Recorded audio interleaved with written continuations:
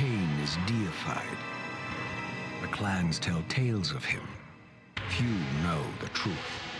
He was mortal once, as were we all. However, his contempt for humanity drove him to create me and my brethren. I am Raziel, firstborn of his lieutenants. I stood with Kain and my brethren at the dawn of the Empire. I have served him a millennium.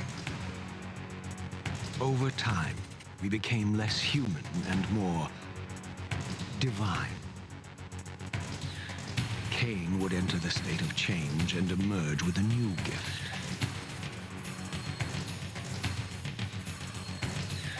Some years after the Master, our evolution would follow, until I had the honor of surpassing my lord.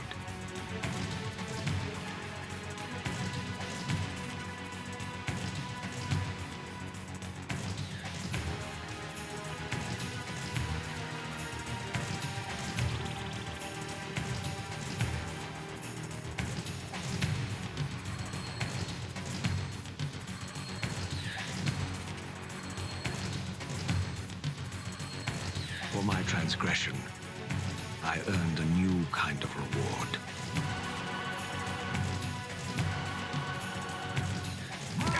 Agony.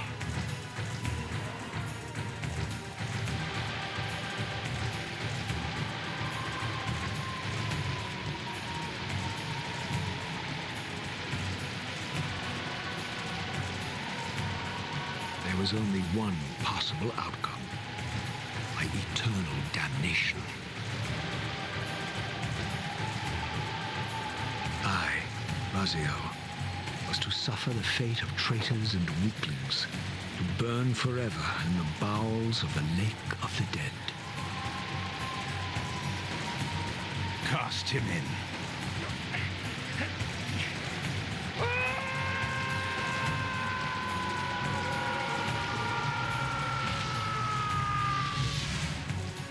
Tumbling, burning with white-hot fire, I plunged into the depths of the abyss.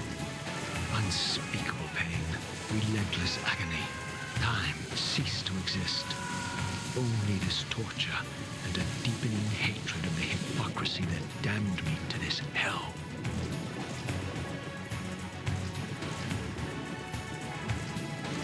An eternity passed, and my torment receded, bringing me back from the precipice of madness. The descent had destroyed me, and yet I lived.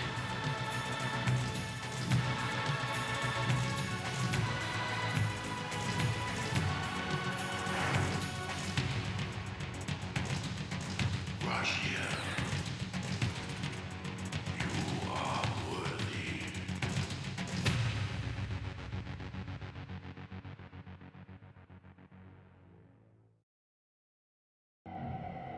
I know you, Raziel. You are worthy. What madness is this? What pitiful form is this that I have come to inhabit? Death would be a release next to this travesty. You did not survive the abyss, Raziel. I have only spared you from total dissolution. I would choose oblivion over this existence. The choice is not yours. I am destroyed. You are reborn. The birth of one of Kain's abominations traps the essence of life. It is this soul that animates the corpse you lived in. And that, Raziel, is the demise of Nosgoth. There is no balance. The souls of the dead remain trapped. I cannot spin them in the wheel of fate. They cannot complete their destinies. Redeem yourself. Or if you prefer, avenge yourself. Settle your dispute with Kain. Destroy him and your brethren. Free their souls and let the wheel of fate churn again. Use your hatred to reave their souls. I can make it possible. Become my soul Reaver, my angel of death. Alright, hello everybody. This is Legacy of Kain Soul Reaver 1 Remastered. The second time when I'm doing this 100% playthrough, you could consider this second version. Because since I started doing the any percent no damage, no save, no damage runs, I have realized that there are a lot of things that could be done better. These gates twist space, laying a path across great spans. And so what I decided is that I simply was like, yeah, let's simply do a second version of 100% playthrough with all unlockables, with all upgrades collected. There are specific rules to the run, like when you take damage and when you don't take damage. I'm gonna explain all the rules of the run as we're gonna go along. Right now it's the basic tutorial section of the game, so I could basically talk through. You are weak. You must feed. The old hunger has left me. I have no desire for blood. You are changed. Your bloodthirst is replaced by a deeper need. You have become a devourer of souls. To sustain your strength, you must hunt the lost spirits of the underworld and consume the souls of your enemies. And as per usual, when it comes to runs like this, I'm gonna have a version with commentary and without commentary. Published and linked in description. And also another positive change, I I believe that this one is gonna be actually properly edited. Like it's gonna have all the parts together in better quality, no more blurriness. At least I hope. Your wings, though ruined, are not without purpose. Take hold of them as you leap, and they will carry you across this chasm. But yes, there's gonna be plenty of strats, plenty of things that I have changed, plenty of things that I have discovered, that some of them have actually turned out to be speedrun strategies and I didn't even know about that. What scabrous wretches are these? Stua, the scavengers of the underworld. Their feral hunger has claimed countless souls, spirits who now shall never find their rest. Ah yes, the Sluas.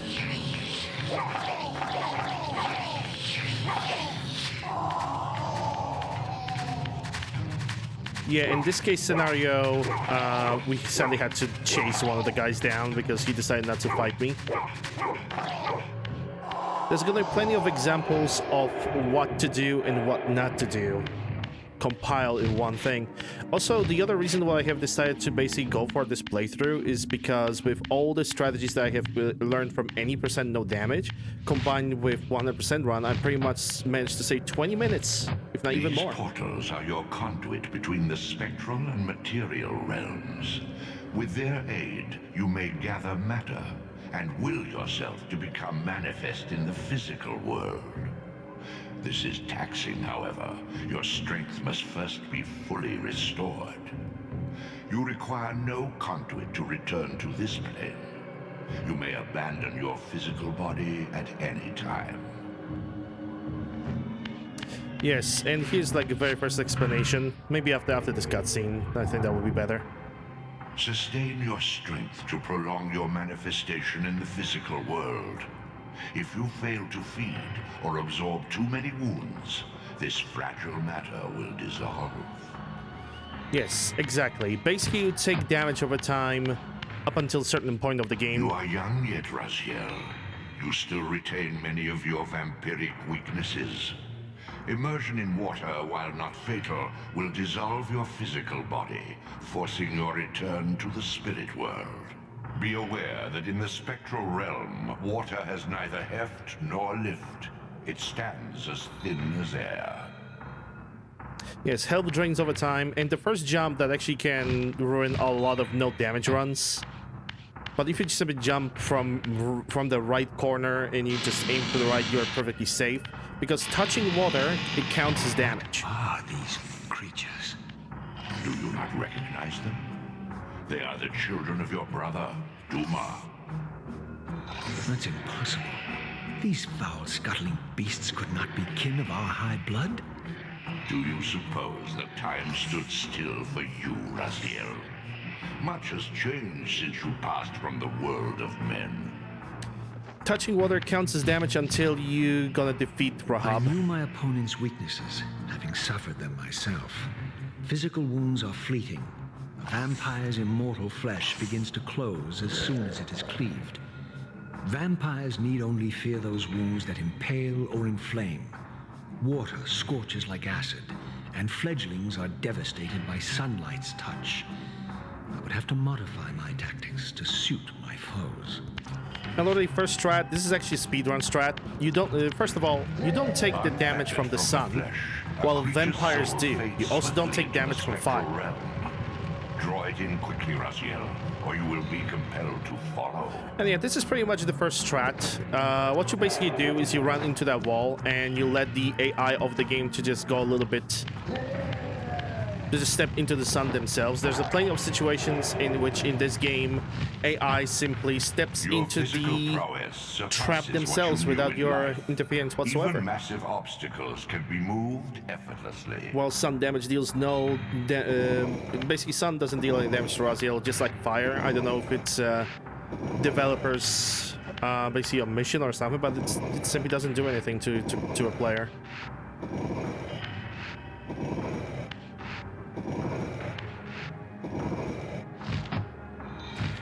So yeah, maybe I'm gonna just summarize how the run is gonna function after the next cutscene. My God! The sanctuary of the clans reduced to ruin. Beyond these walls lay the pillars of Nosgoth, the seat of Kain's empire.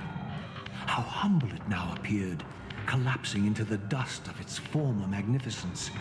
And yet, I had only just emerged. In the instant between my execution and resurrection, centuries had apparently passed. This world is wrecked with cataclysms. The earth strains to shrug off the pestilence of Kain's parasitic empire. The fate of this world was preordained in an instant by a solitary man. Unwilling to martyr himself to restore Nosgoth's balance, Kain condemned the world to the decay you see. In that moment, the unraveling began. Now it is nearly played out. Nosgoth teeters on the brink of collapse. Its fragile balance cannot hold. So yeah, first of all, toss the torch on that guy, but don't absorb his soul. Pick up the weapon from the wall and kill the second guy. Don't absorb their souls. You're gonna need them for later. We're gonna pick up a second weapon from here, and we're gonna carry it for a pretty long time. So yeah, basically the goal is all upgrades for Raziel, all glyphs, all gates, all bosses, all territories, without taking damage. Right now we are taking damage from just living.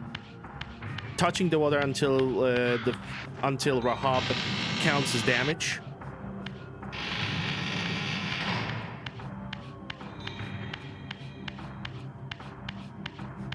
And yeah, this is pretty much gonna be the first segment right here, because it's a segmented run, which means I'm gonna use save states.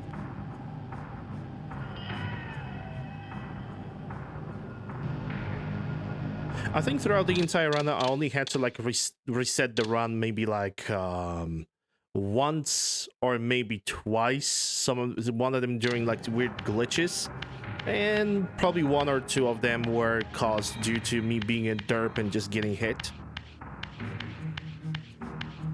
But this time, hopefully, I did not include it. I didn't include the parts in which I get hit and I reset a specific segment. One of the best ways to dodge damage from lots of enemies is basically jumping. This, at least, had remained constant. The endlessly swirling vortex of the abyss, my tomb, and the womb of my rebirth. Though much of Nosgoth's landscape had changed, these cliffs gave me my bearings. My clan territory was to the west. I was anxious to see how my descendants had fared during the centuries of my absence.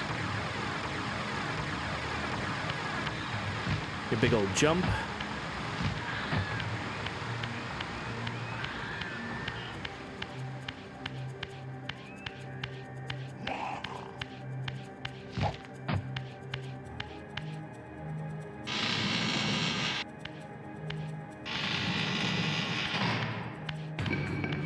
There are several mandatory locations in the game in which you have to fight the enemies. This is one of them.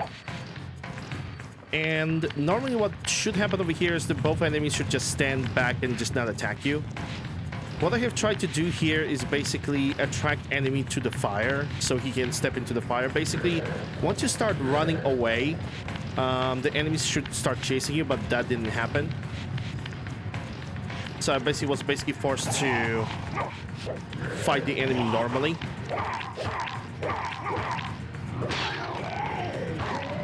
But normally what you can do is basically, immediately as you enter the room, the cutscene is over, just run back.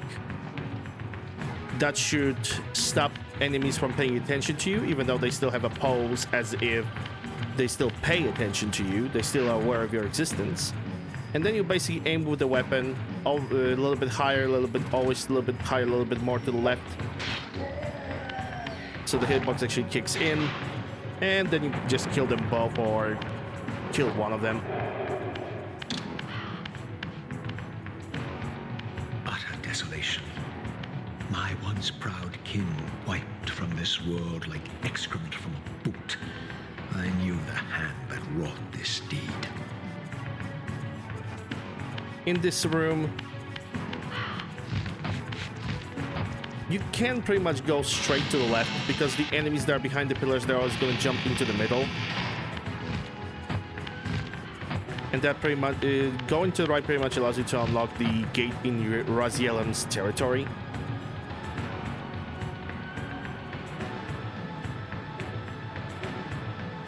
But in any percent runs, I basically go directly to the right.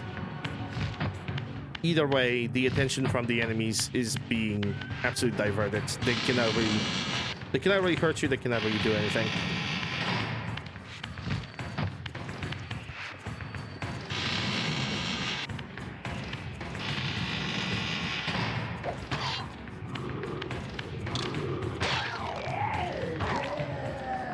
One thing I did wrong over here is I started moving, because if you're not gonna move and you're just gonna throw the weapon just gonna impale the enemy regardless, and enemy is not gonna pay attention to you.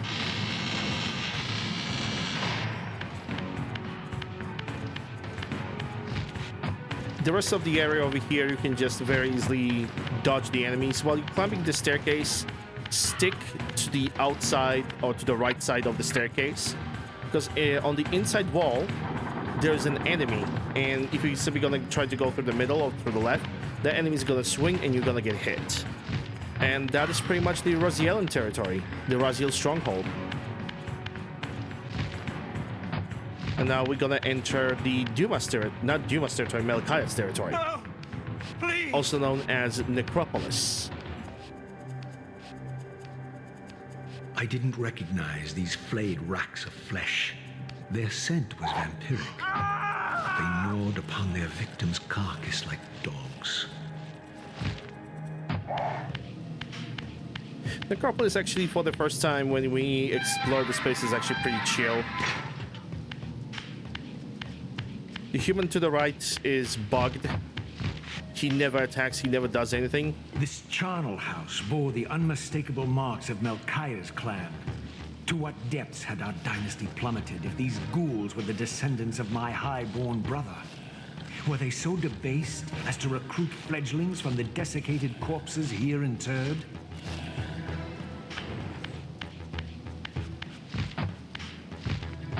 And now for the first one of the more useful strategies that I have learned as I was doing 80% is that you can pretty much make an enemy, turn back enemy into like his neutral pose as he never noticed you before by simply jumping on the box. If you are higher than the enemy or way higher than the enemy, what will happen is that enemies are gonna stop paying attention to you. I call this a Kenobi maneuver because I have the high ground and enemies are gonna try to constantly notice you. They're gonna try to regain attention. They're still gonna try to be in combat. But once they're gonna get a good pose, like this guy over here, he simply put his head down, hands down as well. Once he does that pose, you can pretty much throw a weapon at him and it's a one-hit kill and a very easy way to absorb a soul. My brother Melchiah was made last, and therefore received the poorest portion of Kain's gift. Although immortal, his soul could not sustain the flesh, which retained much of its previous human frailty. This weakness, it seemed, was passed on to his offspring. Their fragile skins barely contained the underlying decay. Yes, when it comes to this Melchiah, we're gonna just run away and not paying attention. Two fledglings to the left. We can also ignore them. In a matter of fact, sometimes they can just step into the sunlight and just die just like that. We're gonna absorb a couple souls in this stage of the game until we're gonna get through the first fight with Kain.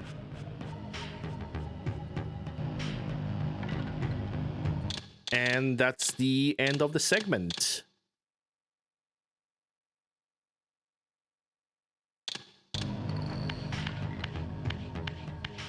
Right, the next segment over here is gonna be a full Melchiah's territory with all the puzzles. So basically, when it comes to enemies in this game, you have pretty much 3 types of enemies for each of the clans, for each of the for each of the clans, for each of the territories. You have fledgling, which has significantly different and way less detailed look than the adults. You have then regular adults, which in case of Melchiah, fledglings looks like a little bit like little turds, like they're brownish, while the adults are green. There's also what I call a resurrected adult, which is a result of a wraith, vampire soul staying too long in the spectral realm, turning into a wraith, and that wraith is still being attached to its body. Which, by the way, we're gonna fight the wraith right now. Raziel. These wraiths are vampire spirits, fettered too long in the spectral realm. When their vampire natures adapt to this plane, they become eaters of souls. Do not allow these spirits to re-inhabit their corpses. Yes, and pretty much wraiths. If you see a dead body that is impaled with a weapon, that usually means that there is a wraith in the spectral realm that's attached to that body. And after defeating this wraith, pretty much majority of the dangers when it comes to Melchiah's territory is annihilated. It's eliminated. Also, I have thrown this weapon here intentionally because we're gonna need it for the next room. Because there's a pretty neat trick that I have also learned.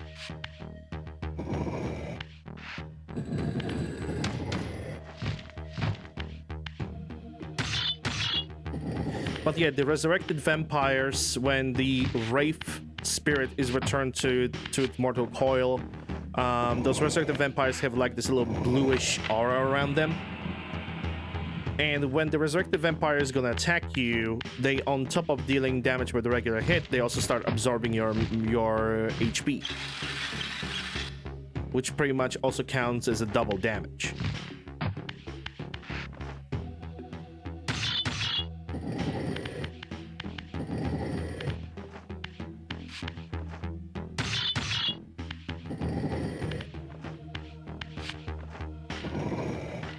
Yeah, moving the box over here now.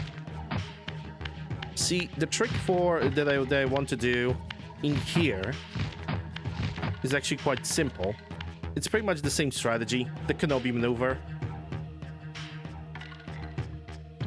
We are waiting for him to calms down, or at least performs the right animation, like this. He's scratching his butt. But we are not extracting the weapon from his body. We're gonna leave his body as it is. And I believe it was with this enemy that I will be able to show what happens when you simply throw a weapon at a bad time. Which, by the way, this little duck in standing up being noticed again can happen twice or 3 times even during a single encounter. Yep, that's what can happen if you simply don't wait for the right animation.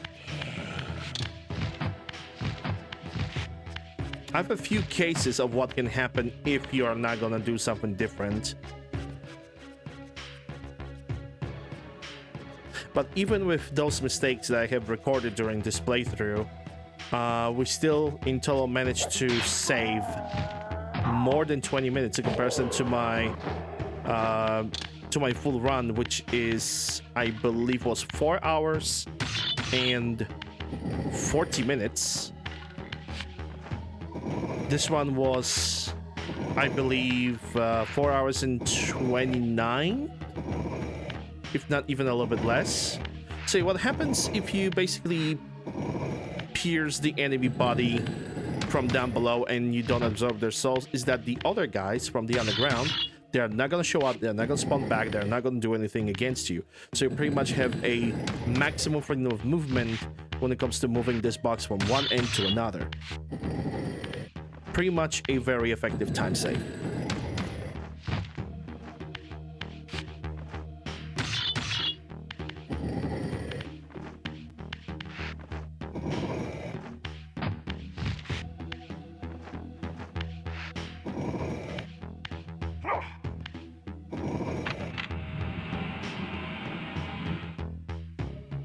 Alright, and after pushing the box, get this weapon and throw it onto the other end. Like so. In this case, I was afraid that the weapon was basically glitched because I noticed where it landed. But it was an unnecessary fear because I was still able to pick it up. You don't necessarily have to get that weapon for the rest of the Melkheim's area, but it basically was convenient to me to always have a melee weapon with me. So I basically decided to just throw it and try to grab it again. Back to Spectral Realm. Spectral Realm physics don't really work, so you don't have to worry about this elevator just suddenly dropping down on you. And there we go. As we can see, I could pick up the weapon like it's nobody's business.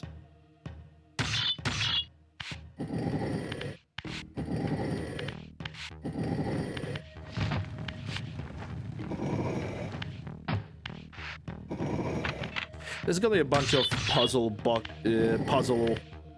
including boxes in this game. This actually turns out to be one of the easiest. Match the engraving in the wall with the shape that is on the box itself, and there we go. Gate is now open.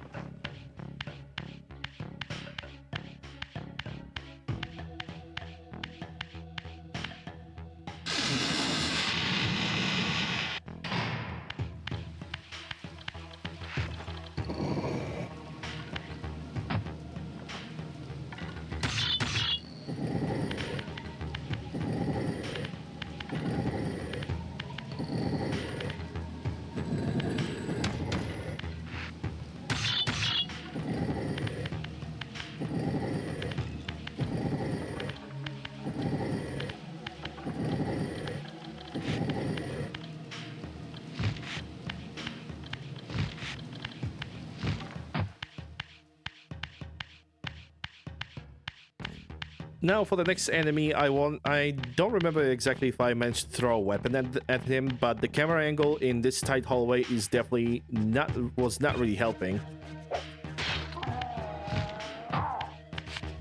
You can kill an enemy over here for extra health regeneration, because like I said before, you take constant damage from, right now, during this pace of the game, you take constant damage from just living.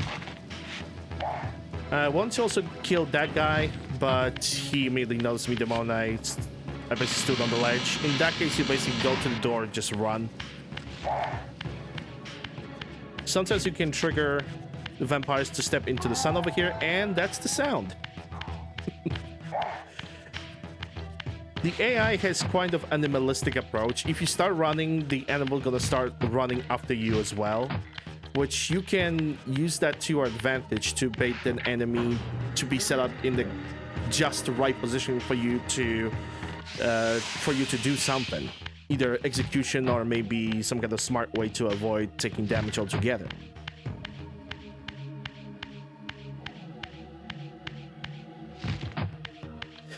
And yes, because we have not killed any humans as we are going all through this area, now the humans, Seraphants, as they are called in the lore of the game, now they're basically worshipping us as a vengeful wraith.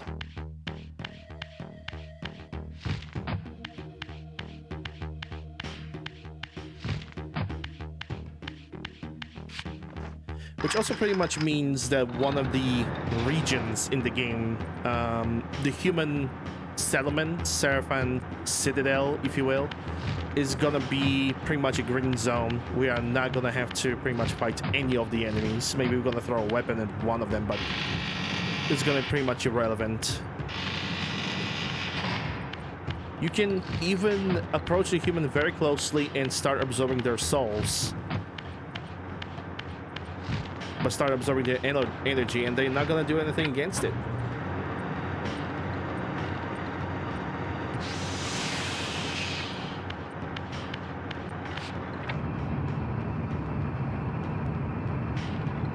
I remember that during this playthrough I had several situations in which I just wanted to skip the cutscenes, because for any percent playthrough, no damage, I was basically skipping cutscenes like it was nobody's business. And there we go, we got the guy over here. You technically can bait him to not attack you as you are in the box. But a safer way to deal with him is by basically just going even higher and just waiting for the right animation so we can just throw the weapon at him. And there we go. Kenobi maneuver in works perfectly as always. And yes, some of the strats might actually take you longer to basically beat a certain area, but the goal of me during this run is not to do it fast, it's more about safety. Safety, consistency.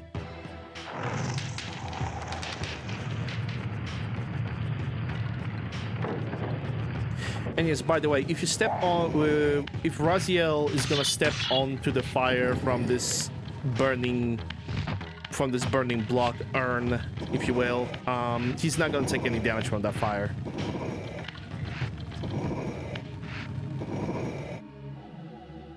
Fire damage basically is not applicable for Raziel, just like the sun damage.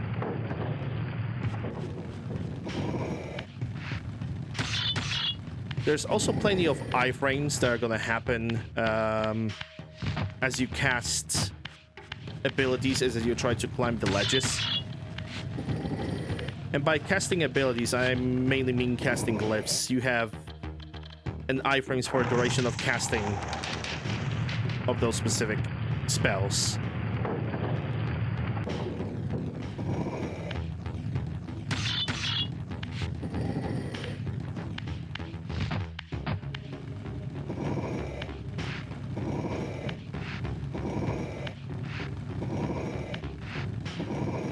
But yeah, from here, from this point on, pretty much Melkai's territory is pretty much straight up to the boss fight.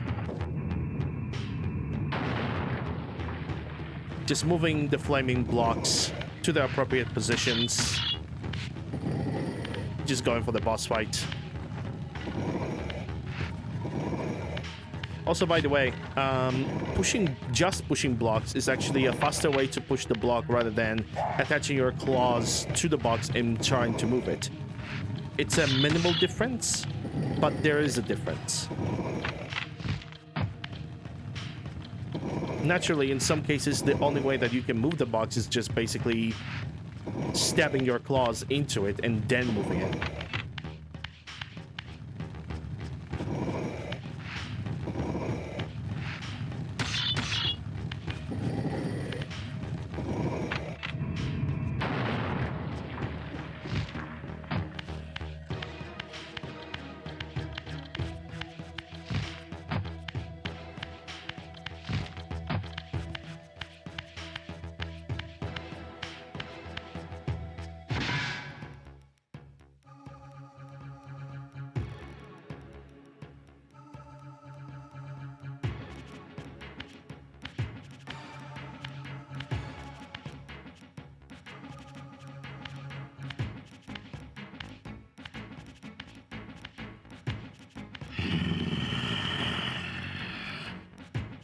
Show yourself, creature. Do you not recognize me, brother? Am I so changed? Melchiah? Yes, brother. You should have stayed where the Master sent you, Raziel. You will find Nosgoth less pleasant than you remember. What has become of my clan? Answer me, little brother, or I will beat an answer from your horrid lips. Everyone is afraid, sibling. You awake to a world of fear. These times of change are so unsettling. Do you think I feel no revulsion for this form? Do you believe for a moment that our Lord would risk his empire upon an upstart inheritance? Enough riddles. What are you saying? You are the last to die. And ironically, he's pretty right. So the first boss fight, you pretty jump over, you press the lever, that raises the spikes that lead to the chamber, and then you just drop the spikes.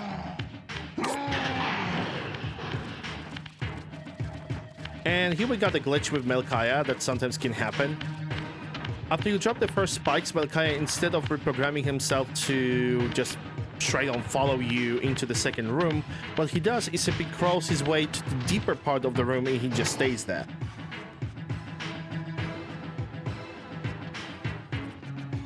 Also, a pretty interesting thing about the boss fights in this game, majority, like 95% of the boss fights is basically you utilizing the sources that you have in the room to eliminate the enemy, but you basically do not attack the enemy with just your own physical force, because enemies take no damage from that. The boss fight basically take no damage from just slapping them with a weapon, or touching them with the hands, or even with the Reaver. And there we go. Melchiah's boss fight is over. Tell me, Melchiah, where can I find Kain? The Master is beyond your reach, Raziel. He makes himself known when he sees fit, not when commanded.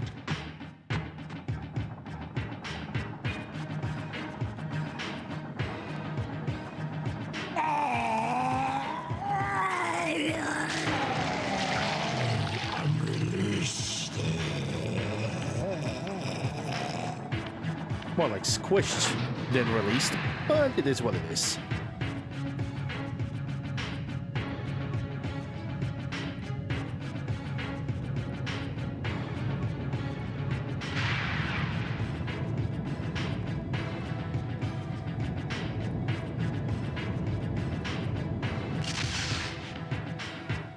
You have done well, Raziel. Am I reduced to this? A ghoul? A fratricide? Elevated, Raziel, not reduced. Consuming Melchiah's soul has endowed you with a new gift. Insubstantial barriers such as these are no impediment to you in the spectral realm. Will yourself to pass through, and you shall. Yes, basically, you can cross through walls, for certain walls in Spectral Realm, through gates like this one, for example. But only through Spectral Realm. In Material Realm, you're basically going to be blocked.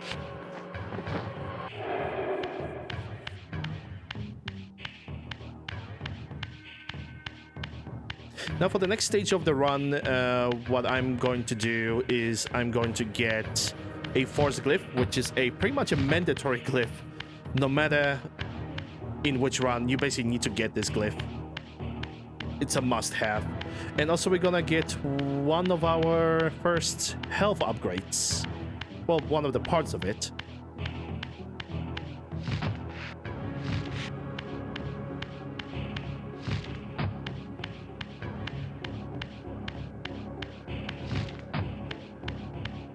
But yeah, basically also don't change yourself to the material realm over here, because it's just there's no point.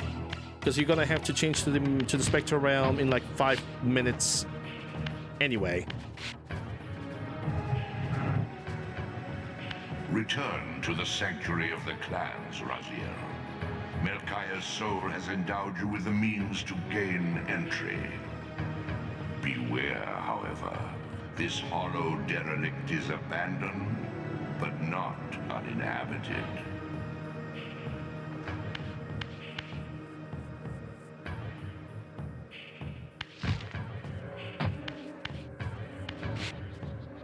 And there we go, first health upgrade.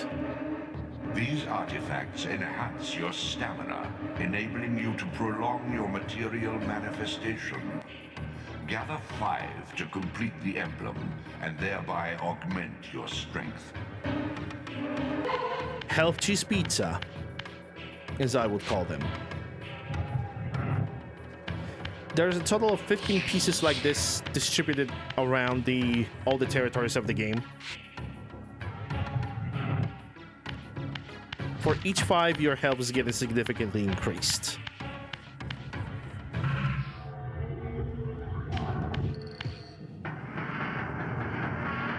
And this is where the force glyph is being located.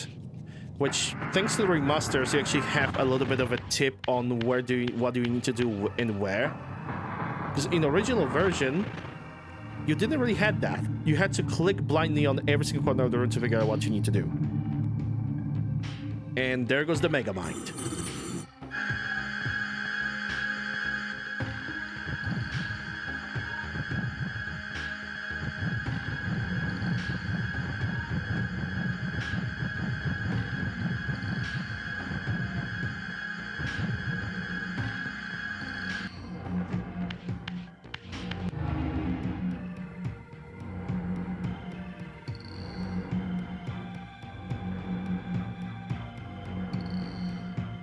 Once acquired, these glyphs empower you with elemental lore. Each spell exacts a sacrifice of energy, however. Use them sparingly and wisely. Yes, to cast glyph, you need to use Eldritch Energy, which currently Raziel has only 2, which pretty much means we can only cast the Force Glyph 2 times. Back to Spectral Realm, because if I would decide to touch the water in the Material Realm, that would count as a damage. It would forfeit the entire run.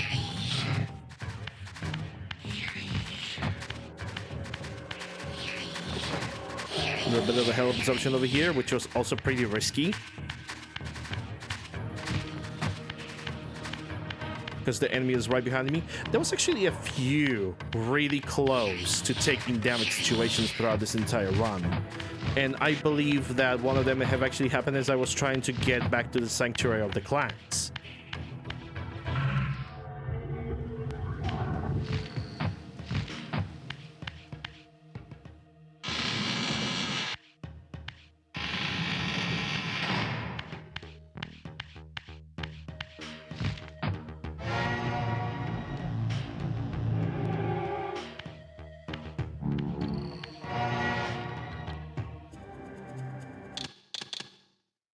And that's the end of another segment of the game.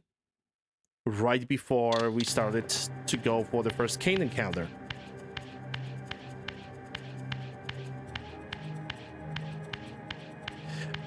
This time, when it comes to this 100% playthrough, I have used way more saves. I decided to play way more safer than I did it before.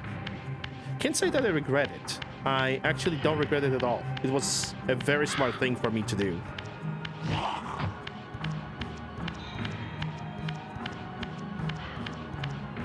And now we remember the enemies that we have killed pretty much at the beginning of the playthrough.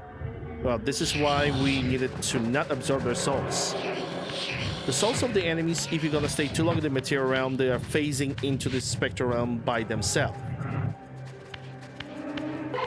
And basically leaving the two souls over here allows me to absorb one of them to get a full health, so we can basically use the portal to the material realm right here.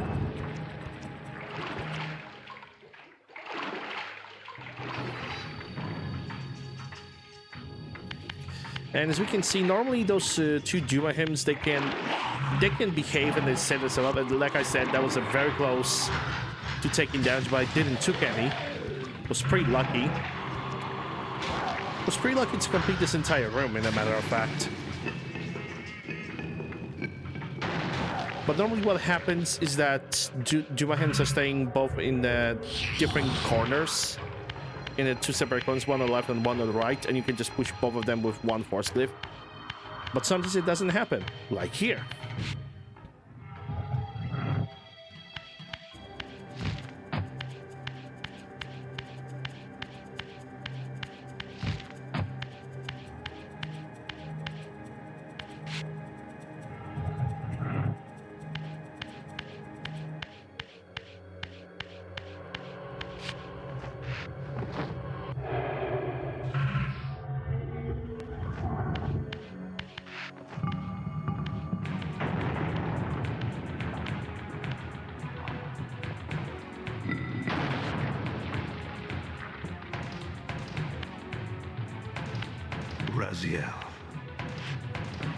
Kain.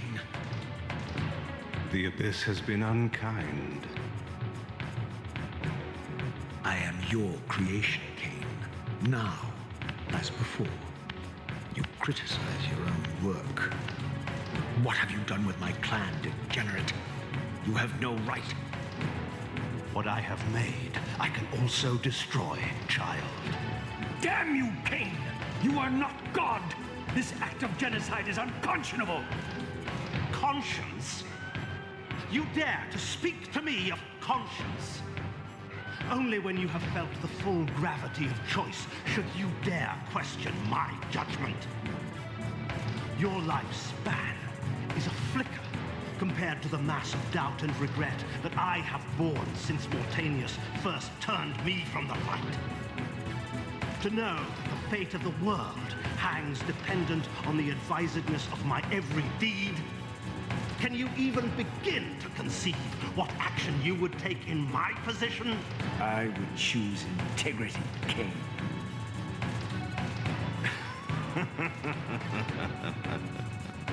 Look around you, Raziel. See what has become of our empire. Witness the end of an age. The clans scattered to the corners of Nosgoth.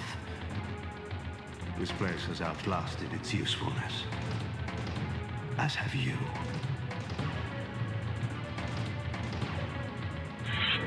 The Soul Reaver, Kain's ancient blade, older than any of us and 1,000 times more deadly. The legends claimed that the blade was possessed and thrived by devouring the souls of its victims. For all our bravado, we knew what it meant when Kain drew the Soul Reaver in anger. It meant you were dead. Alright, so the first Kain fight. The mechanics of the Kain fight are pretty much as follows. Kain is gonna spawn in the opposite direction of where you always are. So if you're gonna go to the left, he's gonna be on the right. But always in 3 locations. Middle of the throne room, left corner of the throne room, and the right corner of the throne room. So if you know how, you can exactly manipulate where the Kain is spawning. Which I did just here. I went to the left for a moment, but then turned to the right. And so on and so forth. So it unfolds. And we are a step closer to our destinies.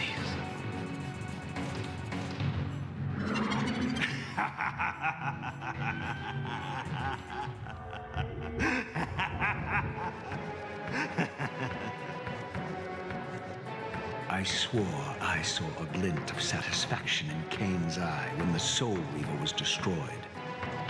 I did not understand the game that Kain was playing, but I knew the finishing move.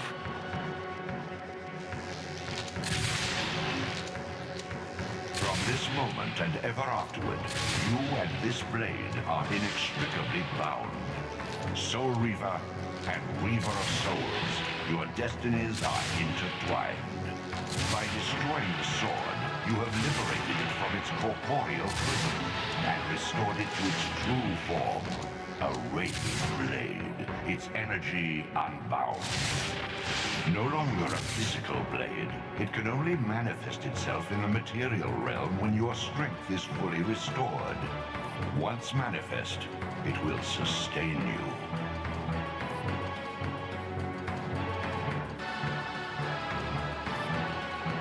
What are you, little soul? Another of Kain's creatures come to taunt this bound specter. I did not intend to disturb your rest. Rest. A body is needed for sleep. Flesh and bones are required to recline. No, child. All I may do is watch and remember, ceaselessly conscious as this wretched world's history unfurls. Ghastly past, insufferable future, are they one and the same? Am I always here? How have you come to haunt these pillars? Kain refused the sacrifice. The pillar of balance, corrupted to its core, stands as a monument to his blind ambition. Now these pillars serve only to bind me here, my prison and eternal home, thanks to the avarice of your master, Kain. That bastard can claim no allegiance from me. Then we share a common foe, Raziel. Return here when you have need. Ariel remembers what others have forgotten. Ariel, voice acted by Anne Gunn, which was also a actress behind Skylar from The Breaking Bad.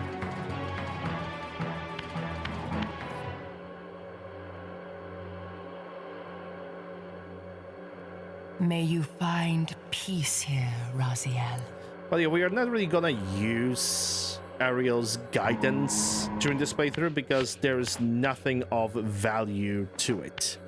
More like a bunch of cryptic metaphors, if anything else.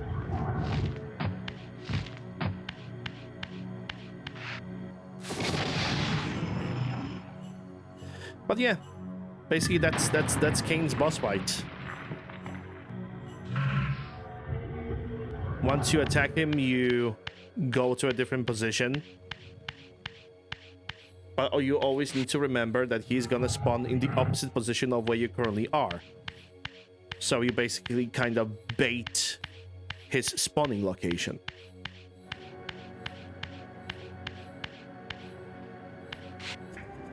And then the first Kain is pretty much complete.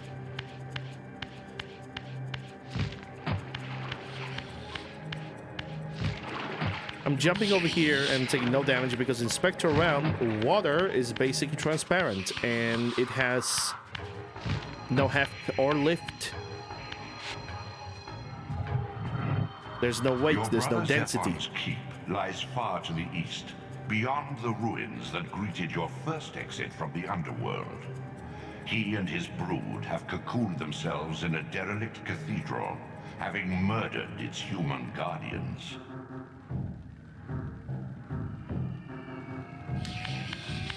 Yes, the Elder God says that we should go for Zephon, but we are gonna do a little bit different thing. I'm basically gonna go for one of the first Eldritch upgrades in the game that I would consider to be a must-have. in the game.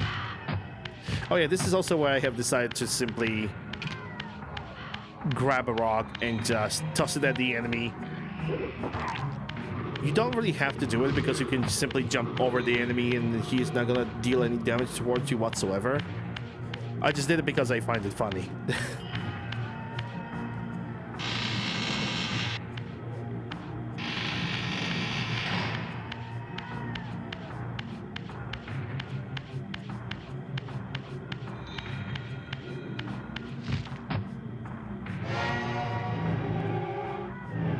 Right, so the first glyph that we need to look for is in Melchiah's territory.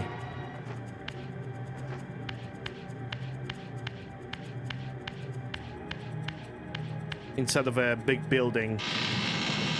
Inside of the building, and then like the first area, the one with large pools of water.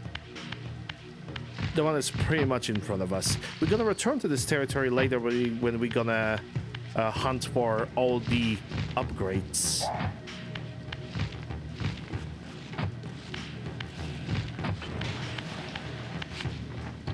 It's also good to pay attention to the spawn of the guy that is to our left, because whenever he is, we need to basically jump in a different we need to kind of, you know, basically jump in a different direction so we can avoid getting hit from him. Because as you're passing through this gate, basic camera angles can be a little bit obnoxious, and you might not even see him where he is.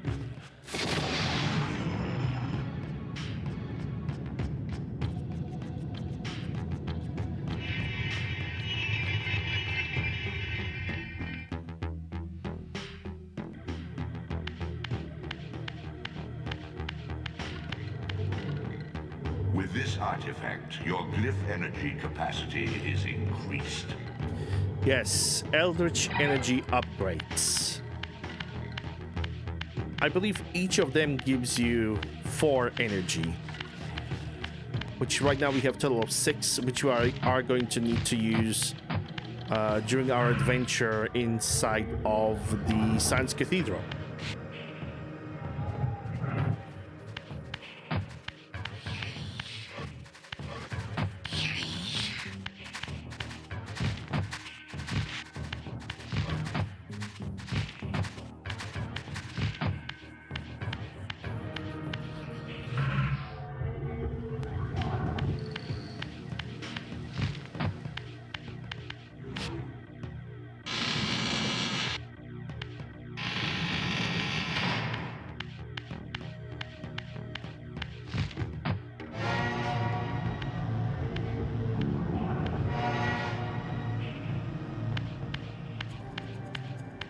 And yes, the fastest way, at least in my opinion, I could be wrong about it, is from Underworld towards the Zephon's territory, not through the Sanctuary of the Clans.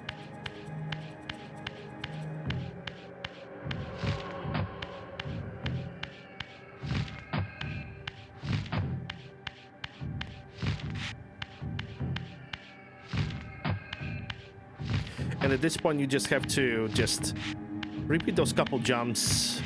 You don't even have to. You're not forced to fight the Sluas that are in the next room, so we are pretty much perfectly safe. But yes, now that we have a Soul Reaver, it is actually worth to mention that it is not only one of the best, if not the best weapon in the game, but also it is a very neat health indicator, or rather damage indicator. Because for example, if you touch water and Soul Reaver disappears from your hand, that means that you took damage. If you touch the water and the Soul Reaver is still attached to your body, that means that you still have 100% health and you can continue on with the run. I simply consider it to be a very neat and very practical thing to see and to have.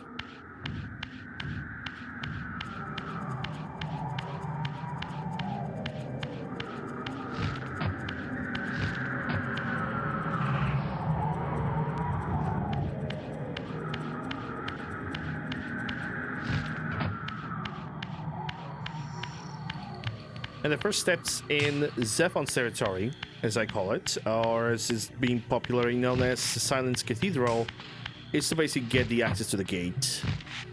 get us secured by 2 humans, but because we have killed more vampires, even in Melkai's territory, the humans are now worshipping us, so we don't have to worry about a single thing.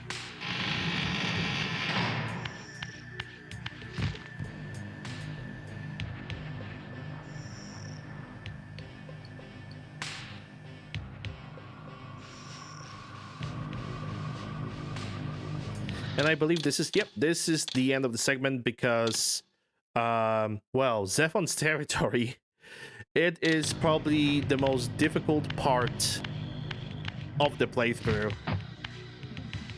in general when it comes to this specific 100% run. Because you might have the Soul Reaver, which can pretty much stun every single enemy with just 2 hits. But the enemies are super aggressive. They can be super glitchy.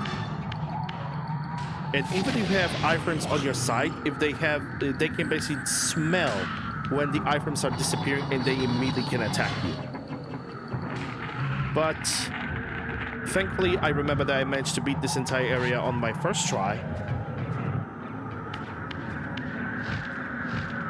Which I would say basically all that practice of the no hit, no damage runs finally pays off. And yes, the first thing that you do, you run above the first guy, you use the force glyph, that pushes them both into the wall and grants you a free passage. The Eldritch Energy replenishments, the little pinkish, purplish clouds that you can see sometimes in the game, they can drop randomly from the enemies, and getting as much Eldritch Energy as you possibly can be very, very, very essential to be able to beat this entire area without taking damage. That's probably the only RNG element in this game, or during this run, that I simply was unable to really figure out how to eliminate.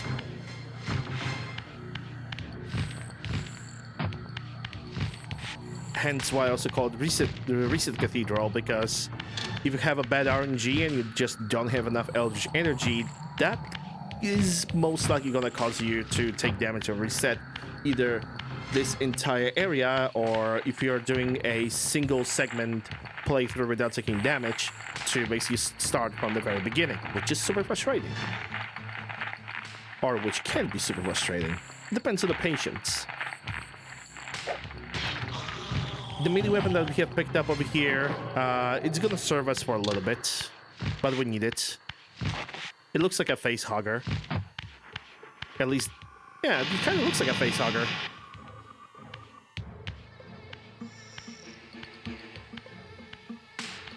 Once a testament to mankind's defiance of Kain's empire, this towering cathedral now stood derelict. The humans who worshipped here, dead for centuries. Its architects conceived this tower as a holy weapon against the vampire menace, a colossal instrument of brass and stone. The cathedral's pipes, once tuned to blast a deadly hymn, now stood silent, and these vacant spaces whistled their impotence. Indeed. So yeah, now that we have this melee weapon over here, we go to the left corner. We're standing so this thick line is to our right, and then we throw our weapon all the way up here. The best for the weapon to get stuck on that little wall over there without it falling down, because we're gonna need that weapon. We're gonna use it to make one of the first rooms in the Science Cathedral to be at least a little bit easier on us.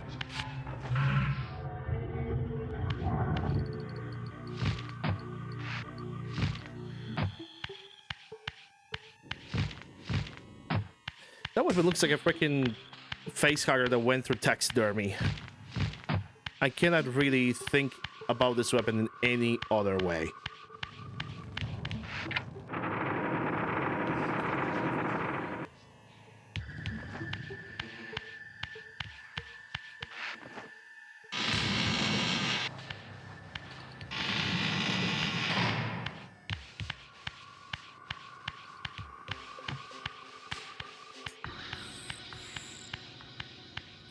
Right, before you hitting this corner, go for sneak, and then you just impale the enemy. And before the enemy's gonna fall down on the ground, you go for the Spectral Realm to pass the gate over here. And now the only major problem is the two enemies that are like right in front of you over here. But this is why you have the Force Glyphs. It is okay if you're gonna try to cast the Force Glyph twice, but if none of the enemies are gonna get impaled on the spikes that are hanging on the walls, basically the only thing that you can really do is simply fight them. And fighting these enemies is actually pretty problematic. They have 3 types of attacks. A bite, a front bite that has actually some lingering hitboxes on it. The swipe, that hitbox is actually pretty large. And then there's a leap attack, which is the easiest one to avoid. And actually, if you want to really fight these guys without using like glyphs or anything, always do your best to try and leap that. Well, try to bait that leap attack, because it gives you the highest opportunity for you to execute your own attacks against the enemy. Also, another thing about the Zephon's territory is that you're gonna get a bunch of boxes to move. This entire area is pretty much filled with the puzzles like this. In a matter of fact, I dare to say that a lot of puzzles, a significant majority of the puzzles in this game is just find the box, move the box in the right position, in the right place, and there you go, puzzle solved.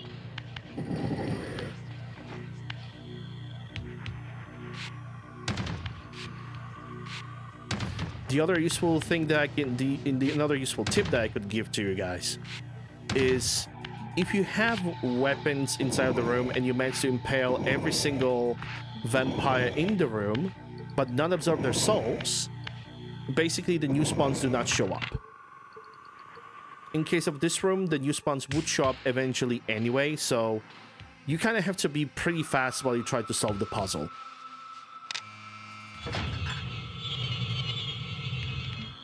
But it's a very similar strategy with the one that we have done in Melchiah's territory. Yes, that weapon is gonna remain forever inside the body of that enemy, while we are gonna now go for that Slua in front of us, in hopes of getting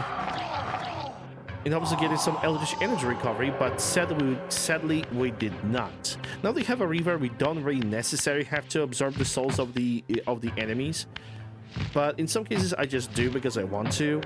But if there's a one type of soul of enemy that I'm always going to absorb, it's going to be Wraith. Wraiths are pretty notorious. They're pretty dangerous to be basically left floating in the space. Because even if the Wraith or Slua is turned back into a soul, into a spirit, if you leave them alone and you're gonna disable the combat, they can basically absorb the souls that are around them, if there are any souls around them.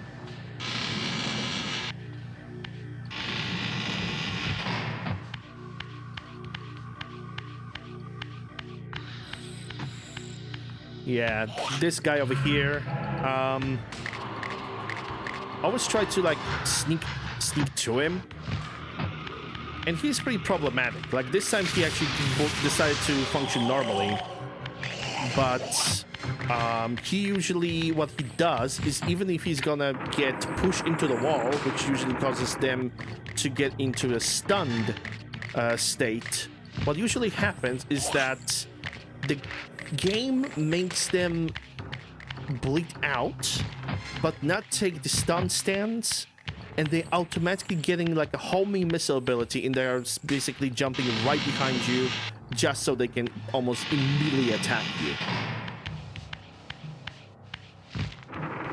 which is pretty annoying when that happens. And it happens 4 out of 5 times, so you basically need to be very fast after you cast the Force Glyph.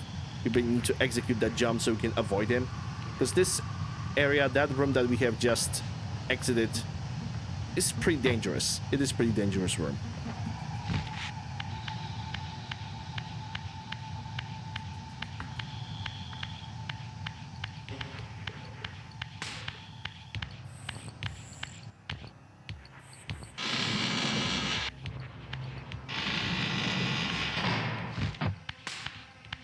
Now, if you know we have low energy, always remember that there's a small eldritch energy restoration over here.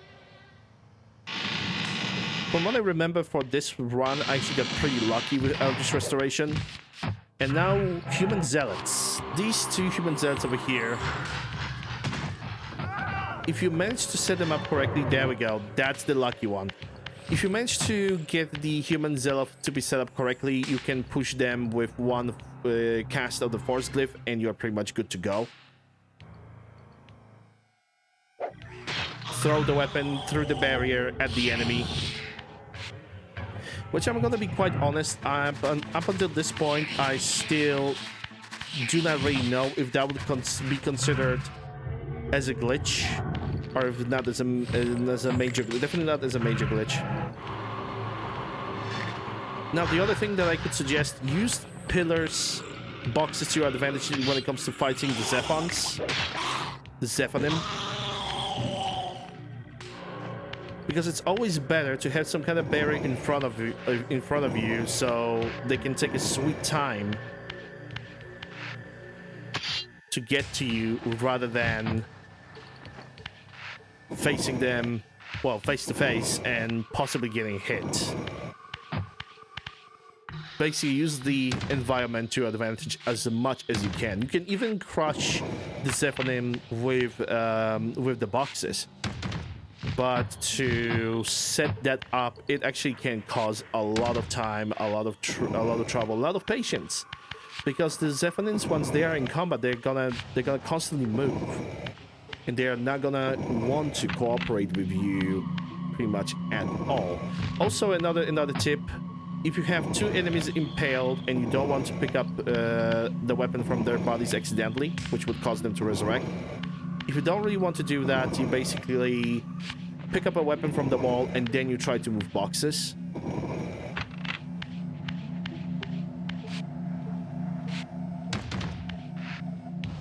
Because then the game is going to recognize that you already have a weapon in hand, and the first function that the game is going to do is basically push the box instead of trying to pick up the weapon from the dead enemy.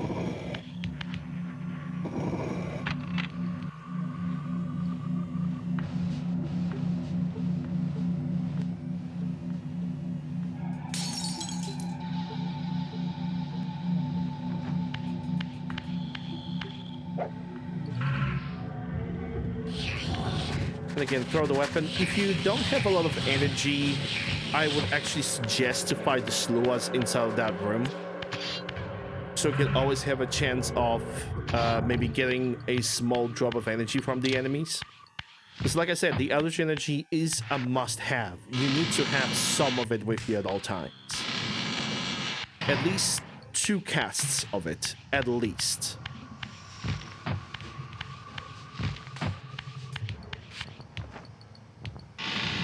Next one over here, the human zealots are actually easier to beat than the ones with the knives. The zealots with the knives can actually resist getting a weapon thrown at them, while the guys with two-handed weapons, they just basically die the moment you throw a weapon at their bodies.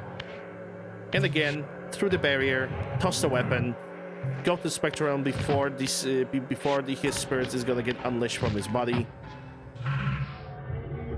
And I believe in this room this time I decide not to go for the trying to crush an enemy with a block, even though you can. But I also believe this is a room in which I made a little bit of a mistake by not picking up the weapon from the left side of the room. And I believe I accidentally picked it up from the enemy corpse, which was another lesson learned. Basically an example of what not to do.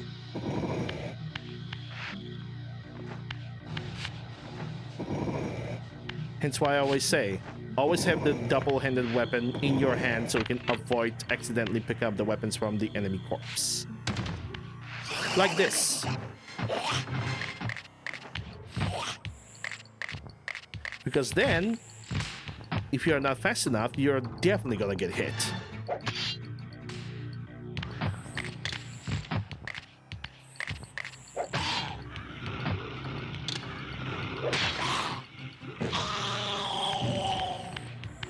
That was pretty much a lesson very well learned. But we didn't get hit. We didn't take any damage, so we are perfectly safe to continue the run.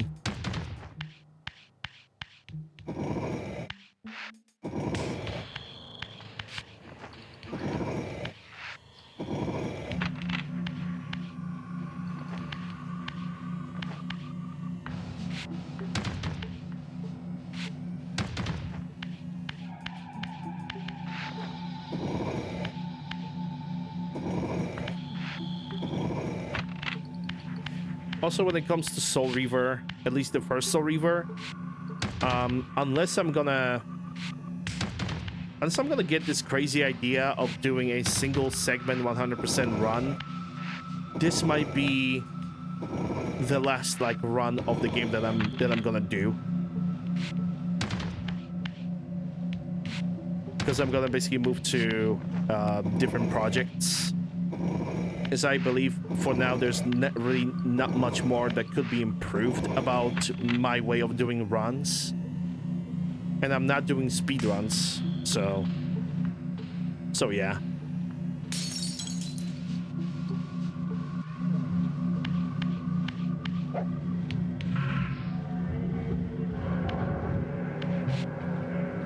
Toss the weapon. Spectral Realm, Material Realm, grab the weapon, and I think right now we are going for the bell.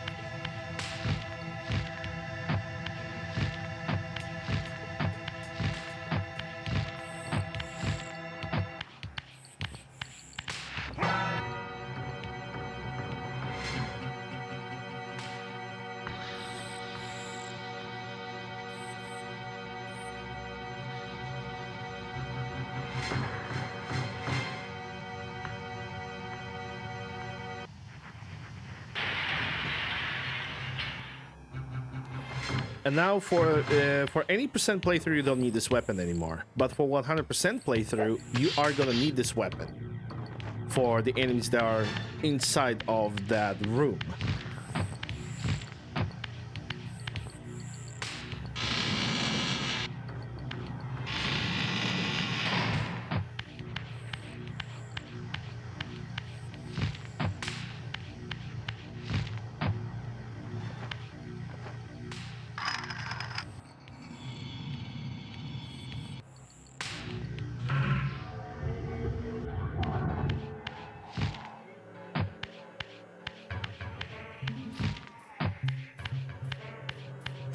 From here, normally I would simply go straight, but for this one we're gonna go for teleport back to the material realm over here. I'm gonna ignore the enemies that are right behind us, but going right through the door over here and then just going over here.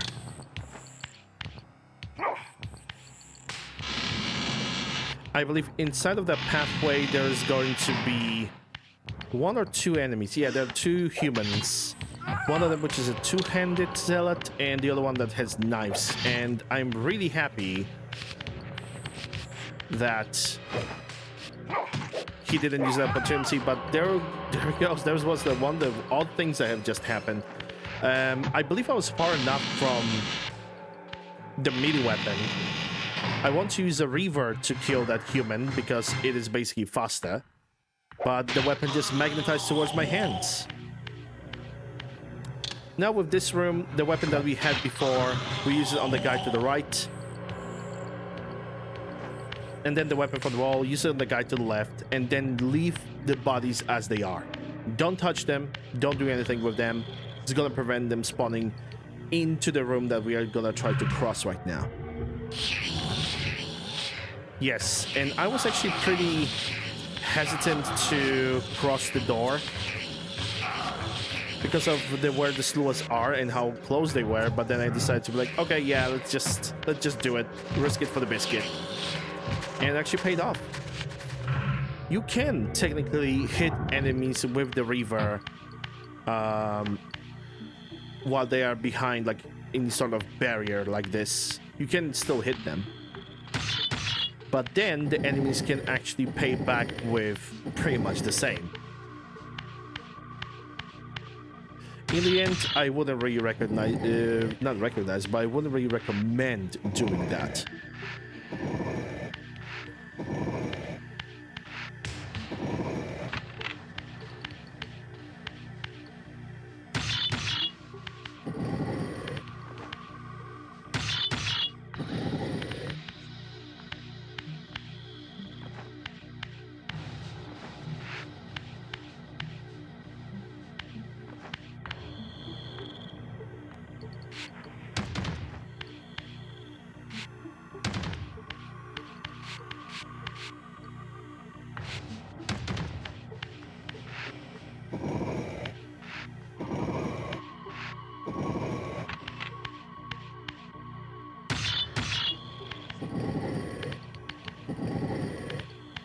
And the rest of the room over here is basically move the boxes, fit them with the pictures on the other wall,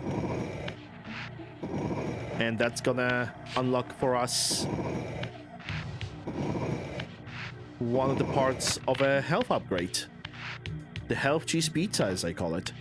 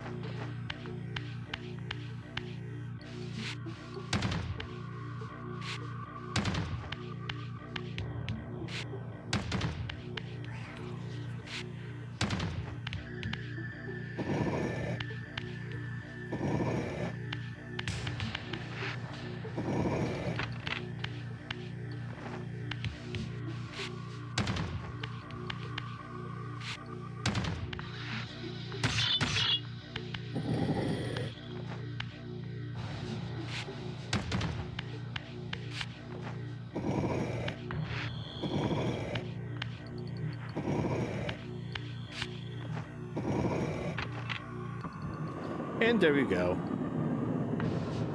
The health upgrade piece is now available for us to pick up. I believe I already have mentioned that before, but there's going to be a non-commentary version of this run included as well. I'm gonna make it public, and the link for it is gonna be also in the description of this video.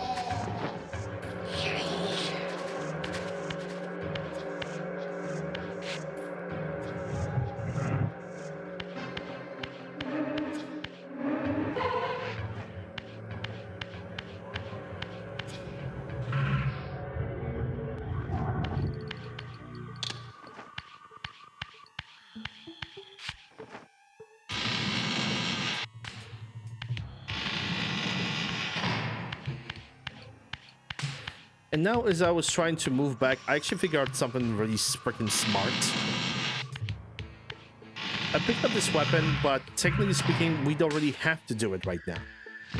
In a matter of fact, we don't have to go back and fight through all those human enemies once again. Because what we can do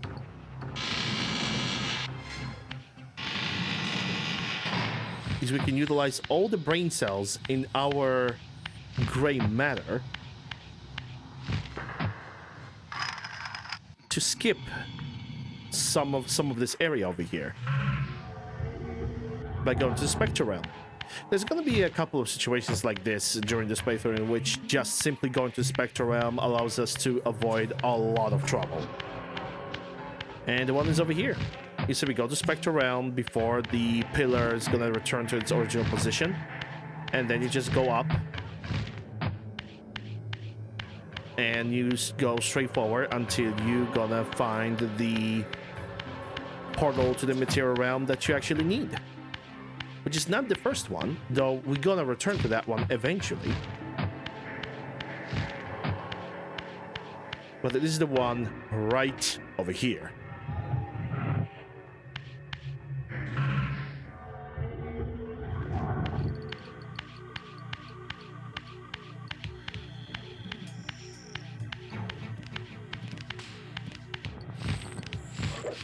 And when it comes to the human zealots over here, they pretty much will not hit you as long as you are on the pillars over here, on these little ledges. The knives hit the ledges, but they don't hit Raziel at all, so you are perfectly fine. Also, it's a pretty noisy room. You got scared.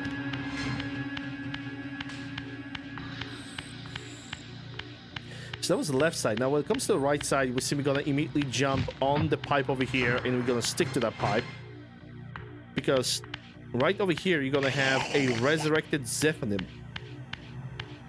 You know, just in case if regular Zephonims were not a pain enough to deal with, now we're gonna have the resurrected adult one.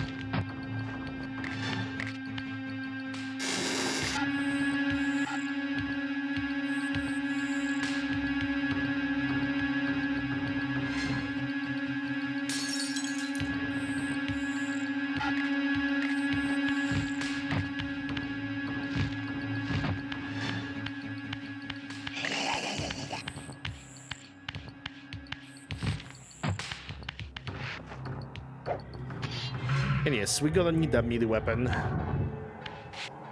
Hence why I have decided to toss it like right over there. And now the backtracking part. Because to use those levers, buttons on the ground, those switches, we need to go all the way here for the material ramp portal. It is an unfortunate part of the run, but it is what it is.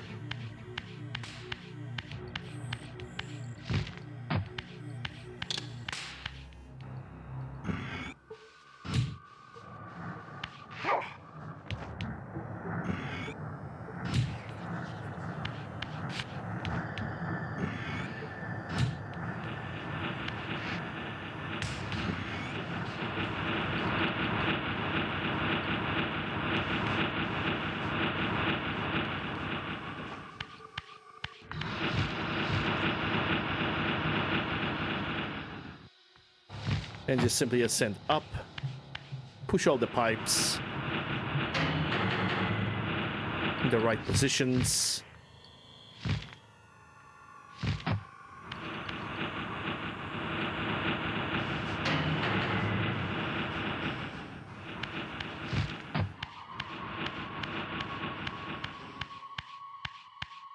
And now the room that can also end up your run, because once the cutscene happens, you have iframes, you cannot get hit.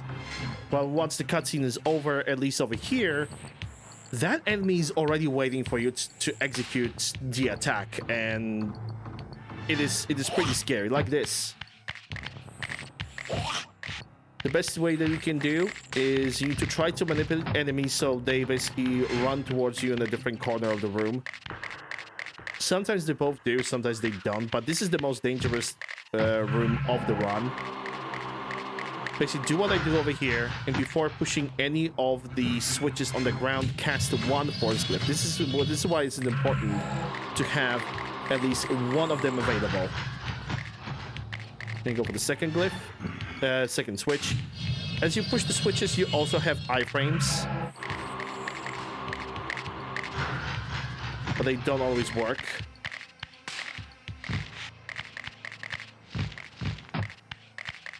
And here we go. Pretty much the most dangerous room in this section and the entire Zephon's area is pretty much solved.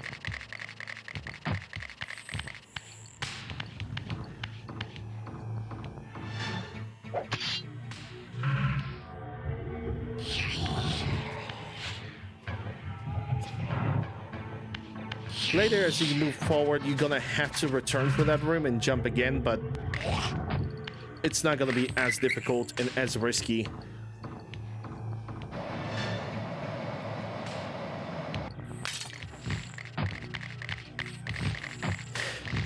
As you use that teleporter that we have just saw, you pretty much immediately need to jump forward so we can avoid getting bitten and attacked by the enemies.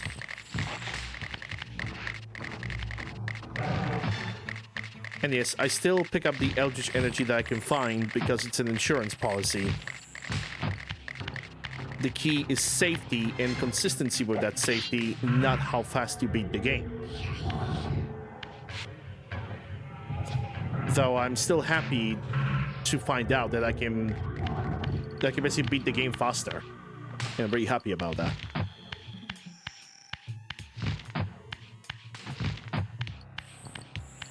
Now sneak up over here because down below you have probably the best room in the game. Well, not in the game, but in the entire section of the Science Cathedral. We have two enemies, one of them which can be sneaked, and the second one which can be performed with the Kenobi maneuver. You just wait for him to perform an animation and that's it. This is pretty much a 100% consistent room.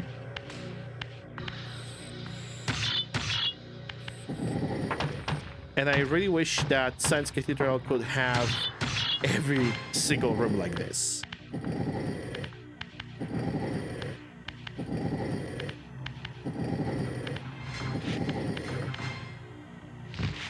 Sadly, trying to perform the trick with just waiting for the enemy behavior to be right in that previous room would not work at all. Because the enemies would just simply either be constantly locked in on you, you would not be able to aim at them from a certain height, or enemies would start glitching and they would start flying while also T-posing at the same time, because they can do that.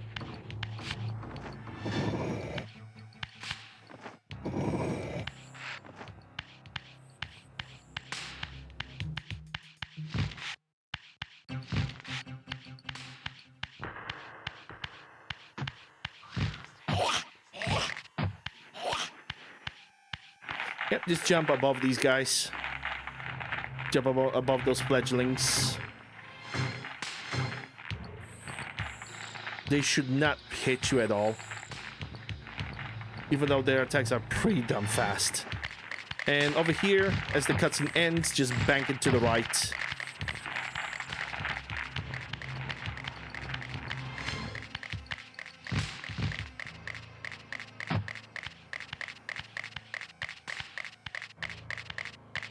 Now push down this pipe over here.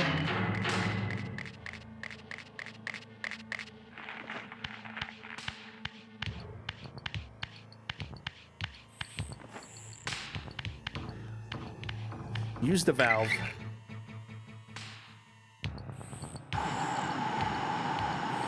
And that activates all the ventilation vapor thing. But now you can pretty much go into the spectral realm and return to the point of interest without fighting any of the enemies. This is pretty much wonderful.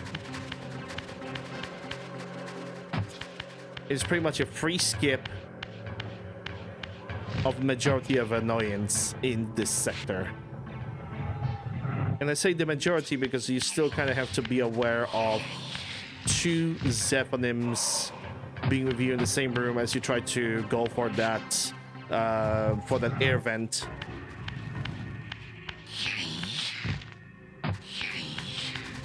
But if you are lucky and you have just enough of the eldritch energy, you can still cast the force glyph and just give yourself a little bit more space.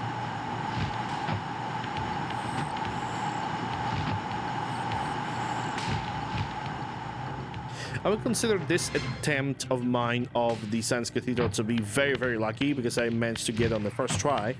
During my first attempts on my previous 100% no damage, I did this run for like 4 hours straight.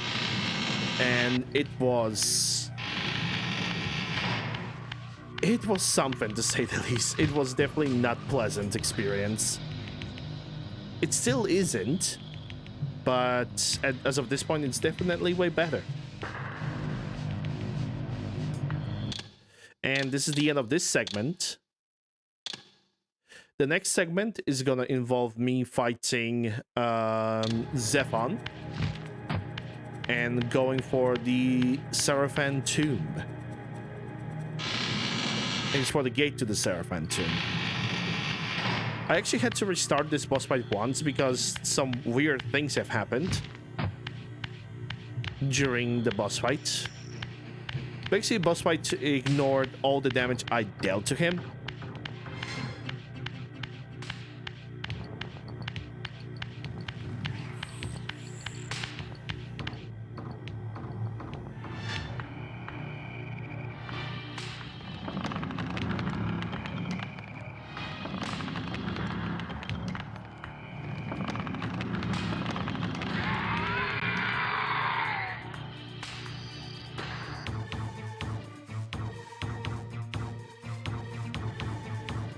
Prodigal son. There is no returning for you, Raziel. Zephon, your visage becomes you. It's an appropriate reflection of your soul. And you are not his handsome Raziel anymore. His precious firstborn son turned betrayer. You have missed so many changes, little Raziel.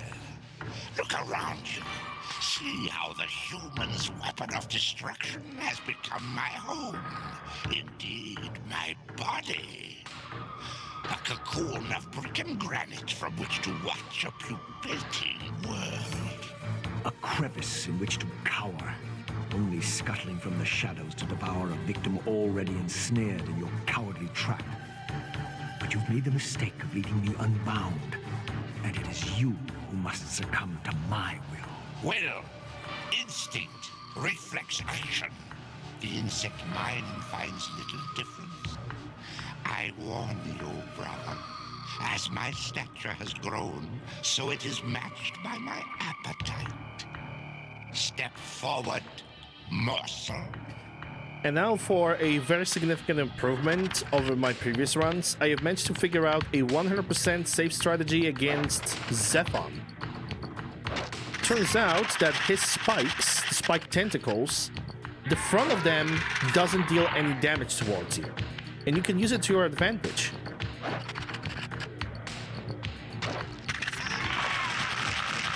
And then you basically do what I just did in the video. You find a good position, and then you just eliminate every single of the tentacles.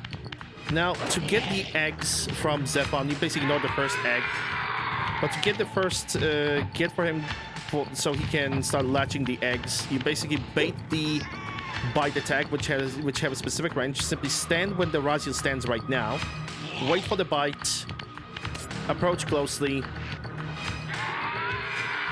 attack his orifice or whatever body organ it is, grab the egg, put it on fire, and then toss it, and do it a couple more times. 3 times in total. At that distance, the bite from Zephon cannot touch you. He cannot do anything against you. You're perfectly safe. And then just wait for the egg. The moment you are able to grab it, you grab it, light it on fire, toss it. And that's pretty much 100% consistent boss fight. Unless you're gonna approach too closely. Because like I said, his spike tentacles, they can still hurt you if you're gonna go too much forward or way too much to the side. When you stand in front of them, nothing happens. They can push you, but you're not gonna take any damage. Consuming Zephon's apostate soul has bestowed on you a new gift. Like his vampire spawn, you're able to scale certain walls which are otherwise impassable, but only in the physical realm. In the spirit world, these insubstantial edifices will not support you. Yeah, it's basically wall climbing in material realm.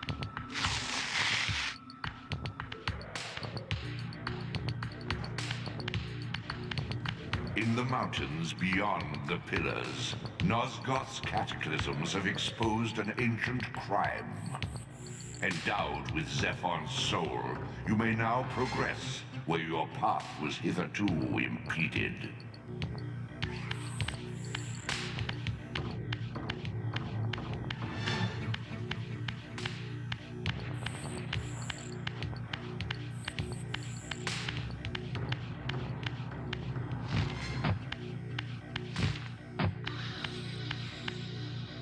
Alright, so from this point we are going in the direction of the Seraphim tomb.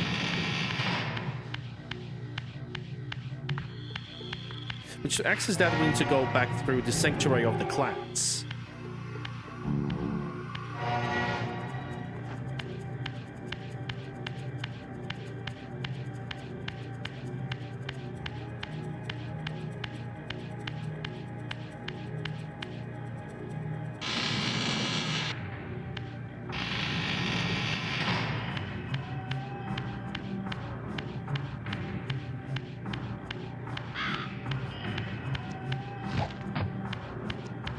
And yes, this game also has a transitions between day and night.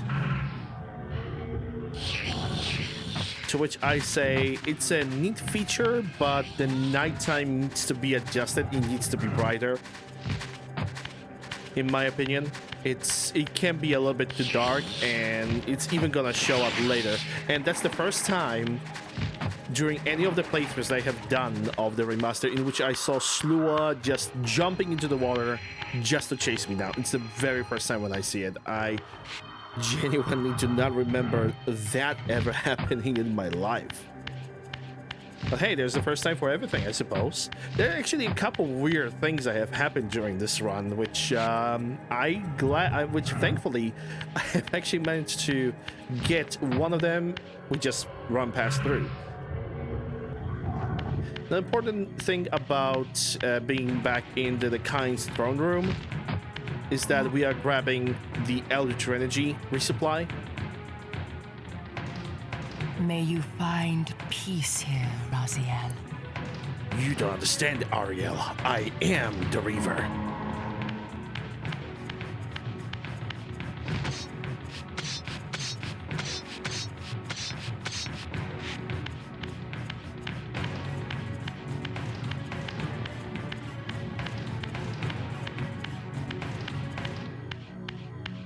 Her name is Ariel White, yo. Guardian of Pillars of Nosgoth, yo. The same little jokes that I basically used during my previous run, and that I consider them to be pretty funny by just strictly by association. Turns out that a lot of voice actors that were in Soul Reaver were also working in Metal Gear Solid games, which I didn't know until I dig into the background of the voice actors of this game. Ravaged by Nosgoth's upheavals, its mysteries lay exposed. In the time of Vorador, centuries before Kain was made, the Seraphim warrior priests waged a merciless war against the vampire tribes of Nosgoth. Emboldened by righteousness, they committed unspeakable and indiscriminate acts of violence, massacring fledglings and ancients alike. They decimated entire bloodlines in mere decades. Now, their husks lay here, murderers enshrined.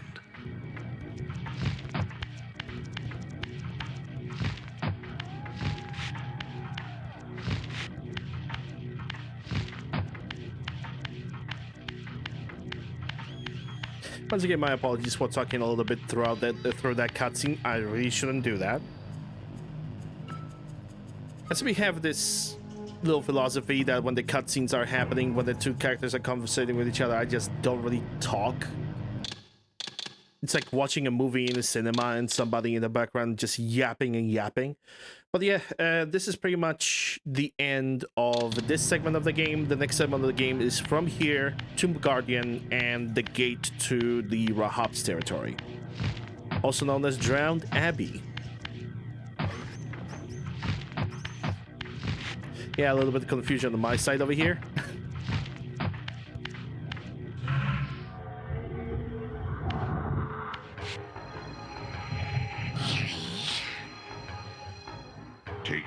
Raziel.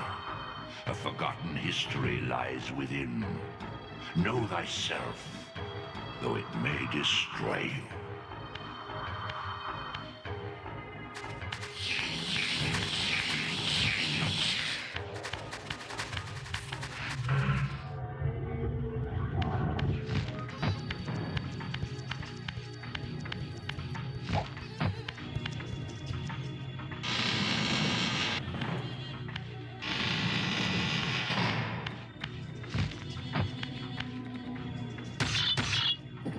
As I pulled the stone free, a sigh of sepulchral air escaped the inner chamber.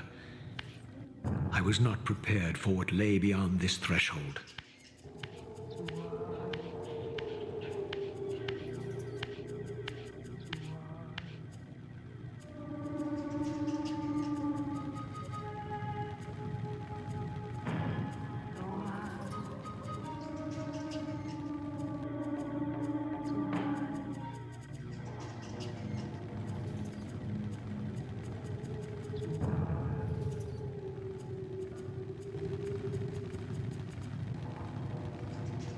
These crypts, defiled caskets of Seraphim saints, bearing my brother's names and my own.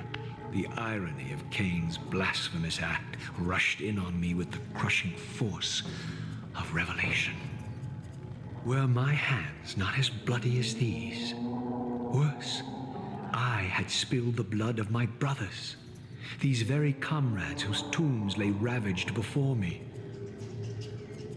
Yes, Raziel, you were Seraphim, born of the same force that all but destroyed your race. Before the dawn of the Empire, you were chosen. Kain, Nosgoth's solitary self-declared monarch, plundered this tomb and raised you from these crypts. Breathing his vampiric gift into your defiled corpses, he resurrected you as his favored sons. And after that shocker, you can use the Spectre round to simply slide down, kill this Lua, because he actually can attack you just as soon as you roll down. And the next enemy over here is this Reaver, which we also gonna kill. Because that Reaver can be also pretty persistent and chases all the way to the portal to the material realm. And now it is a Tomb Guardian, which is basically what is left for us from the Turo boss fight.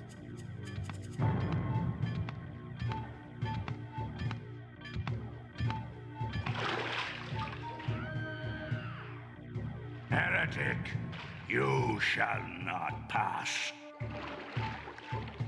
Such loyalty to one who has you guarding this outpost like a chained dog. Do you prosper on the scraps he casts you? Your insults will do nothing to blunt the agonies of your demise. Kain killed me once. Behold the result. I have no more to fear from you. Alright, so when it comes to this fight, it is actually much better to wait for you until he throws the first projectile. The second projectile can also be dodged by either jumping or simply dodging back. And if his positioning and your positioning is just right, you can just use a single force glyph to push him into the water. But if that doesn't happen, simply spam the force glyph until he falls down into the water itself. Infused you with the power to compress and manipulate space. As your symbiotic weapon, the Soul Reaver is also thus enhanced. You may focus and project an orb of kinetic energy to strike objects that are otherwise beyond your reach. Yes, and so we unlock the AK-47 Reaver. But with civilian model only because it's in semi-automatic. Basically, our Soul Reaver now gains the power of being able to shoot projectiles at the enemies, which is a very, very helpful ability.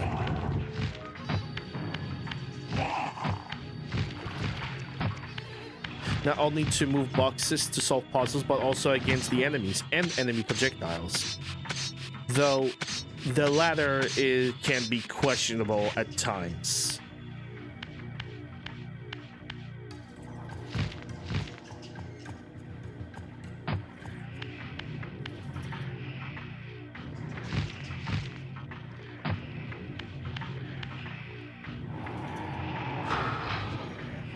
And yes, you can use the Reaver projectile to push boxes, but honestly, I found the constant spamming of the Reaver to be pretty annoying sound-wise.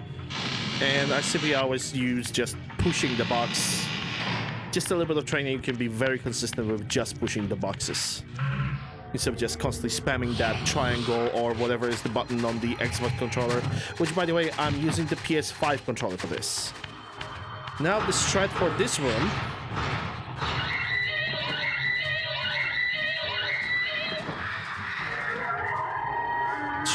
room is basically watch the portal and very slowly approach it. The moment you're gonna notice the spiral, you switch to the material realm and you are safe to push the block that's in front of you towards that wall. Because if you're gonna try to push into the room, on the right and left side of the room, you're gonna have two Terrariums that are gonna instantly attack you.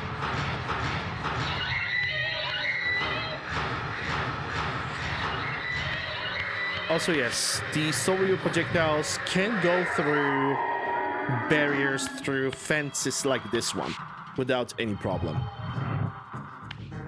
It's a natural ability of the weapon, which I believe cannot be considered as a glitch. If there's the only thing that could be considered as a glitch is throwing a weapon through fences like this, because normally what happens is that when you throw a weapon on the fence, it usually stops on it. But if you approach very closely to it, the weapon is gonna go through the fence no matter what. And now the Rahab's territory. A territory that back in my first run of the 100% no damage one was probably one of the most dangerous areas in the game, probably second most dangerous area besides the Science Cathedral. But that have changed pretty rapidly because of the things that I'm gonna demonstrate during this run. You can actually skip a solid, I would say, 80% of danger inside of the Rahab's territory. And there we go. There goes another of the segments. Now another segment. I believe this one was actually pretty long because I decided to beat the entire Drowned Abbey area and go for the Fire Glyph and Fire Reaver as well. Up until I got the Sound Glyph.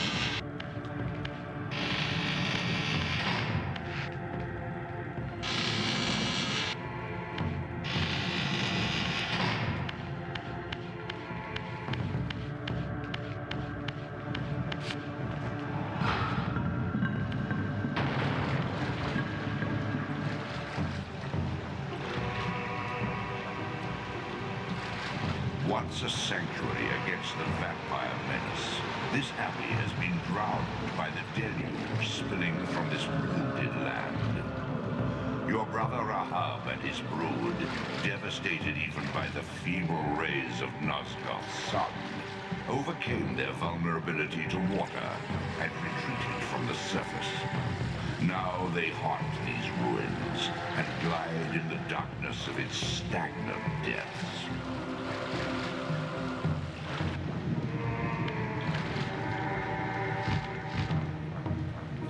Alright, so this area pretty easy. First jump, second jump, third jump. There's a lot of jumping included in this room. And again, we touched the water. So Reaver did not disappear, which pretty much means we took no damage. Now carefully approach the ledge. Aim down the side with the Reaver. Which by the way, aiming down the side with the Reaver with the basically like the third person aiming is not really the greatest. But you basically try to aim your projectile at the first enemy over here. He gets impaled. He stays over there forever. cross the room, immediately press that projectile button, which automatically is gonna aim. And as enemy gets impaled, you switch to the spectral realm, and this is where the skip starts. This is where you pretty much ignore a solid 80% of the area, which is absolutely crazy. It is absolutely crazy. Area that used to take way more time, like anywhere between 20 minutes to maybe 25 minutes, now can be done in about 10. And if you are better than me, which I'm gonna assume that there's definitely a lot of people who are actually better than me in this game than I am, you can do it even faster. With or without the glitches.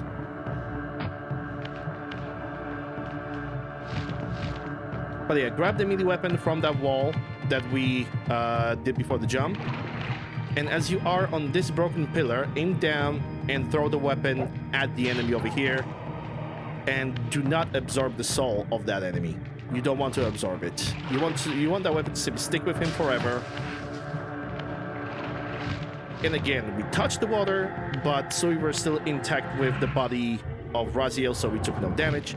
Switching back to the spectral realm once again, so we can skip another bunch of enemies. It is.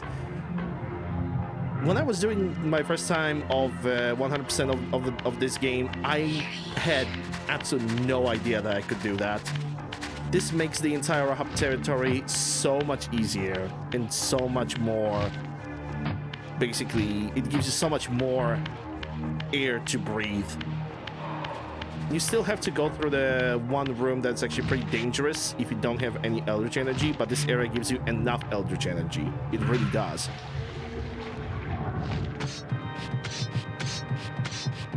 Besides that, it's just a little bit of annoying jumps, which, if you have a afraid of heights, which I actually do, can be a little bit anxiety-inducing, but not by much.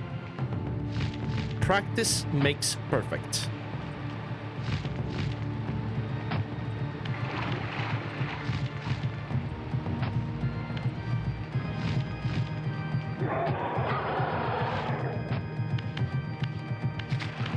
Yes, and the first thing that I decided to do over here is basically wait for the enemy to launch the projectile at me first so I can dodge it. And yeah, this is what I'm talking about. When you cast a glyph, you have iframes and you don't have to worry about taking damage at all. You can be moved, but you are not going to take damage. And that was actually another one of those lucky situations in which how the heck that I didn't get hit over there is beyond me. It was pure luck, and I'm happy that it actually happened. In general, now that I look at it, this room could be just done better, but I'm happy with the result that I have right now, and I'm not gonna complain about it. Because, by the way, we are not gonna be forced to fight those two enemies ever again throughout the entire playthrough. We are pretty much green to go. And just like that, this is it. The room to the boss fight is unlocked.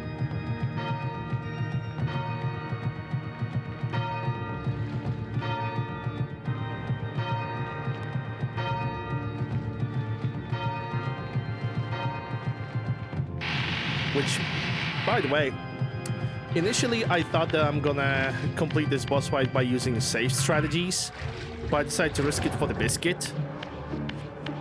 As you guys are gonna see, I'm still gonna tell you guys the strategy against Rahab, like the safest one that you can do. I basically went with the more risky strategy, which I do not really recommend unless you already know what you are doing and you're fast enough.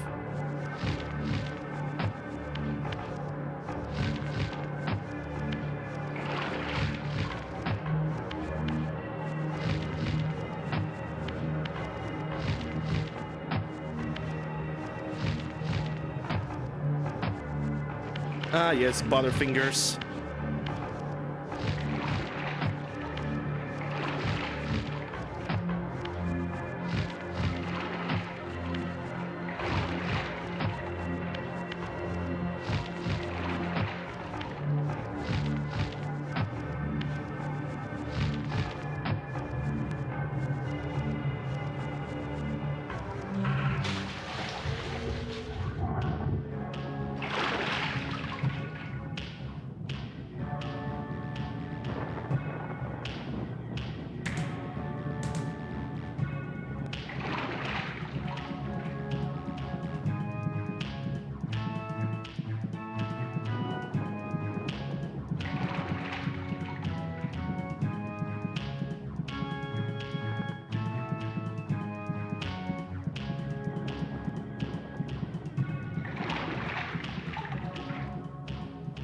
Raziel.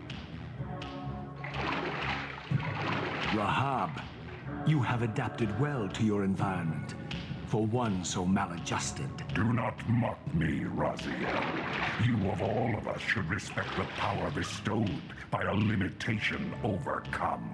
Kain said you would come. You speak with the murderer? You would do well to mind your blasphemous tongue. What more did he tell you? That you would destroy me. I will indeed.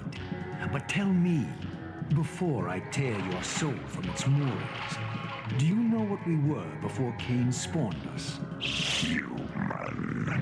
Seraphan, Rahab, the antithesis of all we ever believed. Does it matter? We were lost. He saved us. Saved us? From what? From ourselves. Alright, strat is use the Reaver to break the windows inside the room, letting the light in. Break the first 4 windows, wait for him to fire the projectile, and then break additional 2 or 3 windows. The safety strat is after breaking the windows, you simply jump onto the other pillar, so he can perform the bite attack like this, while in the cutscene I'm taking no damage, by the way. But yeah, if you are fast enough, you can just simply do it all in one cycle. And just like that, Rahab is done.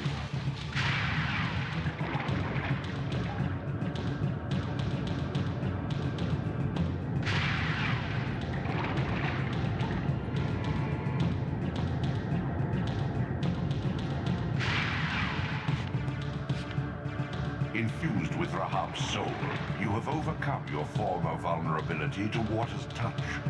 Immersion in water will no longer dissolve your physical body, enabling you to swim to areas heretofore beyond your reach. TLDR, you're able to swim.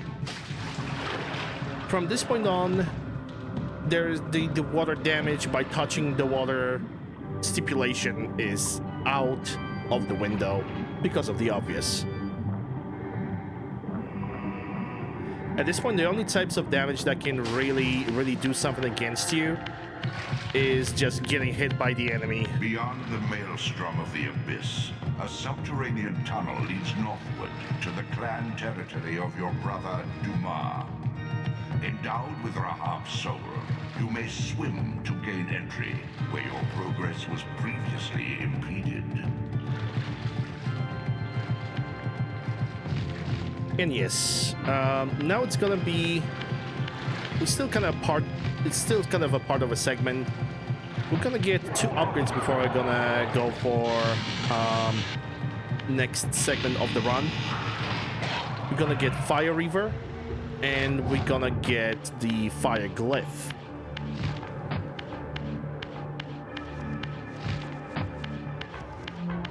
Which again, it pretty beautifully makes us skip another 80% of the combat throughout this entire area. Like, we don't really have to worry about any combat whatsoever. It's just wonderful.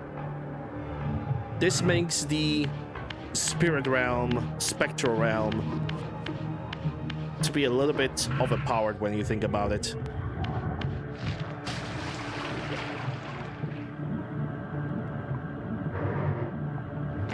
An extremely powerful tool.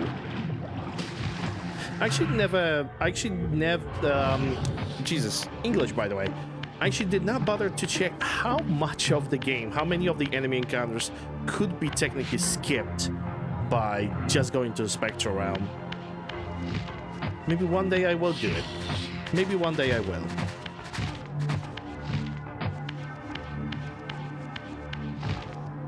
Do a little bit of an in-depth exploration of the game. This is like honestly one of my favorite games of all time, period.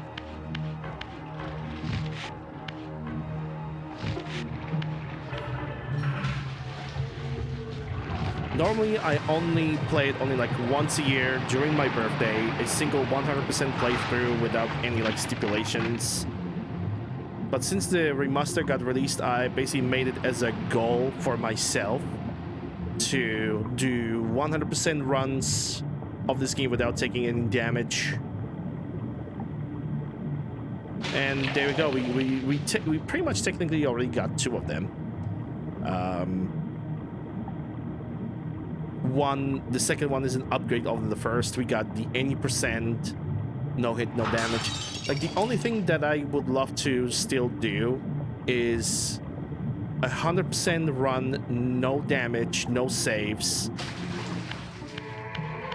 But I simply do not really have that much time for streaming anymore. This elemental forge is tuned to the Soul Reaver's energy. Once baptized in this primordial flame, the blade may be imbued with fire at any future time. That being said, I'm being 100% happy with myself just doing the set of runs that I have just simply completed, and hoping that people who would like to do the same run as I just did and having problems, they're basically gonna Google it and be like, hey, yeah, this guy have done this, and he have done the thingamajig that allows me to basically cross the specific area of the game easier. And honestly, I will be 100% happy with that. If all that I did is basically going to be useful for somebody else. And I really wish that there were more people who would be running this game. Because I'm suspecting that right now, if there's something that's going to happen, there's going to be maybe a couple speed runs, somebody's going to reach a PB, and that would be pretty much it. Like I said, I don't really run speed runs.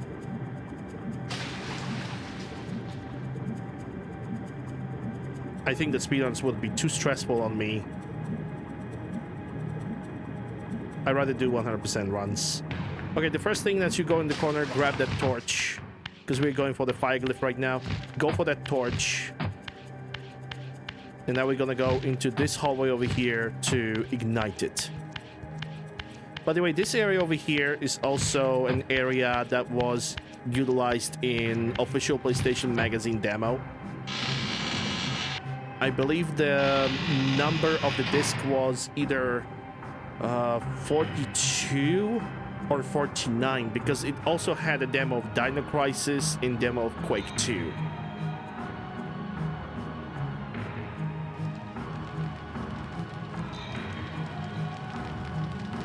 And also, I'm not 100% sure, but I'm willing to say that it also had a demo of the other platformer game, which was called 40 Wings. And also, I think it had the Abe's Exodus? I could be wrong about that.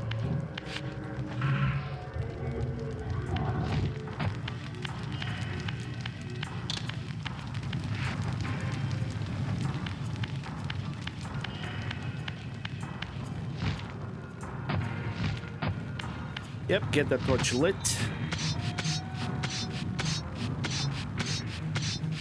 And as we're gonna exit that door over here, we're gonna bank to the right and stick to the wall. Because we need to get these enemies into a stunned state. And yeah, the brightness that you guys can see right now is basically the torch that I'm holding in the hand.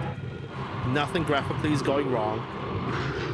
Usually the 3 casts of the force glyph puts them both in a stunned state. If that doesn't happen, basically use the speedrun strat of just constantly jumping forward.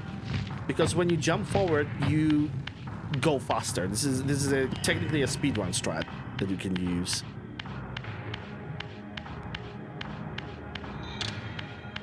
But I don't really, do jumping like this all the time. Because I would consider that to be a little bit annoying. For myself, at least.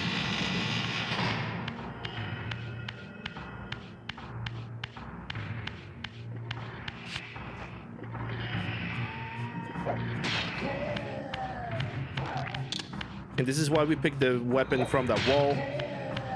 First guy impaled, second weapon very close by.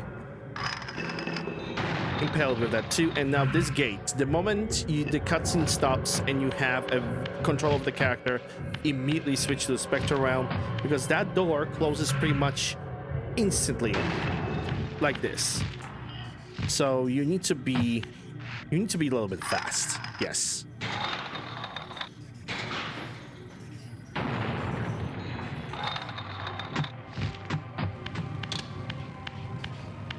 Now pick up the torch that we have left before. And there you go. The fire glyph unlocked.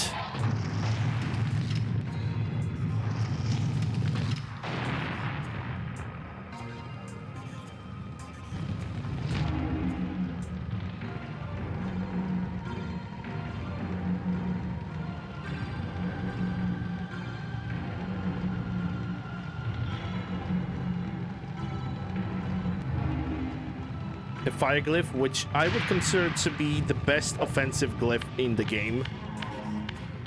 Because first of all, it has a very good cost, and the animation the casting animation is pretty damn fast too. So it makes you basically, to me it makes it the best, because with some glyphs you simply have to wait a little bit longer, like half a second longer.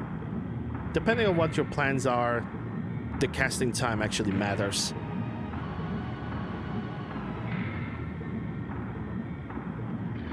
Right, now we're gonna escape from here. And I believe we're gonna go directly for the sound glyph, I believe. If not, we're gonna finish the segment. Normally, I would I would ignite the Reaver inside of that flaming ornament in the middle, but because that Jumahem was very close, I kind of panicked and I basically decided to run forward. But if you have the ability to ignite the Reaver, do it. Simply do it. It's gonna pay off. And yep, I simply decided to make another segment over here.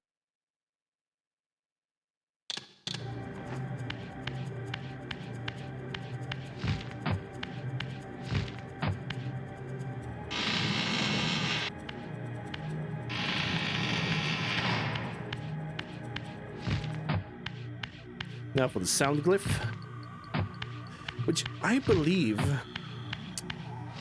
due to the time constraints of the day, I decided to simply create a separate segment just for the sound glyph, if I recall correctly, because those are gonna be the only upgrades that we're gonna get before we're going for Juma. And yeah, this is what I was talking about when it comes to day to night transitions being absolutely fantastic, but also being way too dark. You cannot basically see anything where you swim, and you have to kind of feel it. There we go.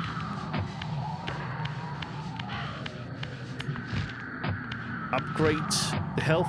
Upgrade piece number 4 out of 15. And this is where you normally would bring the Fire Reaver to basically burn one of those enemies alive. But because you don't have it, you can still launch the projectile to stun them for a second.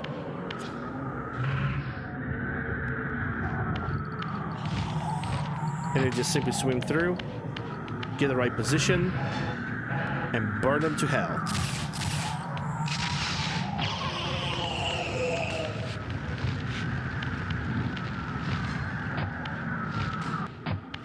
For the 100% playthrough, we're definitely gonna use a fire glyph more than we use the sound glyph.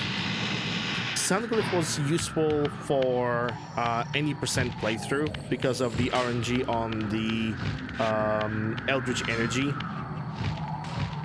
Here you get enough energy so you're able to cast more than 2 casts of the fire glyph in the entire game when it actually matters. So you don't really have to worry about the Eldritch energy.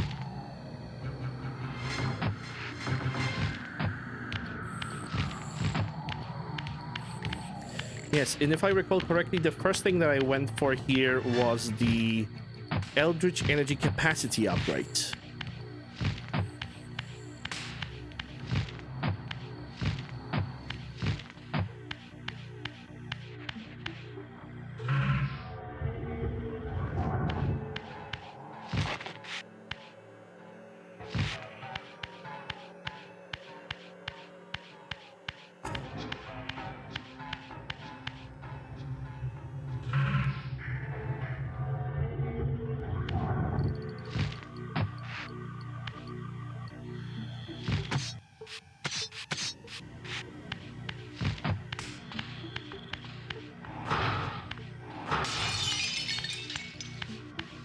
Yeah, break the glass, and the Eldritch Energy upgrade is right over there.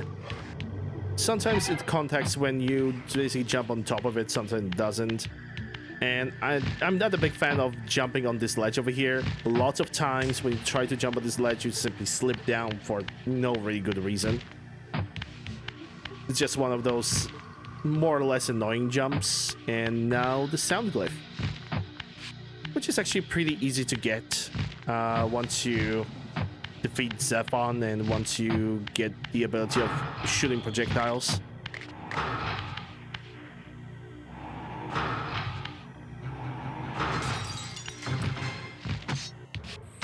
When you have the shooting projectiles ability, the Zephon enemies becoming like ridiculously easy. There is a way to obtain that ability even before you're gonna get for Zephon, but my personal opinion, to get to that stage of the game, you kinda have to use the glitch.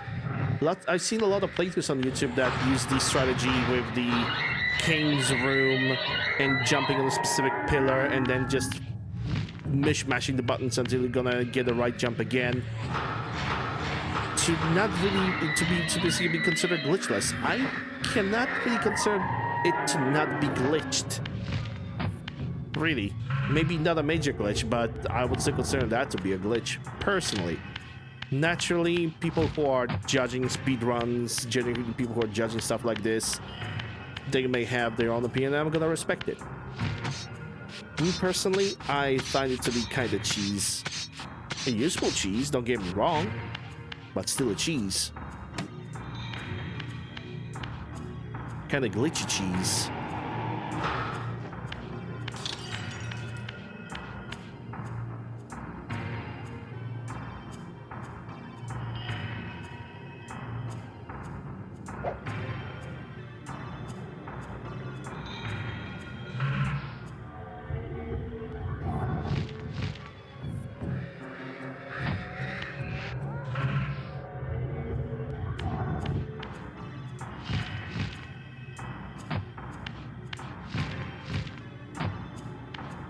Sometimes when you throw this mullet too low, it usually crashes. It basically gets onto the hitbox of the lower ledge and just lands on the ground if you aim too low. But sometimes when you aim too high, it kind of gets stuck in the texture of the floor itself, which can make it invisible. This is why I'm happy that this game has like the indicators of the fact that there is something you can interact with, because sometimes if that can happen, you can actually find the weapon.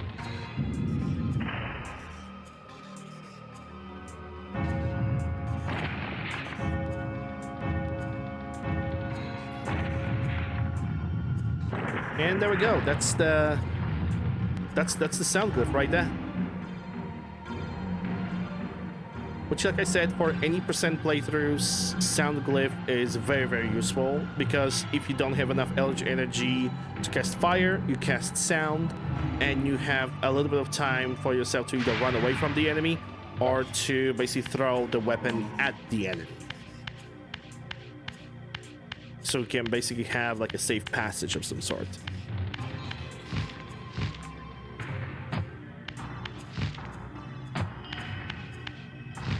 Alright, so that is pretty much all the upgrades that we basically gonna get for now. Like I said, this is a 100% playthrough. We're gonna collect all the upgrades, The only thing that I have against this peculiar run is the fact that collecting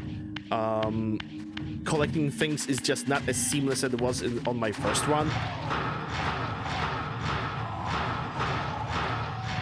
But sometimes safety is worth basically breaking your personal rules of doing one thing after another. In this case, it actually paid off quite a bit. It paid off quite a bit.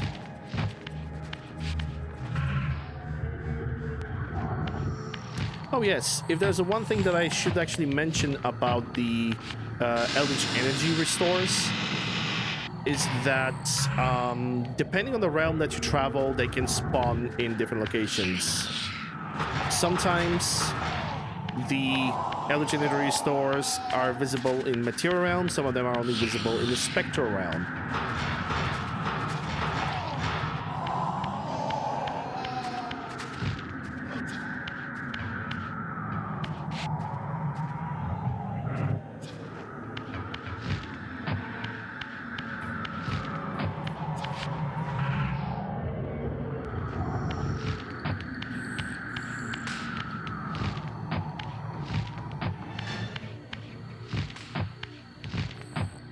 And now the Dumas territory, which I would consider Dumas territory to be pretty much a green zone all the way through until the boss fight happens. It is also a pretty large segment of the game. I mean, we still haven't even reached the Dumas territory when we started talking about it. But it is pretty much a pretty big segment of the game, because we need to, first of all, get there, figure out all the puzzles that can lead us to the boss fight, defeat the boss fight, get all the upgrades from that area, and only then you can make some form of a save, some form of a segment, so you can basically push on, continue forward.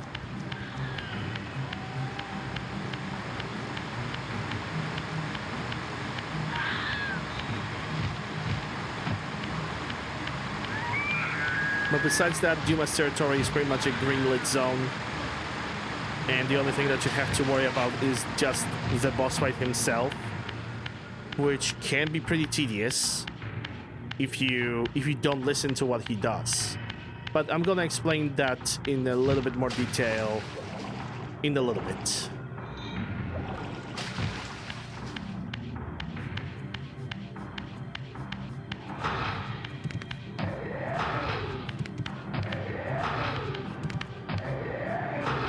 If you think I'm bullying this guy over here, you are completely right.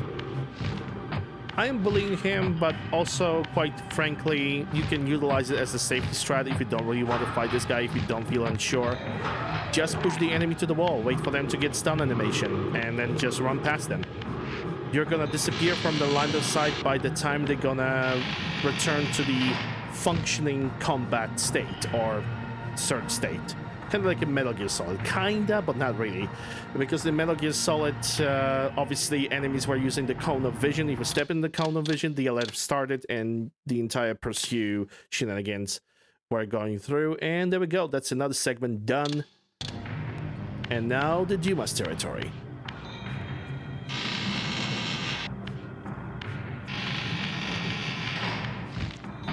Oh yeah, you can still pretty much consistently just jump over the enemy, and you're just not gonna get hit unless you are really unlucky. Which actually, one point of unluckiness have happened when I was trying to collect the upgrades, but I'm gonna explain that in a bit. This city once teemed with the life of my kind. Could it be that other clans had suffered the same fate as mine? In his madness, could Kain spare none of his brood? It was not Kain, but Dumas' own arrogance that brought the downfall of his clan. These are human weapons, Raziel. Believing themselves invincible, Dumas and his offspring failed to see an attack coming from the least likely assailants. Complacent in their arrogance, they were taken by surprise, allowing the human vampire hunters to decimate their ranks with little resistance. The few that escaped have been reduced to scavengers.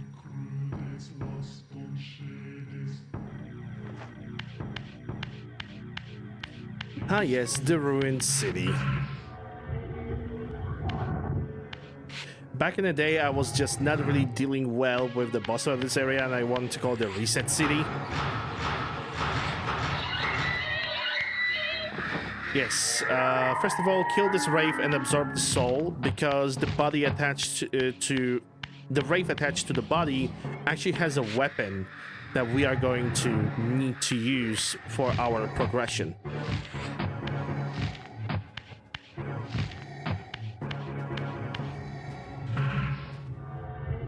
Back to material, step next to the wall, push that box in front of you with the Reaver as far to the wall as you possibly can. Just a couple pushes, make sure that's like right over there. If you make one more, just for a guaranteed. Back to the Spectral, destroy the Wraith, absorb the soul.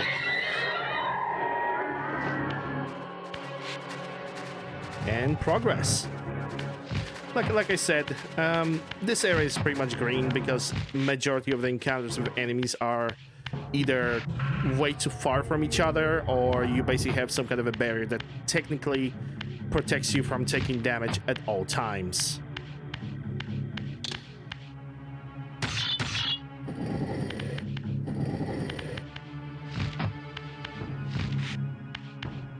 Get on the block.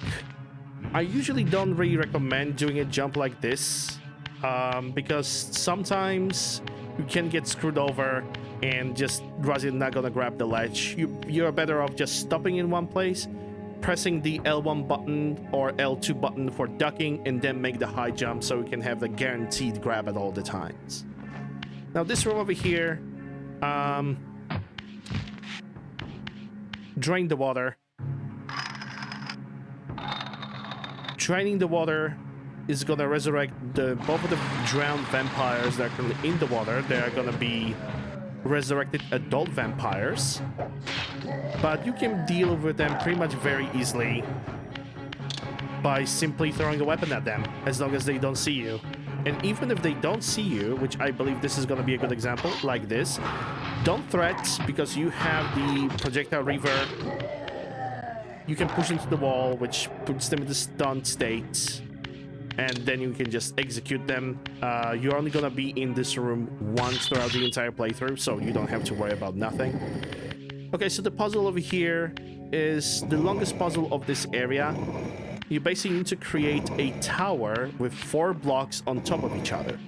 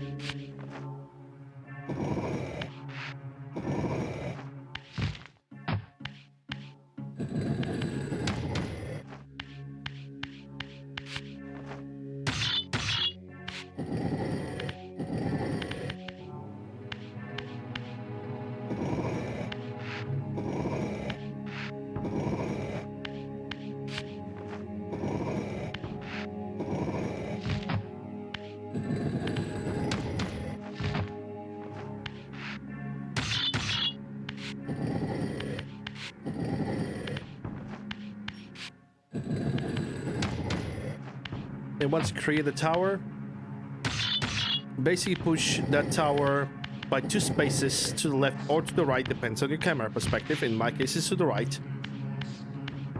And make 2 duck jumps on top of the boxes and onto the other platform.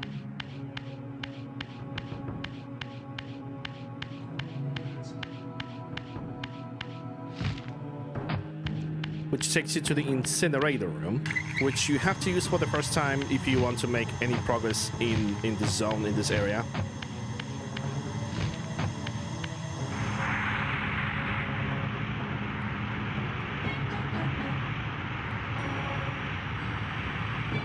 And you can watch this dummy Duma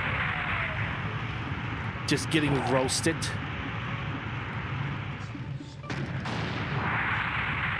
Kentucky Fried Vampire. And that pretty much unlocked the passage. You don't really have to throw that weapon in front of you once the entire cutscene is over. I do it for myself. So once the boss fight starts, I know exactly where to go. Just a little bit of a reminder. Just a little bit of a help for myself, because you don't really need that weapon anymore.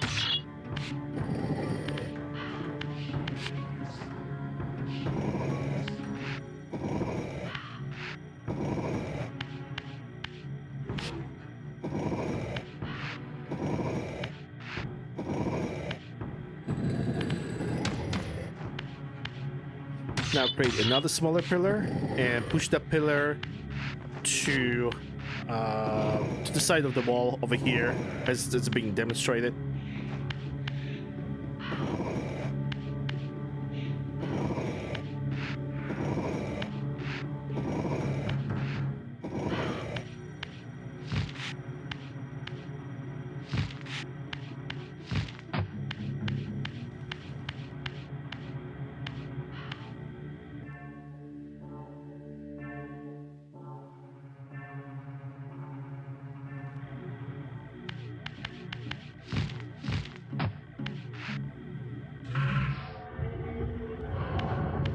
Over here, basically, it's all about switching to the spectral realm and jumping all the way up, as well as jumping on the other side of the ledge.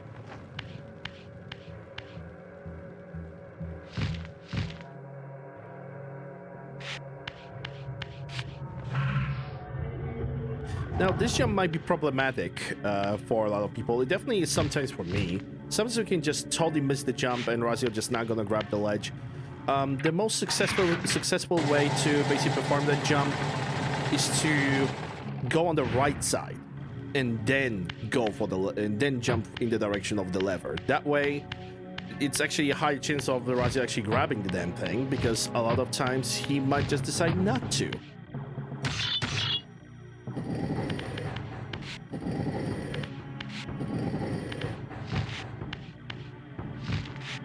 But if somebody would call it a skill issue, I would say that I agree.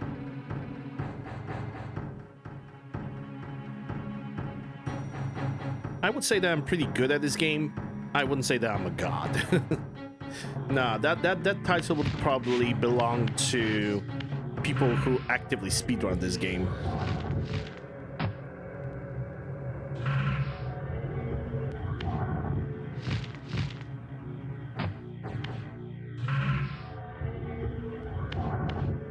I'm never gonna understand this room over here, this constant switching between spectral and material realm. Like, I understand that you basically have to raise and lower the pillars if you want to like make some kind of progress. I still find it kind of pointless. Like, it's just find it pointless to just constantly switch, put those two portals, spectral material realm at all times. Just, I don't know how to feel about that.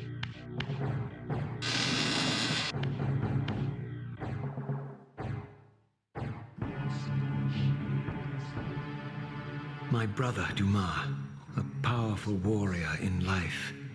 He would have burned with shame to have me find him here like a stuck pig. And now, the Dumas boss fight. And God bless that developers of the Remastered have decided to be like, hey, let's put the indicators on those things over here so people know where to stand Because in the vanilla original version, you had to basically try your darnest to be able to grab those spikes and pull them out of the Duma's body, and it could be frustrating at point. So good job, developers. You did good. You did good in general, by the way. Wish you could do the same amount of job on Soul Reaver 2. But they didn't. But that's personal opinion.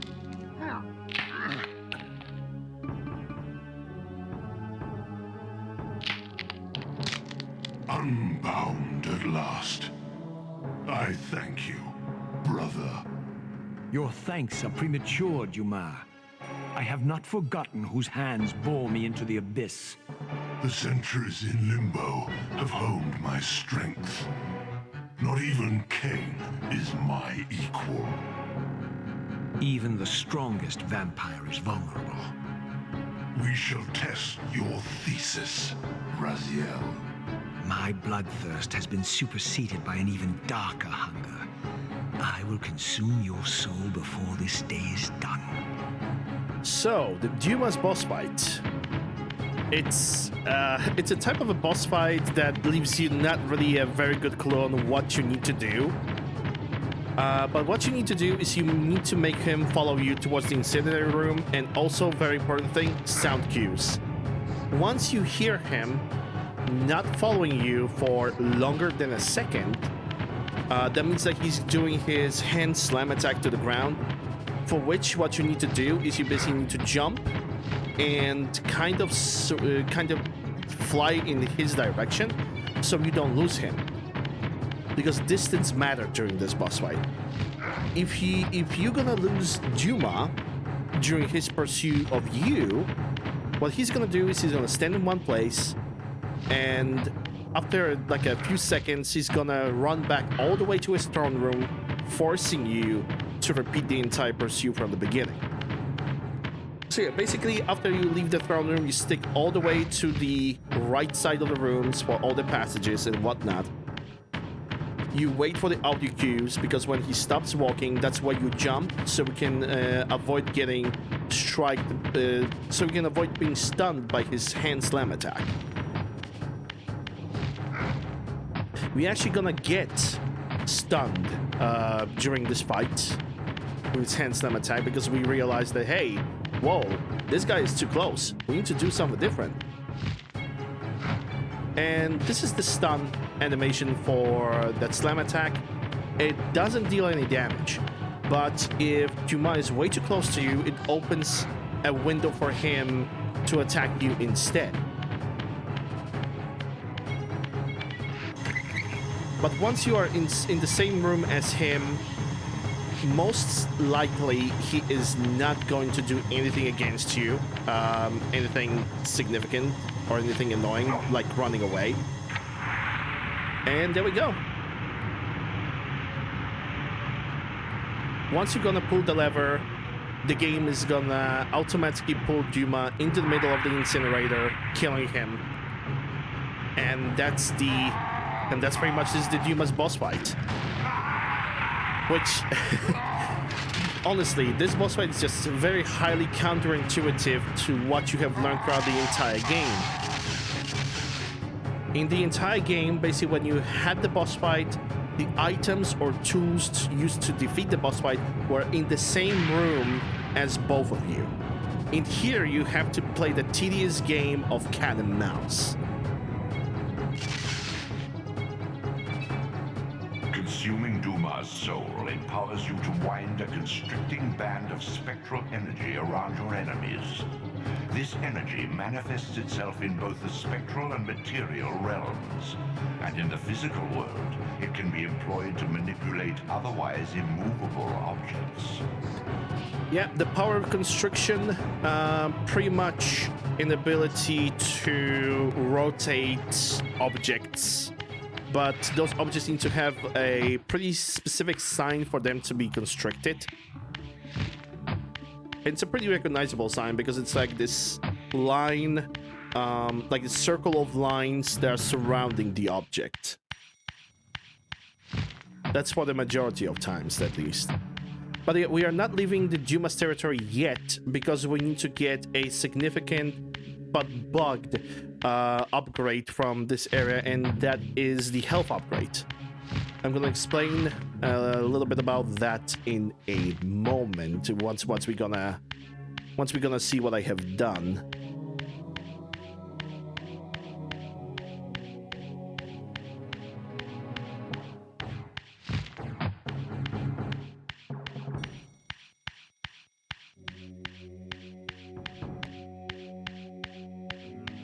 So yeah, basically, yeah, you guys can see like the circle lines around this object, which gives you indication that yeah, you can use that to open the other gates.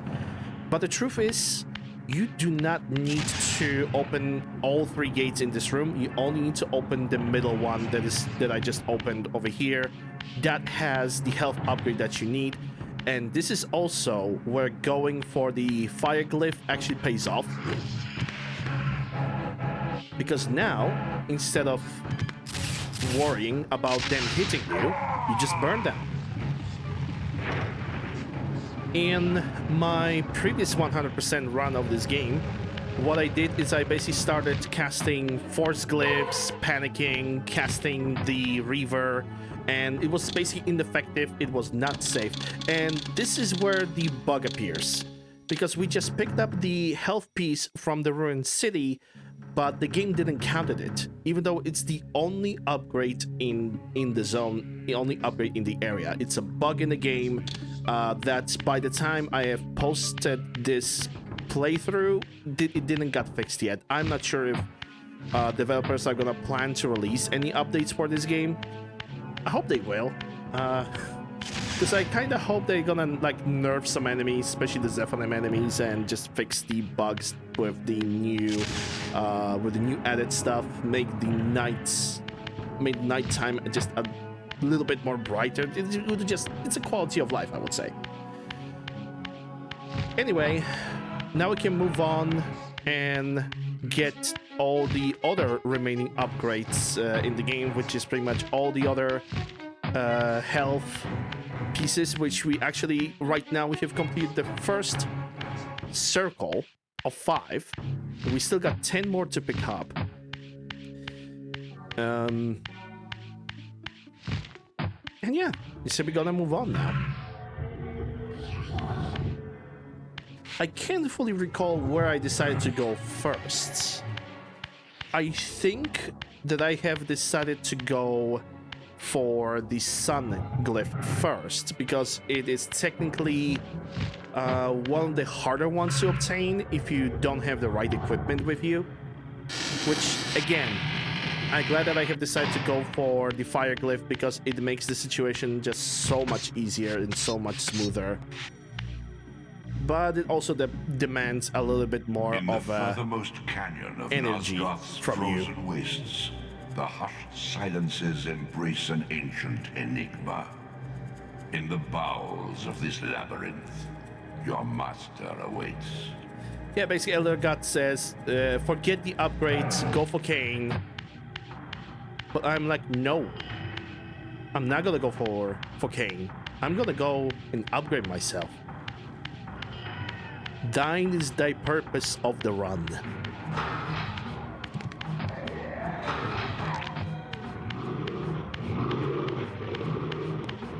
But if I recall correctly, this is gonna be the end of this specific segment of the run as well. I think I even got confused a tiny little bit, and I basically have decided to be like, let's go through Underworld, even though I knew in the back of my head, that you don't need to do that. Like, you don't really have to do it. You simply can go direct for the Zephans area, and that is it. I basically realized it a little bit too late. It was just like my little moment of confusion throughout the entire playthrough, because I even went all the way back to the starting chamber of the game, which is not really that far, but still.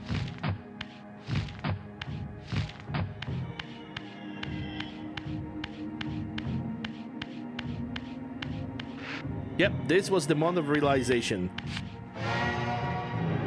I can go through Zephon and simply save over there and continue from that area. Oh, Lander, you silly goat. Alright, right, that's another save state over here. Overwrite, and another segment starts right over here. We're going for the sun glyph now. I think I made the sun glyph as a separate segment altogether.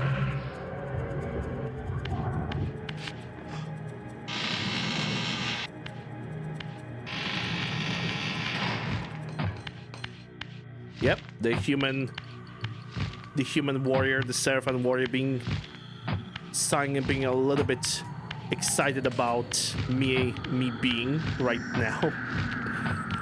He's gonna do something funny a little bit later into the playthrough as well. Which if I could, I'm gonna be quite fair and honest. I don't know how many frames of that fragment I could extract, so I could basically cut out that specific moment in the game and turn it into an animated GIF emote, maybe. We'll see, because if it's not gonna be enough, then I don't know. I'm not the master at editing videos just yet. Maybe one day I'll figure it out. But before that's gonna happen, first we need to go through the lighthouse.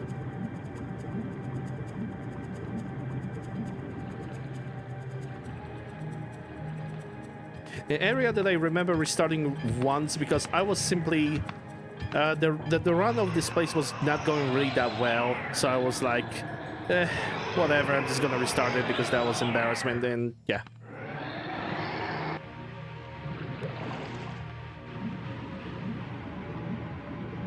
I do not regret making this a separate segment, though.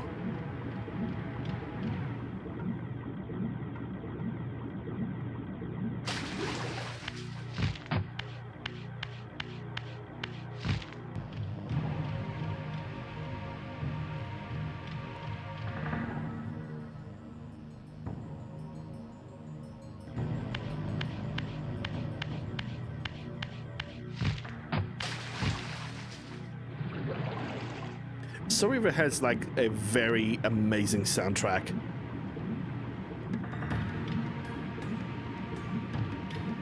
The remaster of this game also has a really great like rendition of the soundtrack, but there's gonna be one song in the game that I'm just never gonna understand why it sounds the way it sounds.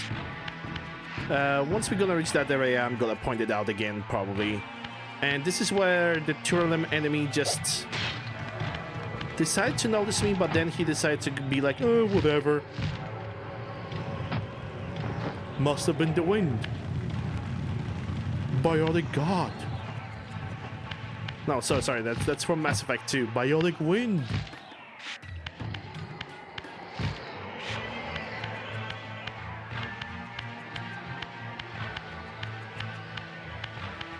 Yeah, I took the Fire Reaver as an insurance policy.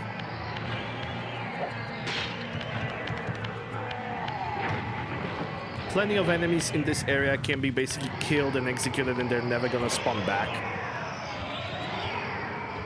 In my everlasting wisdom, I remember I tried to throw the weapon at this guy as he was trying to move back, but I missed horrendously.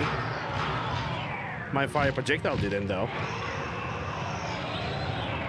Fire Reaver, the projectile from the Fire Reaver is most likely one of the most powerful things you can get in this game. A single shot at enemy that sees you puts them in the stun state, pretty much a majority of the times.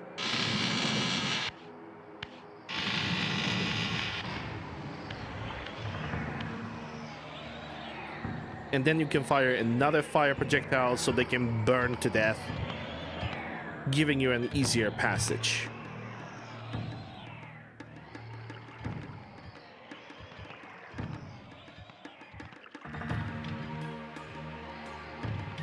Now, when it comes to the first enemy over here, he can be problematic.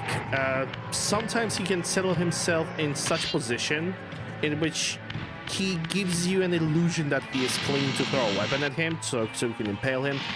But the absolute polar opposite is actually happening. And you basically the weapon basically misses.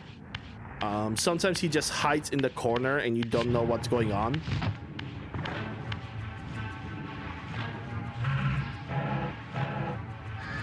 what I wanted to do... Okay, when it comes to this guy, he already knows me even before I even went into his line of sight, so I had to eliminate him. But when it comes to the guy before, if he basically acts up, at this point you have the fire glyph. Just get close enough, cast the fire glyph, and forget about him existing. The one very interesting thing about enemies in this specific section of the game is that even if they are burned or impaled by the weapons, they all gonna eventually spawn back. So it's not like your impalement is gonna permanently put them away to sleep. That sadly doesn't happen.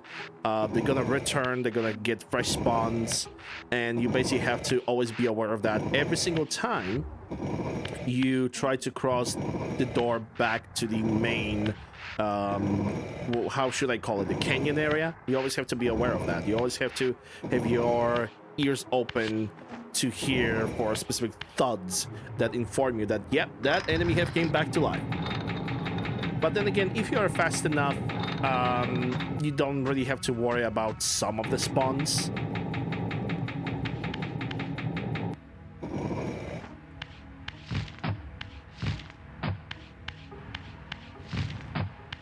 There is a glitched moment or two.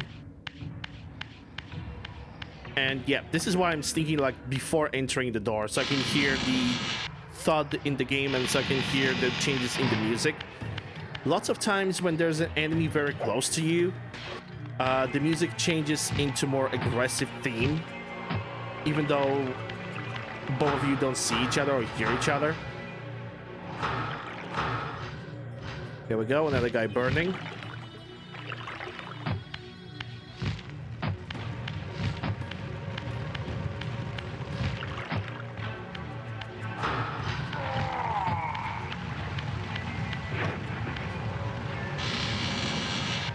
Yeah, Fire Reaver basically makes a lot of situations in this game easier. And there we go. You didn't even cross fully into the room, and this enemy over here already knows that you are behind that wall.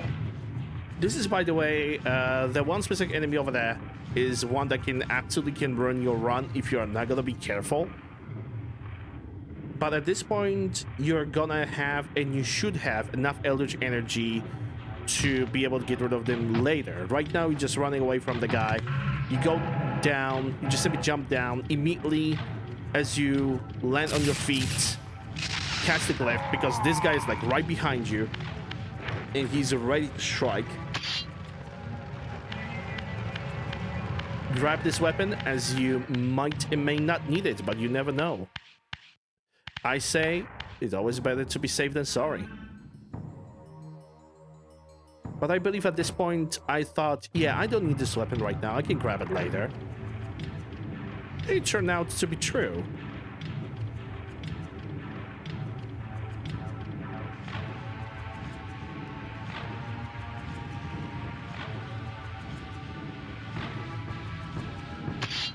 Yep, I have definitely decided to leave the weapon. But what I did that was wrong is, instead of keeping my distance and just fire one fire projectile at him and executing him, I fired two. Not really much of a change, because in the end he still dies.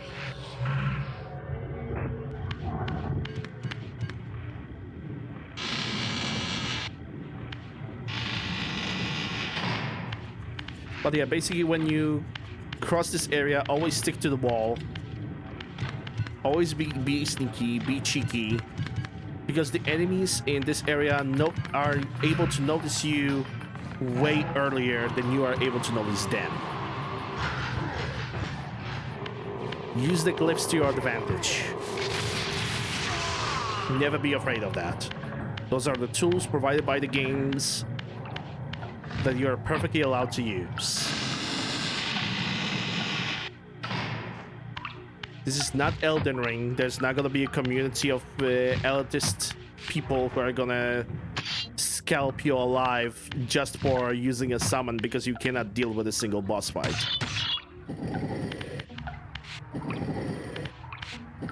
Then again, who knows?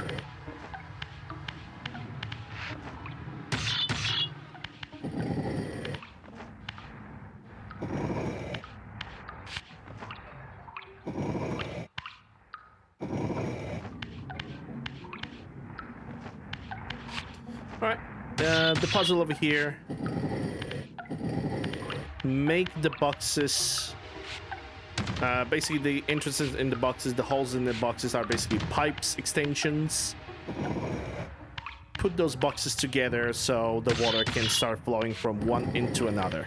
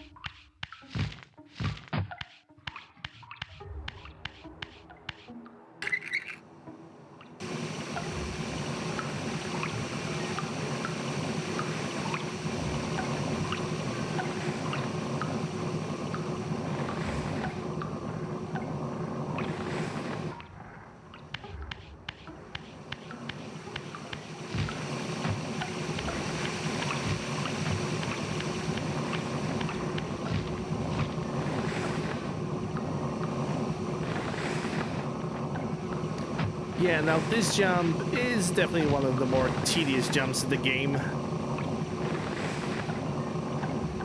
I think I failed it like once or twice. Yeah, I think I mentioned it on the second attempt with the little vapors that's coming out of the pipes, just raising me.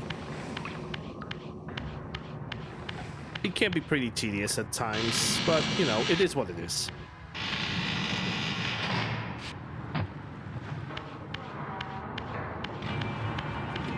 And this is the room when you get all the energy restoration that you might possibly need. It's like the Christmas of Eldritch energy. But also you need to be aware, because from down below, the one specific enemy that always spawns back, he is pretty much able to cast the projectile, the force projectile, at you from down below and hit you with it. He can't be tedious like that, so always be careful while crossing this. Also be very careful while crossing this as well, because all the way on the top is the guy that we have decided to ignore previously, that's always gonna spawn. But once you figure out on which floor he is, once you figure out that you both got almost the same level, you simply use the fire glyph, like this. Again, because I have started casting the glyph ability, I had an iframes for the duration of it. So no damage taken.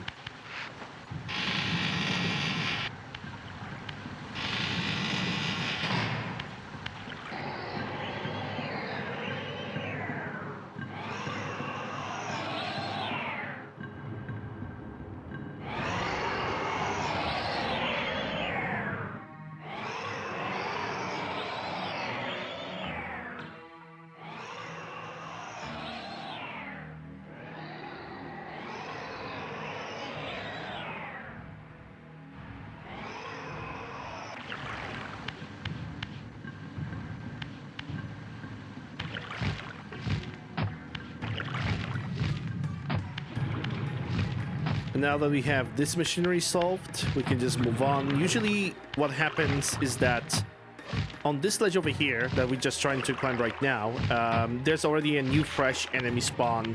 That didn't happen. But once you pretty much see that, you can pretty much have a guaranteed respawn of the enemies from the outside of the canyon the moment you're gonna pick up the glyph. Another enemy that knows where you are before you even remotely notice him.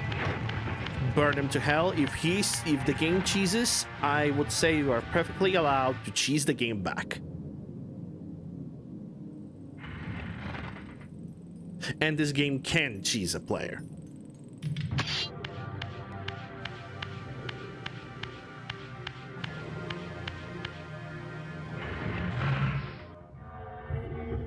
This is also a pretty unique way to get the glyph in this game.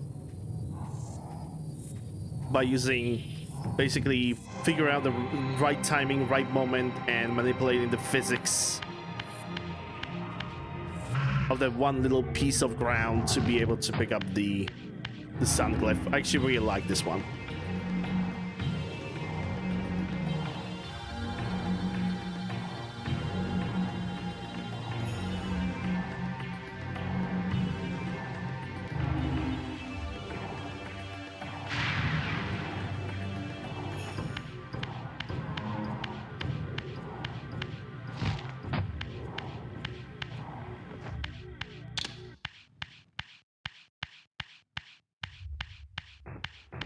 And that's the thud that I was talking about. Once you hear that thud, you better get yourself into a sneak.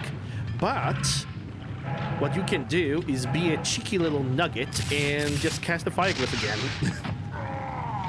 The fire glyph area, the how would I call it? The wave of attack for the fire glyph can go through solid objects. Same over here. You can cast it again. On my previous run, I was actually spamming the living hell out of the sun glyph just for demonstration purposes. To be quite honest, you only pick up the sun glyph only to increase your maximum capacity of eldritch energy because you don't really need to use it, as it does the same amount of damage as the fire glyph. It only has a slightly different animation that is longer, and yeah, it costs you more, does the same damage, have a slightly longer animation. That's the only difference, which pretty much means that you don't really need it, but it is a 100% playthrough, therefore you have to pick it up. Well, at least I had to pick it up.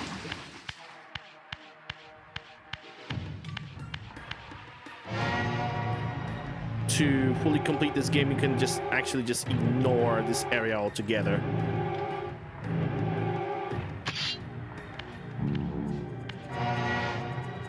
All right, there we go. I think this is where I decided to make a... Yep, this is where I have decided to make a segment. And I believe this is also the part in which we're gonna hear the Seraphan just making some questionable noises.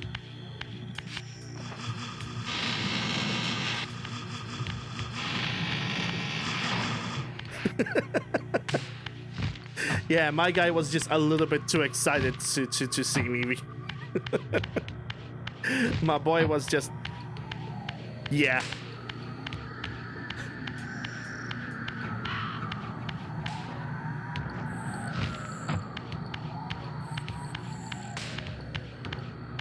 My man was jerking it.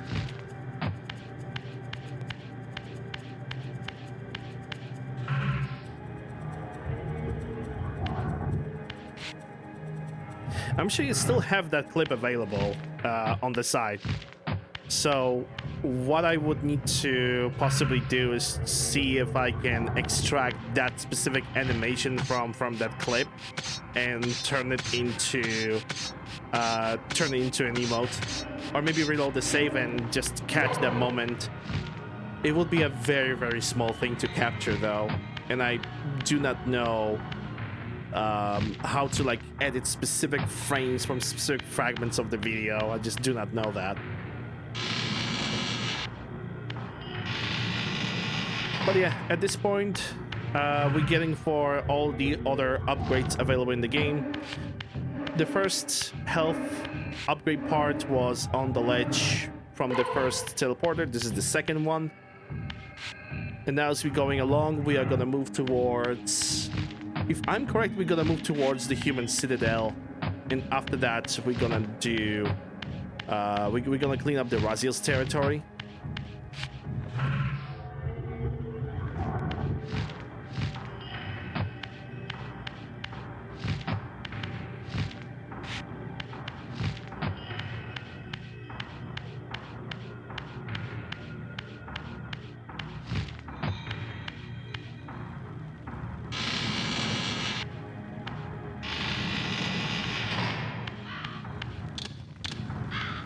Yeah, I pressed the pause over here, I think only to be 100% sure if I picked all the health upgrades.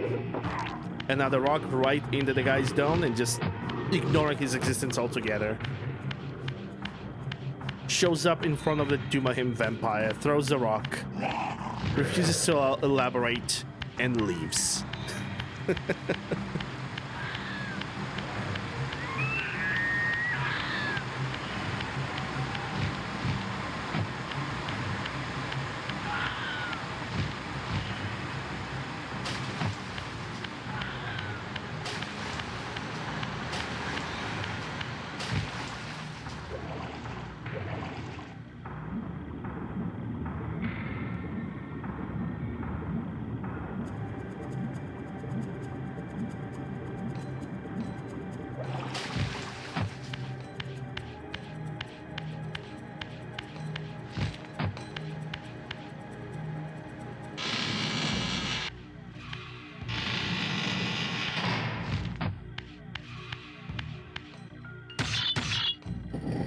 Welcome to Human Citadel. Population bunch of humans that will not do any damage to us because we have not killed a single human.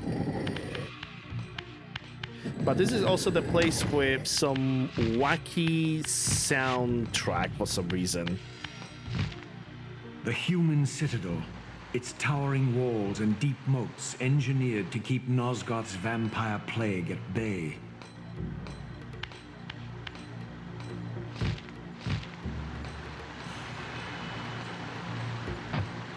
Though the city was well fortified against vampires, its human architects hadn't considered a breach by a creature such as myself.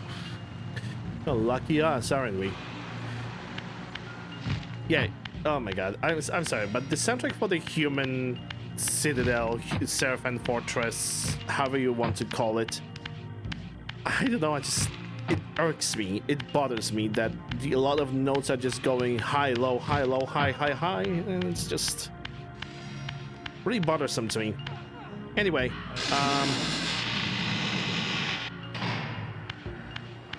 the first thing that I have decided to do is go for the water glyph, as also as the one of the health pieces. And yes, if you stand way too close to a gate like this, which can be broken down, the projectile is gonna simply pass through, and you are not really gonna be able to do a lot.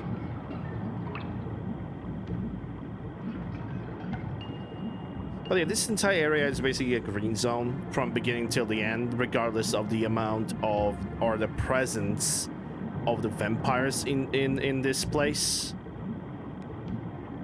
Like, you really need to ask to get hit in this place.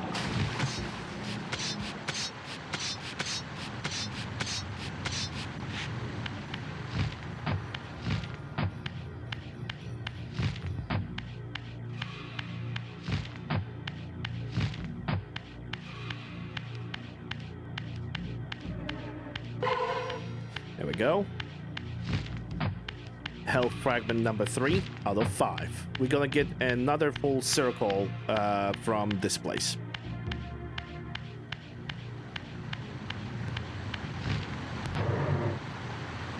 Yep, decided to pick up that energy store, even though it's not really necessary.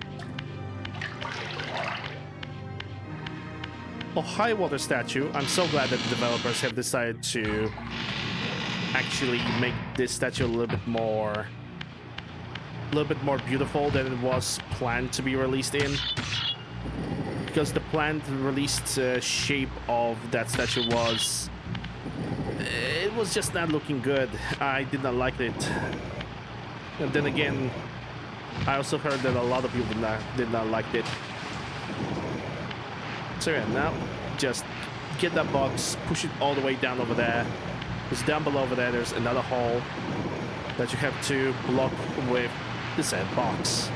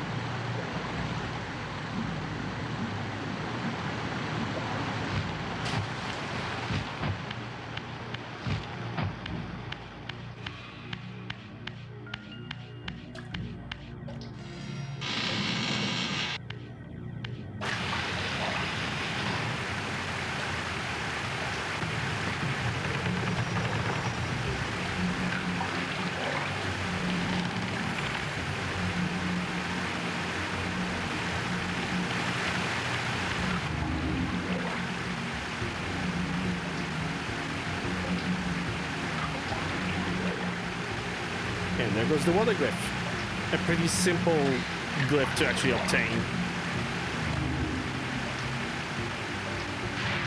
It functions very similarly to the sound glyph. Only I believe that this one might be just simply more expensive to cast.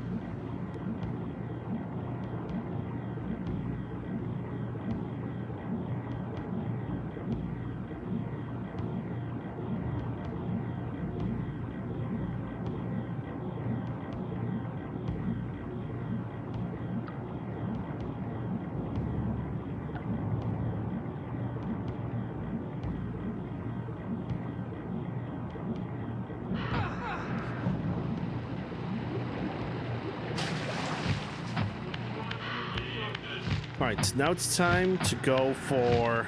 yeah, because we're going on the left side first, that means we're gonna unlock the gate to the human citadel, Seraphim Citadel. As well as we gonna get, if I am correct, we're gonna get one more health upgrade.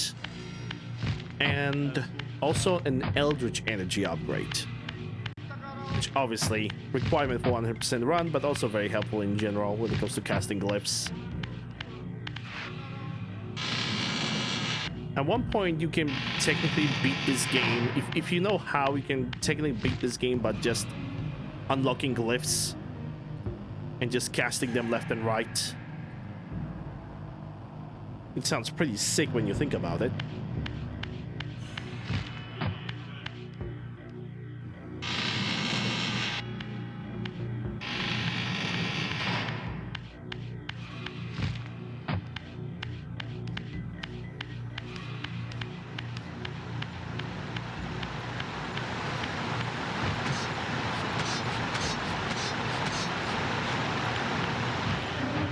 There we go, there goes the 4 out of 5. And now we are gonna jump to the left side over here until we're gonna find a ledge with a switch on it, which is the one that we are currently looking at. The same one where we have just saw the Eldritch Energy Restoration. A small one, but still counts.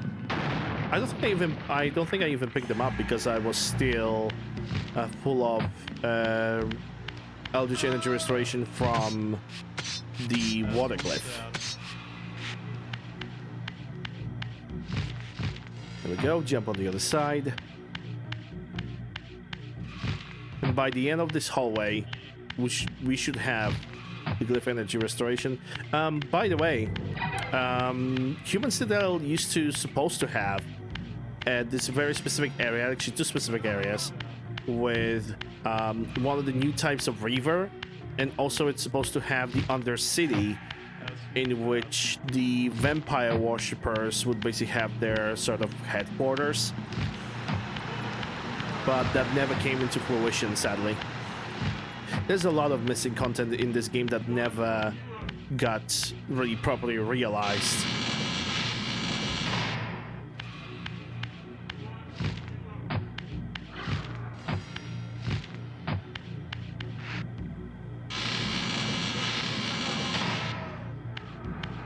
Which is a shame.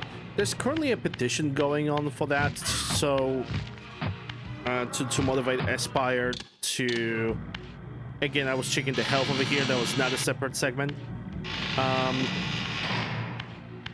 There's actually a petition going on to make this a possibility. And as fun and great as it sounds to have additional missing content in actual more playable form than what we have right now, as in maybe New Game Plus. The final decision is up to aspiring developers. To be honest, it's a noble idea. It's a good idea to at least start a petition. But one thing is wanting a thing to happen, and the other one is having not only resources, but also having an engine that is capable of withstanding that. Let's not forget that this is possibly the same engine that was used back in 1999 that basically got optimized to work well with the modern systems. which it does. My game is being recorded in a constant 75 FPS, which is just absolutely amazing. Okay, this vampire is dead. We don't have to worry about him. I'm playing on 75 FPS, yet the video is the maximum at 60. The one recommendation that I have heard from people who are actually editing video is that try to synchronize the FPS that you have in the game with the FPS that you plan for your video.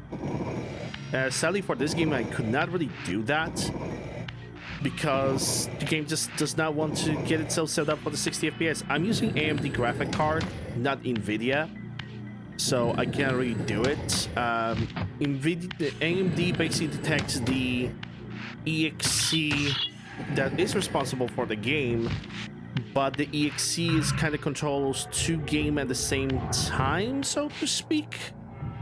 If well, I'm understanding that correctly.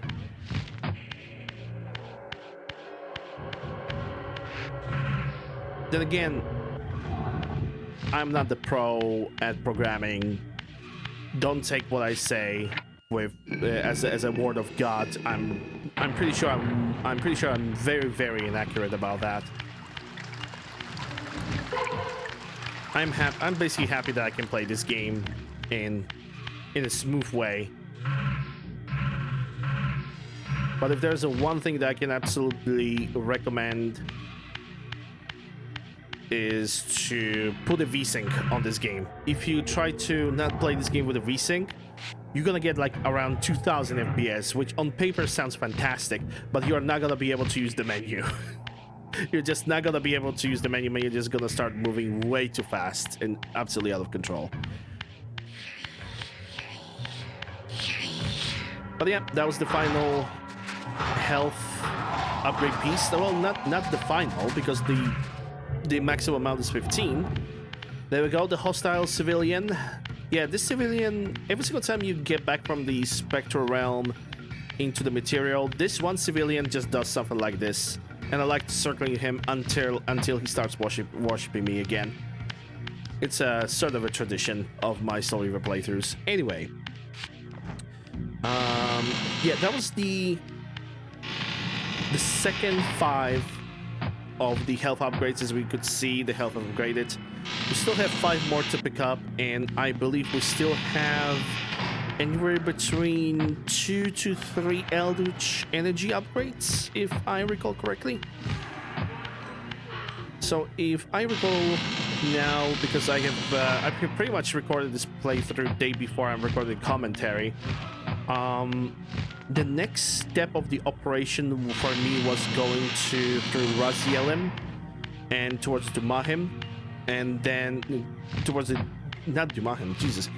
Raziel Stronghold, Necropolis with the glyph and another health upgrade, and then the Drowned Abbey again, because there's an Eldritch upgrade over there, and also final health piece.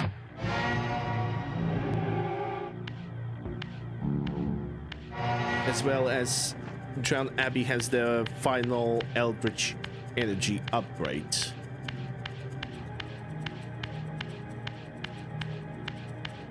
I remember repeating this entire part like 1 or 2 times,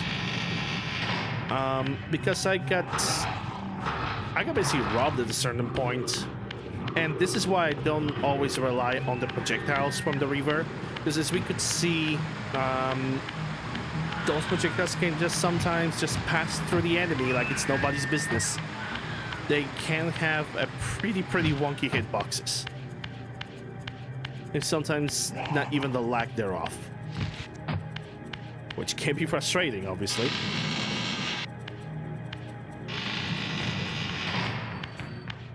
Right, so the first health upgrade in Razielim's territory.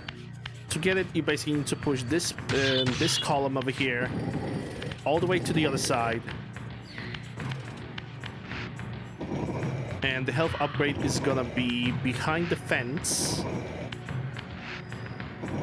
So you're gonna have to switch to the spirit realm, spectral realm, to actually obtain it.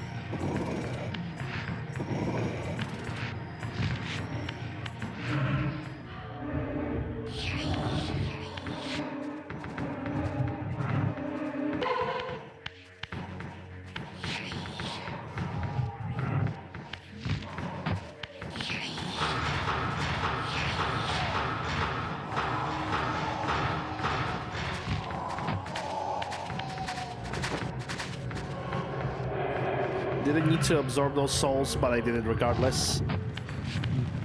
Use the bonfire to get a fire Reaver. Yes, you can just simply use bonfires to get a fire Reaver. You don't need a specific location to actually get it. The game is lenient enough for you to simply just do that.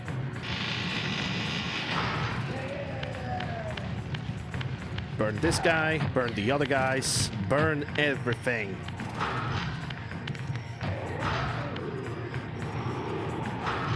Yeah, this is where the auto-aim system is kind of wonky, because instead of targeting the guy that's already stunned and ready to be killed, game instantly switches to the target that is way beyond the wall. Unnecessarily so, if I could say. By the way, you don't have to kill these guys. You can pretty much ignore them as the same way as you ignore them at the very start of the game. I'm doing this because I pretty much can, because they're not gonna cheat. They're not gonna chase you. They're not really gonna do anything.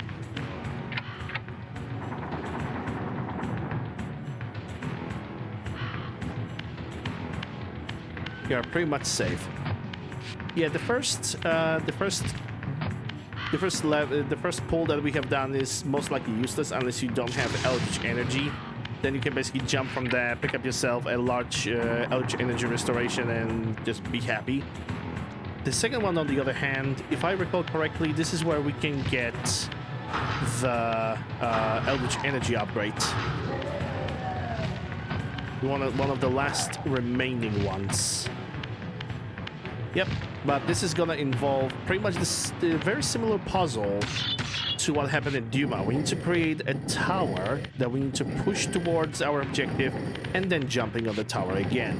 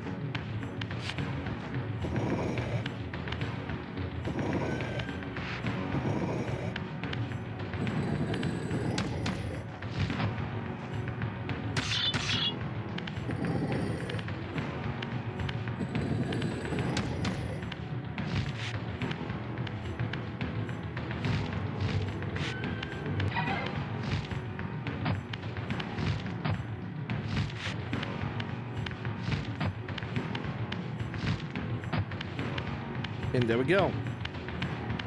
This is possibly a second to last of the Eldritch Energy upgrade. If there's not one at Melkai's territory, which I believe we have picked up at the very beginning, the last one that we're gonna get is gonna be at Rahab's territory. And over here, just a little lonely little baby health upgrades. We got 3 more. It's the last 5 that we need to compile together to have the maximum amount of health available in the game. Also, for some reason, the music changes for that specific room. Oh yeah, I believe, yeah, now we are going for the back to the Melkai's territory. By the way, during my runs of this game, I'm not using returning to the main menu stuff. I don't really like to use that. I mean, with the segmented run and restarting, you kind of have to do that. But you don't really have to. Okay, so the glitch that I have mentioned over here happened to me yesterday as I was trying to return to Melkai's territory. So I've noticed that one guy in the far attacks does something. The other one is just standing over there. I knew that I could avoid them. So I basically ran forward, and the game have did me really, really dirty. Basically, there was an indicator to push the door forward, right? I pressed that indicator twice, if not even 3 times. The game have decided to execute... Damn it. The game have basically decided to execute regular attacks with the Reaver instead of pushing the gate. So what have happened is I was trying to spam as one of the Melkaim enemies were getting closer and closer. And so what have happened is that eventually the thing have kicked in, but by the time the animation of pushing door have happened, Melkaim have attacked. Which I thought, okay, I still have the iframes, I'm not gonna get hit, nothing is gonna happen. I'm pushing the door, Melkaim stops attacking, nothing happens until then. Doors closes behind me, I'm making a step, and I get hit out of nowhere. I don't even know how to describe that. It was like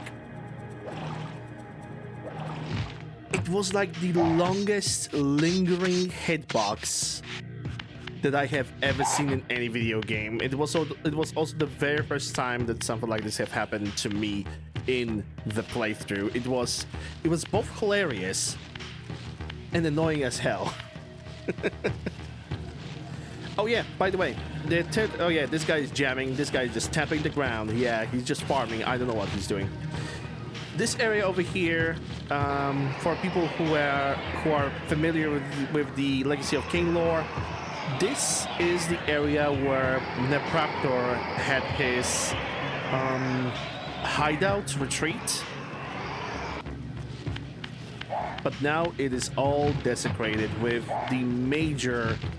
one of the major things about Nepraptor's hideout, sanctuary, retreat, pick your evil, was the skull, was like this skull-shaped thing embedded into the mountain, visible from very far away.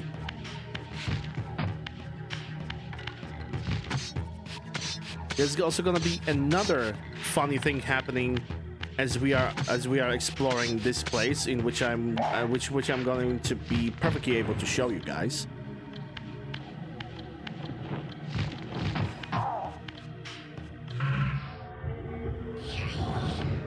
But one thing at a time. First, I need to be able to climb over here.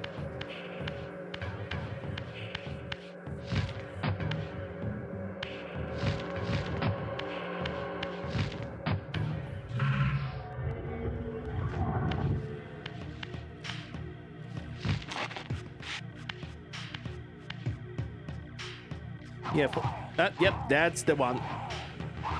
We can hear all the 3 Melkaims just fighting against each other right now for no good reason. They just fight each other. I think I definitely remember that I have captured them doing that. Only the camera angle was a little bit off. Just like me trying to climb on that pillar over here and just Raziel not grabbing. That was also pretty unfortunate and pretty weird, but it is what it is.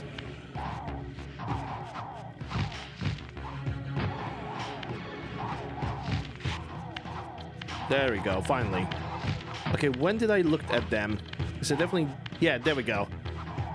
You can see all of them fighting. Sometimes it actually creates a pretty funny scene of 2 of the guys just slapping the living hell out of each other and the 3rd guy just watching in the background, munching on a piece of dirt.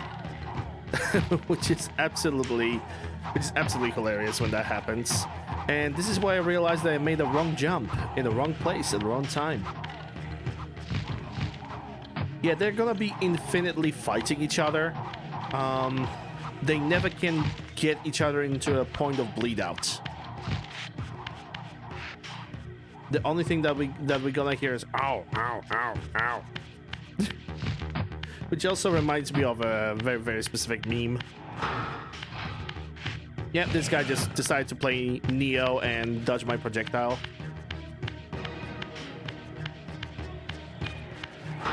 See ya. Yeah, that guy over there, he almost never is aware of me firing the projectile at him, and he just flies away. He never bothers me, he never attacks me. And I consider that to be funny as all hell. Yes, push the block, because that allows you to basically glide over all the way to the climbable wall to the left side, which also allows you to pick up a health upgrade.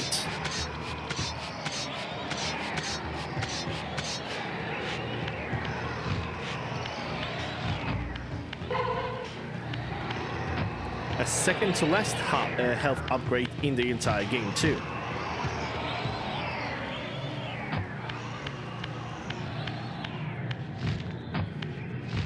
And now for the room that basically abuses the box moving to its maximum, but also the one with probably the chillest music that you can hear in this game. I really like the music of this place. It is the same soundtrack, it's the same music, it's the same song that you can hear when you try to get the forest glyph. But yeah, basically the solution for the puzzle in this entire room is match the engravings on the boxes with the engravings that you have on the wall to the sides. First starting with the lower level and then going with the upper level. Which I even remember making a little bit of a mistake while solving the puzzle over here. Anything significant, but definitely something that would indicate that I haven't been in this room for a tiny little bit.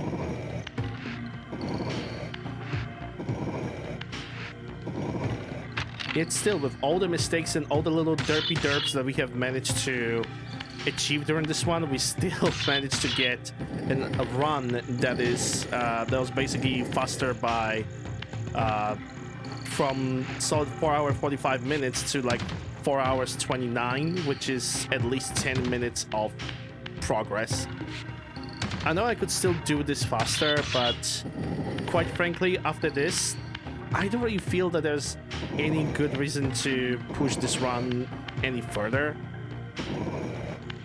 There's just not a really good reason.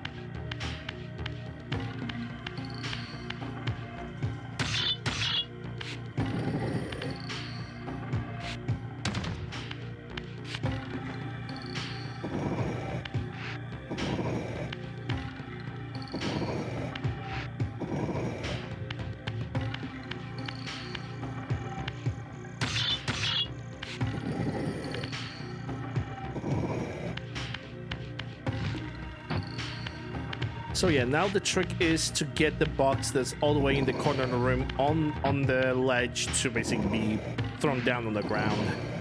Which for that you can use pretty much only 3 boxes. Sorry, not 3 boxes, but 2 boxes. I decided to go for 3.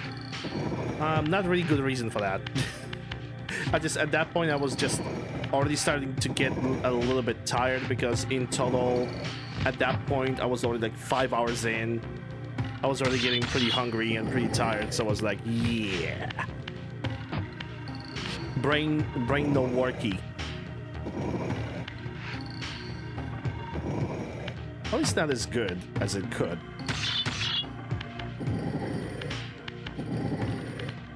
Anyway, yeah, this is where we gotta make a mistake when it comes to the wall pieces. Because this wall piece, if you look at the room from the front, this one is gonna go on the right side. Sorry, this one should go on the left side, not on the right side. And I realized that a little bit too late.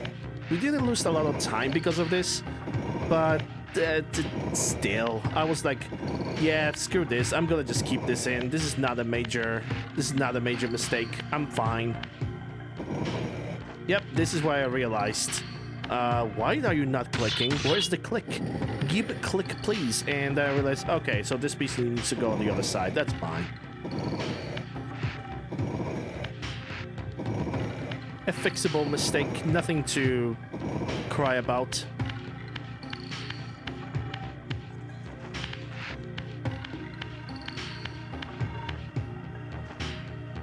Unless you really love being toxic and being like, You put the piece in the wrong place on the first try. Run invalidated, man. unless you really like to be a goblin on the internet.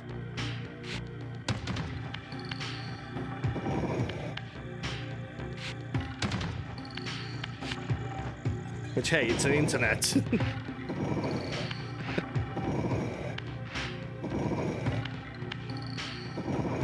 I would consider myself to be a perfectionist, but I know that I've been the perfectionist too much of a perfectionist. To a point that I basically, even the smallest mistake would just irk me and disturb me for like majority of the day. So I basically, what I'm basically doing is I'm trying to start off, even if I'm gonna make a small mistake, I'm just trying to not really worry that much. Unless it is a perfectly avoidable mistake like I did with my first 100% playthrough of Soul Reaver Remastered, in which I basically forgot to cut, at one point I forgot to cut a specific part of the playthrough because it was the fail attempt and I just had it included, and I realized that I have it included when I was playing, when I was recording commentary. And I'm really glad that it didn't happen over here again. I actually managed to isolate the appropriate clips. Then again,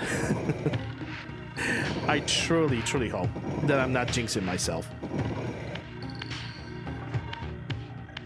Because I really want to improve. Not just on the editing side, but also on maybe a little bit on the commentary side. If I did good, well, leave the comment. Leave the comment in the description. No, you cannot leave the comment in the description. What I'm talking about, just leave the comment. Even better, like, share, and subscribe. Because I'm doing variety of games and variety of stuff. Mostly posting VODs, but for the year 2025, I'm gonna try to post more challenge runs. Like, after this run, the next challenge run that I would like to do would be Resident Evil 3 Nemesis Classic.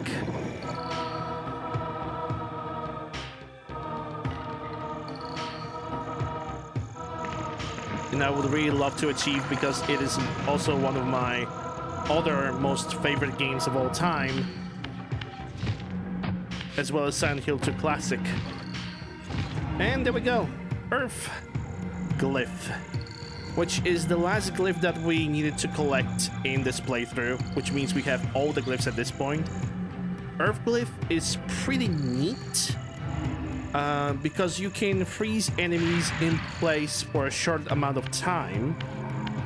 And it is a short enough amount of time for you to basically execute them with the Reaver. The problem is sometimes the execution just does not work. The enemies do not explode into pieces. So even if you manage to get yourself to use an Earth Glyph, freeze an enemy and just run forward. That's honestly the best I can recommend it for. Because everything else is rather meh. Okay, and if I remember, after this I have either decided to go directly for a hub, or I have made a split. Or I have made a separate segment. I dare to say that I made a separate segment of this. Yes, I did make a separate segment.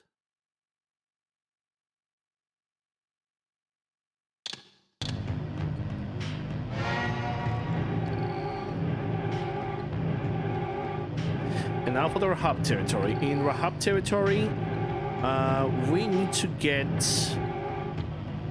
the final Eldritch Energy upgrade, as well as the final health upgrade, which is going to complete the third circle. It's the 15th piece.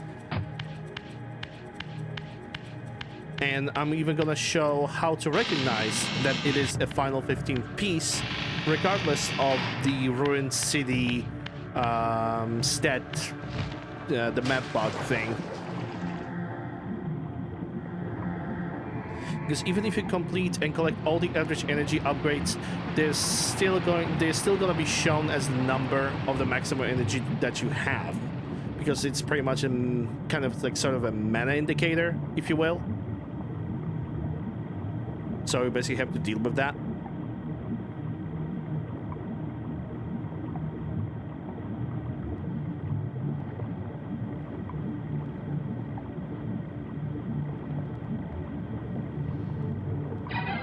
And there we go, 52 Eldritch Energy is the final piece.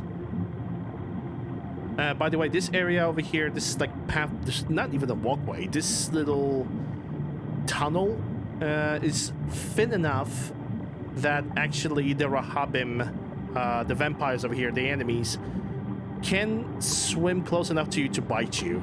It really rarely happens, because sometimes they just do something like this. They're just turning themselves into window lickers, and they're just attaching their heads to the walls, and they just stay over there. But yeah, they can attack you while you're underwater. It rarely happens. You really need to be like right in front of them for them to really attack you. Also, this one is gonna have something ever so slightly different, because the moment we're gonna jump over the pillars initially over here, we are actually not gonna go to the Spectral Realm. We're gonna have to kill every single enemy inside, which is only the maximum of 2.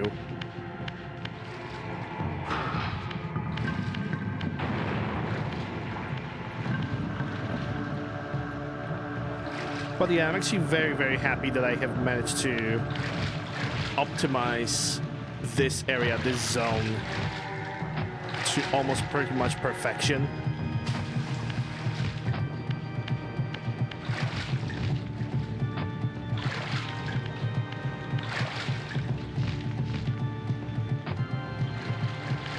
Yep, this guy's always impaled, and he's gonna stay impaled like this. The guy behind the door, he's always respawning, so we need to send him a Merry Christmas and a Happy New Year.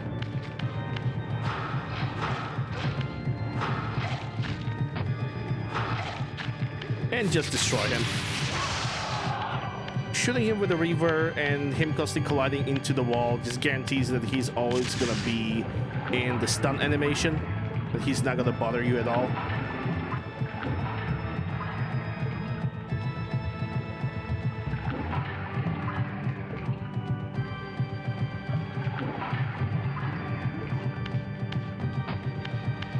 And now the only thing that we need to do is just pull the boxes out of the walls. The first room only has an Eldritch Energy restorations.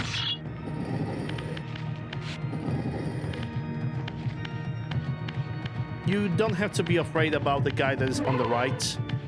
I believe that what he's supposed to do is jump on you and attack you, and this is the moment when I confirm that we have collected all the health upgrades. If you don't have all the health upgrades collected, all the pieces, the bottom left of the screen would indicate that there is something more to get, regardless of the bug over here that we can now see the health power-up, pick up found 0 out of 1 in Ruined City, because if you would not pick it up, that means that we would not have a complete circle, and like I said, bottom of the screen would perfectly display that.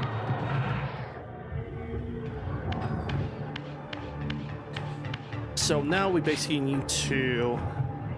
Now that we have all the site upgrades, all the glyphs complete, the only thing that we have to do in the playthrough is the Oracle's Cave, Chronoplast, and final Kain fight, which I will definitely say that I have spent, because of the any percent no hit no damage runs of the Soul Reaver, which is now available, which is also available on my YouTube.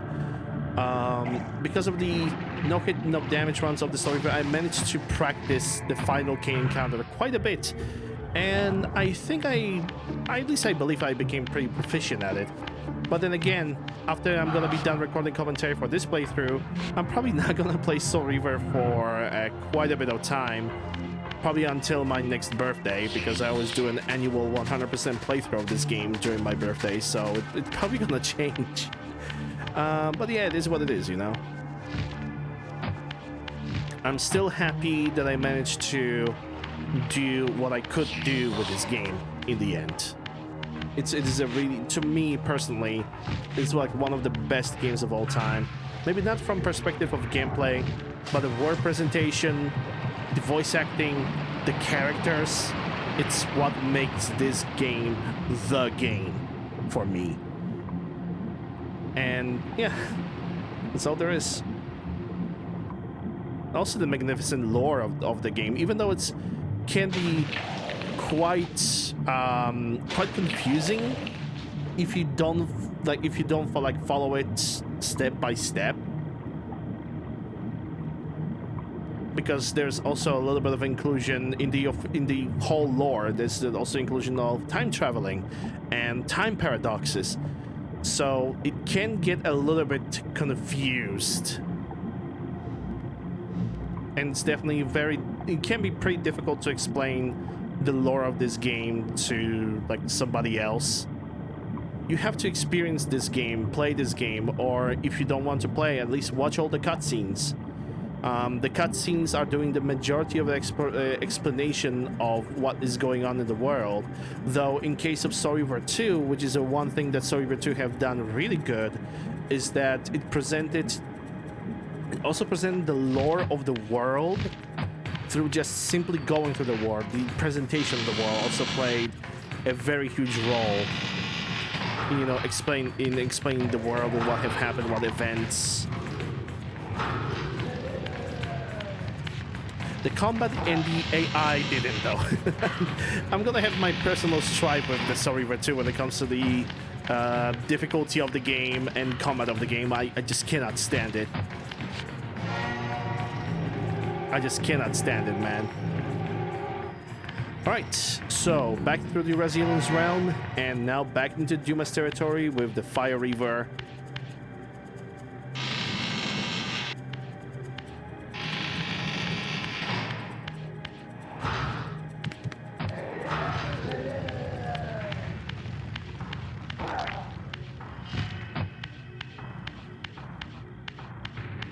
And let's get ready, because the majority of the areas in not majority of the areas, the majority of the Oracle's Cave area in Chronoplast, and it's gonna be puzzles, lots of constriction, lots of box moving, and some switches every once in a while.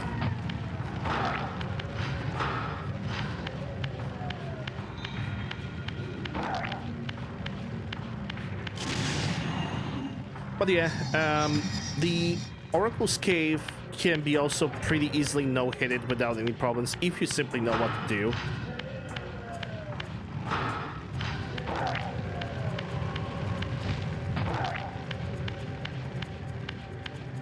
Once you know fully realize the mechanics of how the game functions, the game basically is a dream.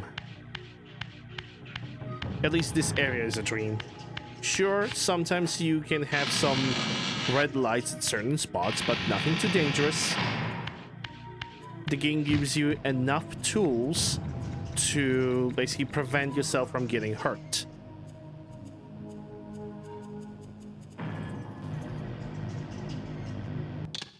And there we go, another segment of the game. This is probably was the second to last segment of the game. We are currently going through the last one.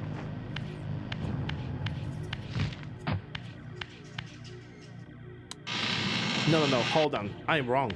This is right now, this is the second to last of the segments of the game in which we are cleaning up all the Oracle's Cave and all the Chronoplast with Kain.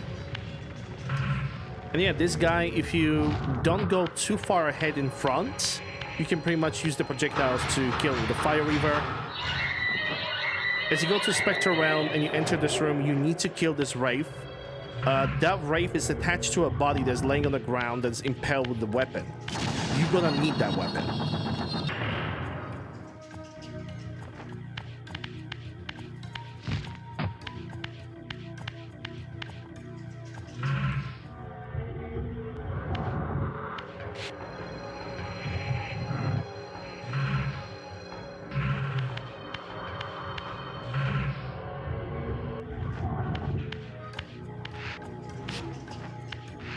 Alright, so the objective of this puzzle is to put those boxes in one box for each room, and each of the boxes need to go into the holes with the dark symbols, not with the colorful engravings of beasts with wings and swords and weapons. There are specific engravings on the wall that those boxes need to go to. And that's the weapon that I mentioned just a moment ago.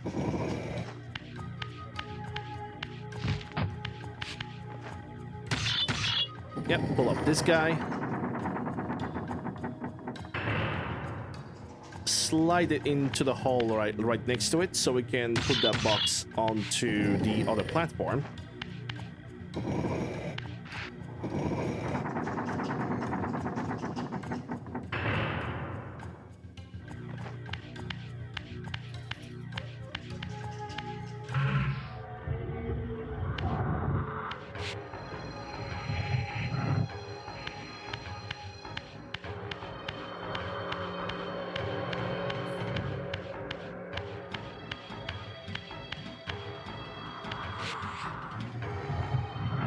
Also, as you're moving through one area to another, always be aware.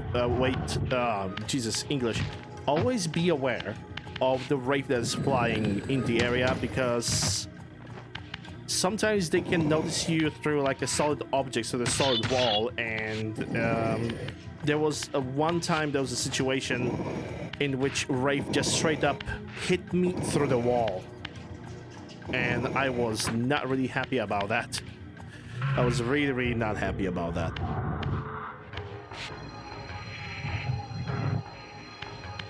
Surprisingly enough, I managed to beat this entire area without making any restarts, any resets,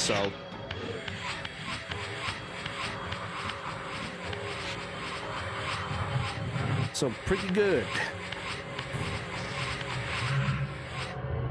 As we could hear those weird sounds in the air, that was the Wraith just ready to fly over me and just hit me and damage me and ruin the entire run.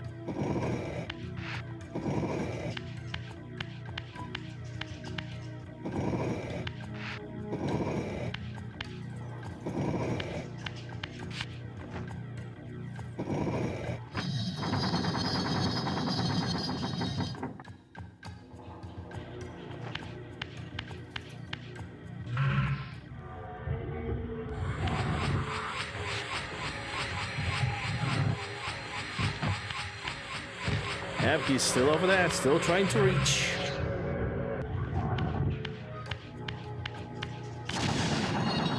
Also, the thing that I have done over here, it's pretty much like a prevention for the future. So I don't have to like go for the Spectral Realm once again.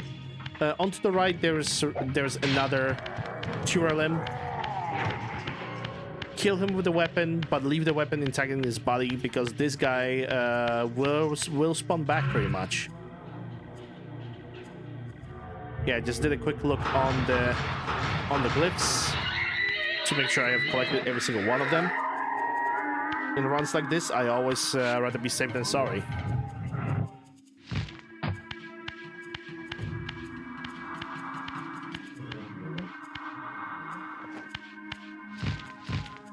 Jump to the other ledge. kill another wraith. The wraith that we have just killed over here is attached to a body that got impaled with a weapon in the same room. So this is why we're killing it, because we're gonna need that weapon. Melee weapons in this area are pretty, they're pretty important. But also as an insurance policy, the Fire Reaver can be obtained right here, just in case something's gonna go horribly wrong in this area. Which it rarely does, but hey, you never know, right? You simply never know. In the worst case scenario, you can always just run away and return into the room in like a moment or two.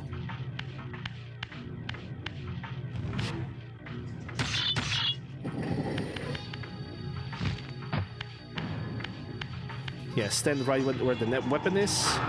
1 projectile, 2 projectile. For some reason, the second box decided to be like, yeah, I'm not gonna move. So I did it again, and now it moved, and the gate is open. And now we have a guy in front of us. We carefully approach him, and when he see him through the shadows, just throw a weapon. That's gonna kill him. Absorb the soul. He's not gonna be a problem for us anymore. Second guy to the right, same thing. Throw a weapon. Stealth kill. And now use constriction on the little pillars over here, so you can open the locked gate that was at the very, very beginning of the Oracle's Cave.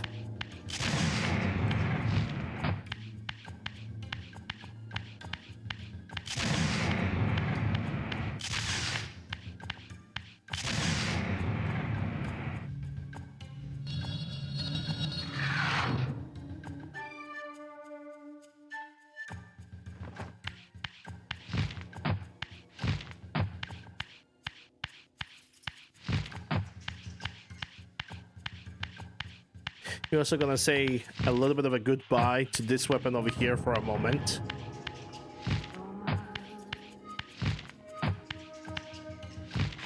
Because unfortunately, you cannot handle the weapons through the Spectre realm. And now, look through the crack. If you see Turalem, just cast the fire glyph. The AoE is still gonna hit him. You lose the weapon. Back to the material, don't absorb his soul, pick up this weapon instead. And then go over here, which you're gonna get a cutscene. The Oracle's Cave. And also listen to the Turalem just dying in agony every couple seconds. The role of a doddering soothsayer, stirring his pot of visions while dispensing enigmatic predictions to gullible visitors. Underneath the facade was Mobius the Time Streamer, sorcerer of the Circle of Nine.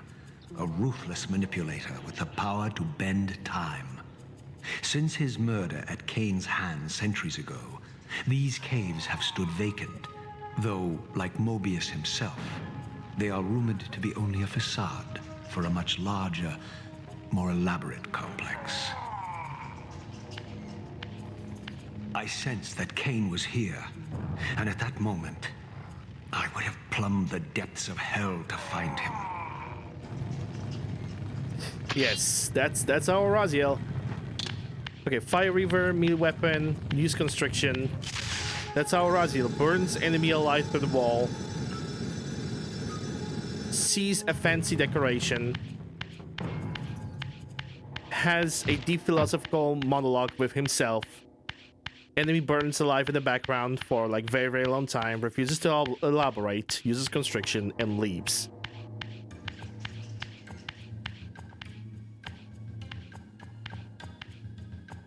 This, I deduced, must be the man himself, the Time Streamer, Mobius. He seemed not at all the impressive figure I had imagined from Kain's boasted exploits. And yet, even this cold image radiated a certain undeniable power.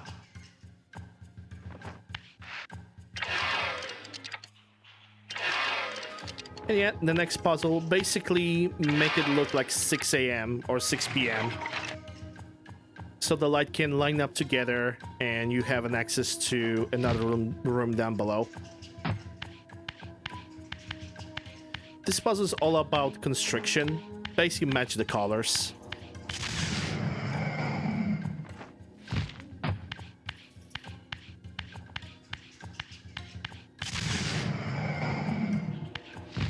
And this is ever so slightly change over here. Just mix the colors together.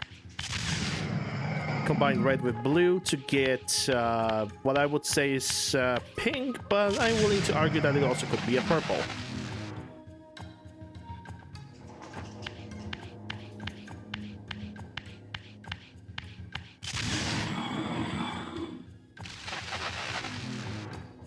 And now just constrict the main element of the room so the light can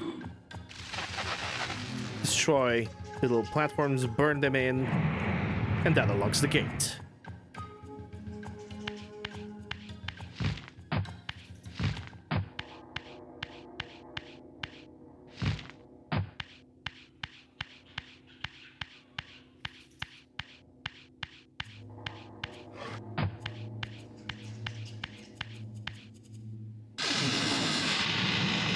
Now the guy is over here, depending on his positioning and what he's gonna do, like this thing he decided to notice, which is the most dangerous option. But because we are fast enough, we have managed to throw a weapon at him and then just destroy him with the fire projectiles.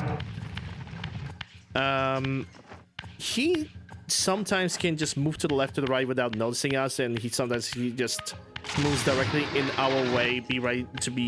He's just basically ready to get impaled by the weapon. Doesn't often happen, but when it happens, it's basically a golden opportunity.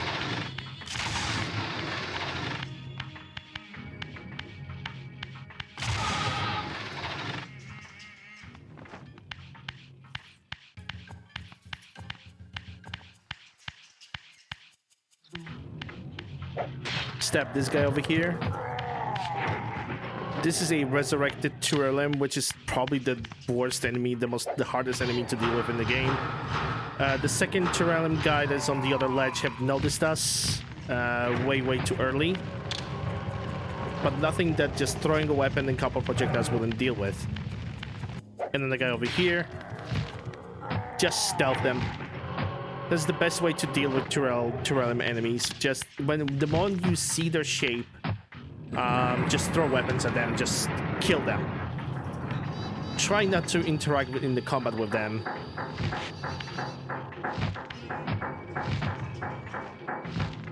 I mean, they have very much the same kind of situation like the Zephon attacks.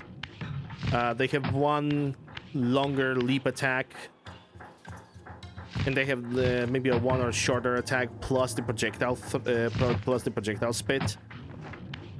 And this is why I'm gonna constantly sneak, because on the right side in the corner over here, we got this guy that's pretty much waiting for us to just show ourselves. And if he would go too far, what the game would basically do, it would allow him to go into attention state, and then he would be basically ready to attack us regardless. So the game's being a little bit of a cheese lord. I'm gonna be a little bit of a cheese lord towards it as well by using the fire glyph.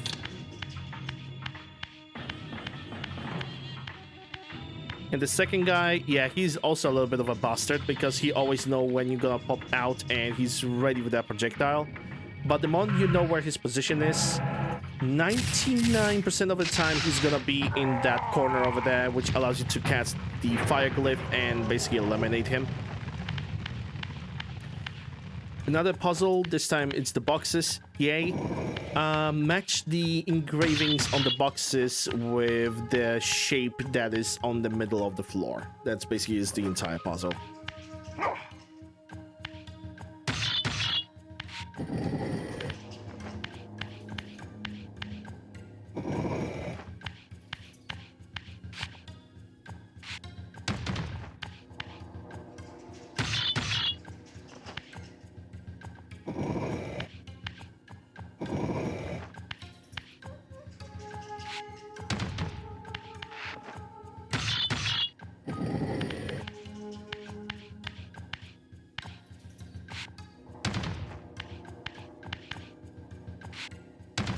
Funny thing, I still haven't done uploading my Vanguard playthrough of Mass Effect 2. Actually, the moment I'm gonna stop recording this commentary, I'm gonna publish a new video from Mass Effect 2 from the Vanguard playthrough, which I could take the blame for that because I should upload it and make it public, like before the stream. I basically didn't have the time to do that. Because again, Fridays are usually very busy for me because it's groceries, it's adulting, and I basically had to rush everything. Hence why I'm actually really glad that I'm gonna change my schedule. Anyway, another guy visible on the front. And just burn him, just throw the weapon at him. Another guy over here. The weapon sadly did not hit him. The hitboxes of the middle pillar are not cooperating.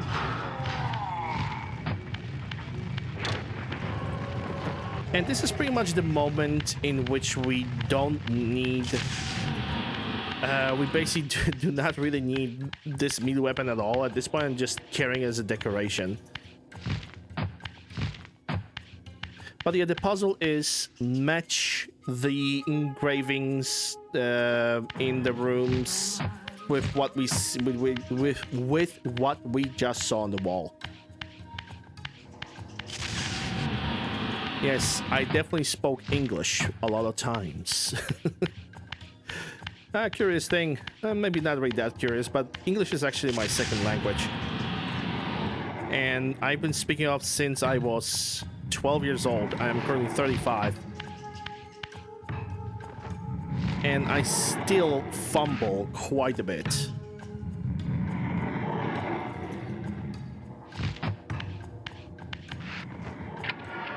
I would say that I speak well enough, but when it comes to the English language,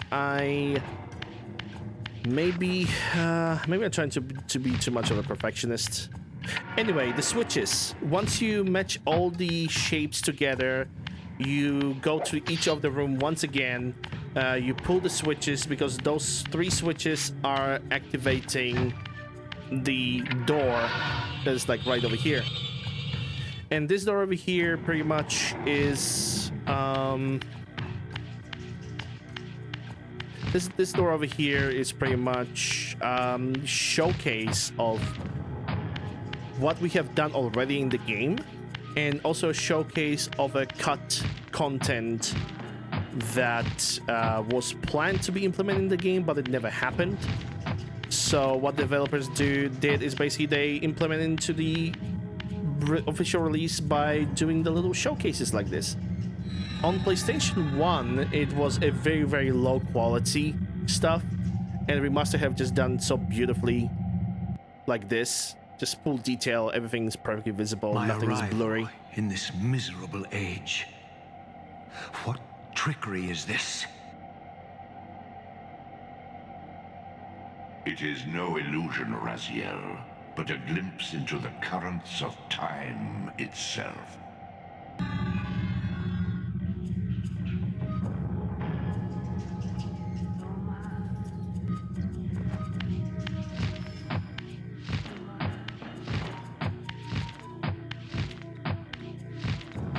Yeah, this one I'm just trying to jump and skip this entire area. I think it's been, at that point of recording of this, it's been like 6 hours into the stream.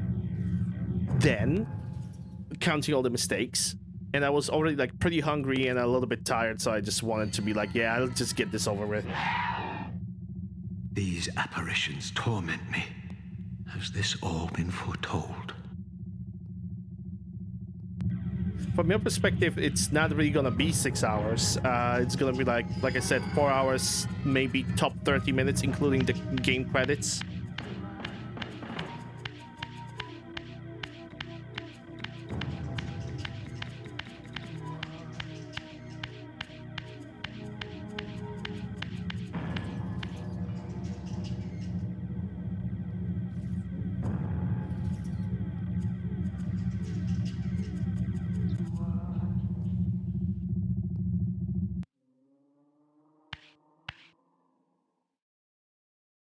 Impossible. This must be one of Kain's deceptions. Yeah, Raziel yet to not encounter the paradox. So he just doesn't know. I mean, to be honest, Raziel was living as a vampire for over 1,000 years. You would forget things in your life from over 1,000 freaking years. Imagine living for such a long amount of time. Holy cow.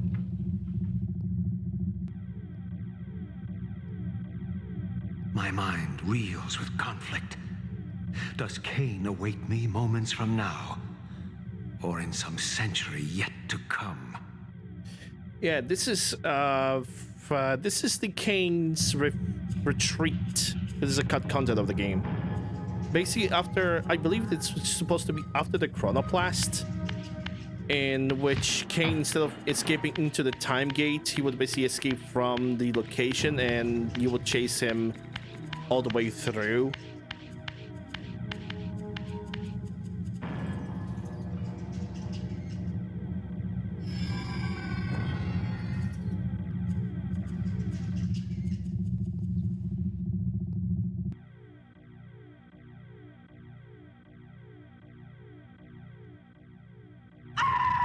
This cannot be. What madness does this scene portend? Kain must think me credulous to suffer these lies. Yeah, this scene over here was when Ariel have decided to sacrifice herself for the sake so Raziel can kill Kain. She basically gave up her own soul. That actually got moved into Defiance, but Defiance have done it a little bit differently. Basically, all the Reavers purified of all the corruption, all united together through Ariel, and then being added to Raziel himself.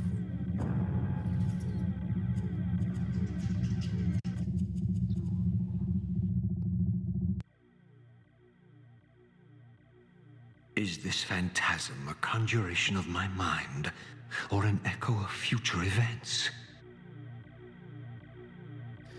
This would be Raziel holding a Kain Reaver, which I believe it is a Reaver that you would get after killing Kain. That will be like one of the final cutscenes. No, maybe not even one of the final cutscenes, because after you would defeat Kain, you would basically eradicate all the vampire kin from Nosgoth by resurrecting the Science Cathedral.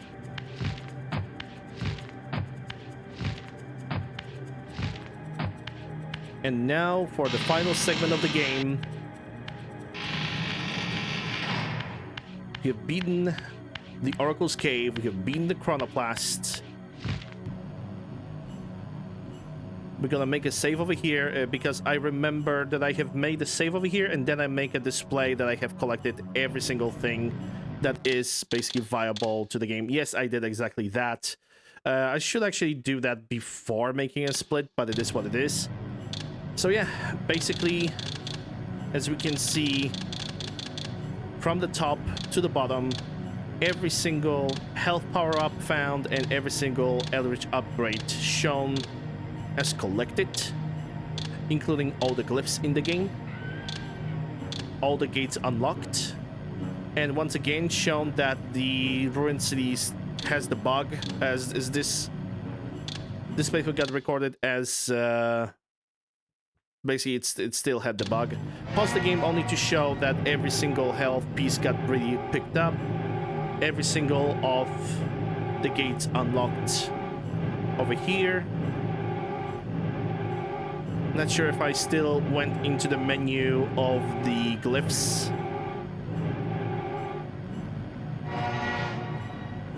Yeah, I didn't, but we definitely could see on the map that every single glyph got pretty much picked up. So at this point, the only thing that's left for us is to watch the cutscene and do the Kain's boss fight, which I'm gonna sort of explain right after the cutscene's gonna be over.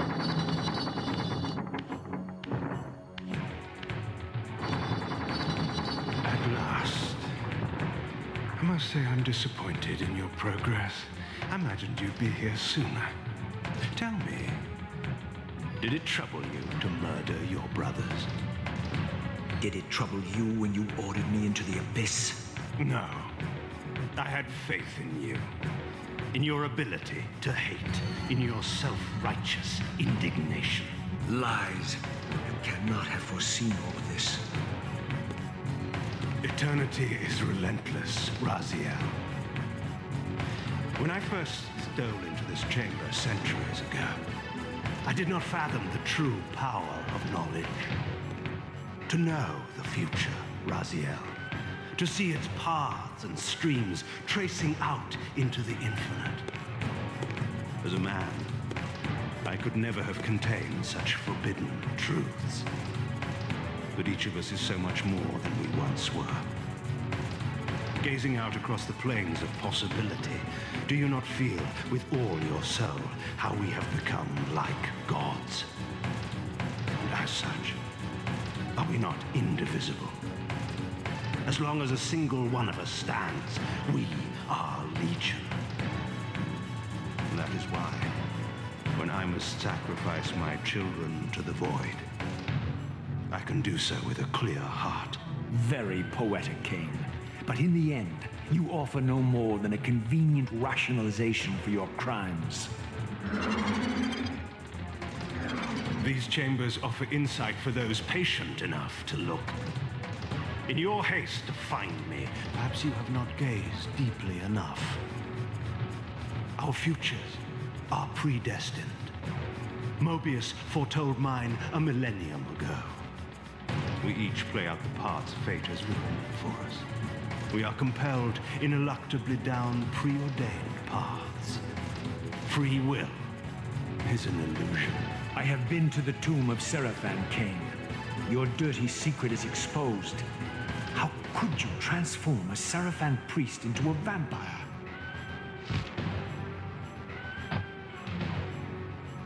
How could I not? One must keep his friends close, Raziel, and his enemies even closer. Can you grasp the absurd beauty of the paradox? We are the same. Seraphan and vampire. With our holy wars, our obsession with Nosgoth's domination, who better to serve me than those whose passion transcends all notions of good and evil? I will not applaud your clever blasphemy. The Seraphan were saviors, defending Nosgoth from the corruption that we represent. My eyes are opened, Kain. I find no nobility in the unlife you rudely forced on my unwilling corpse. You may have uncovered your past, but you know nothing of it. You think the Seraphan were noble, altruistic? Don't be simple. Their agenda was the same as ours. You are lost in a maze of moral relativism, Kain. These apparitions and portents. What game are you playing now? Destiny is a game, is it not? And now, you await my latest move. Alright, boss fight starts right over here. Pretty much the start of the boss fight. Don't move, stay in place. As the king arrives, he shows himself, make a jump forward, and then just strike him with the Reaver. The first stage is the worst, because he charges his attack really, really fast, and you need to be fast too. For the second hit, just wait for him until he appears. Couple jumps, and you're able to hit him very easily.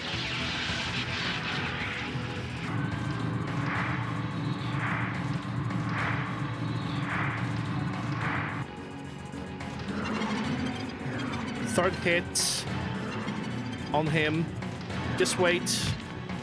You're gonna see where he spawns up. He usually spawns on the right ledge over there. Approach him, and that's it. Boss fight is over. Playthrough is over. Run is complete.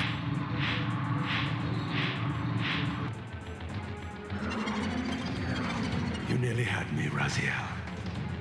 But this is not where or how it ends. Fate promises more twists before this drama unfolds completely.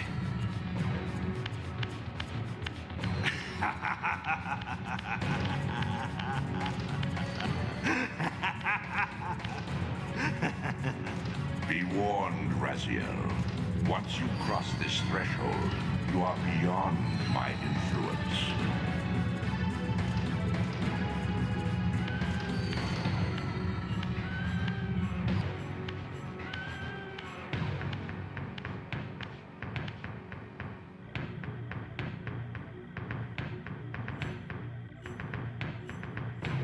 Raziel, Redeemer and Destroyer, Pawn and Messiah.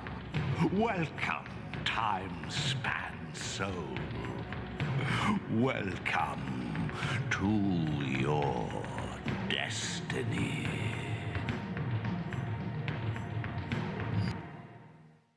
Where time is but a loop, a loose stitch in the universal cloth, a streamer might seize upon a chance, a fatal slip, and plunge the fate of planets into chaos.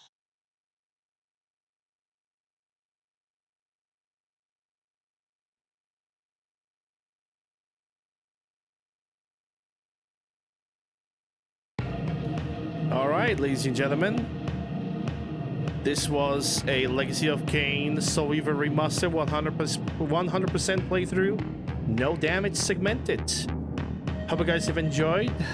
If you did, like, share, subscribe, ring a bell, leave a comment, all the good stuff.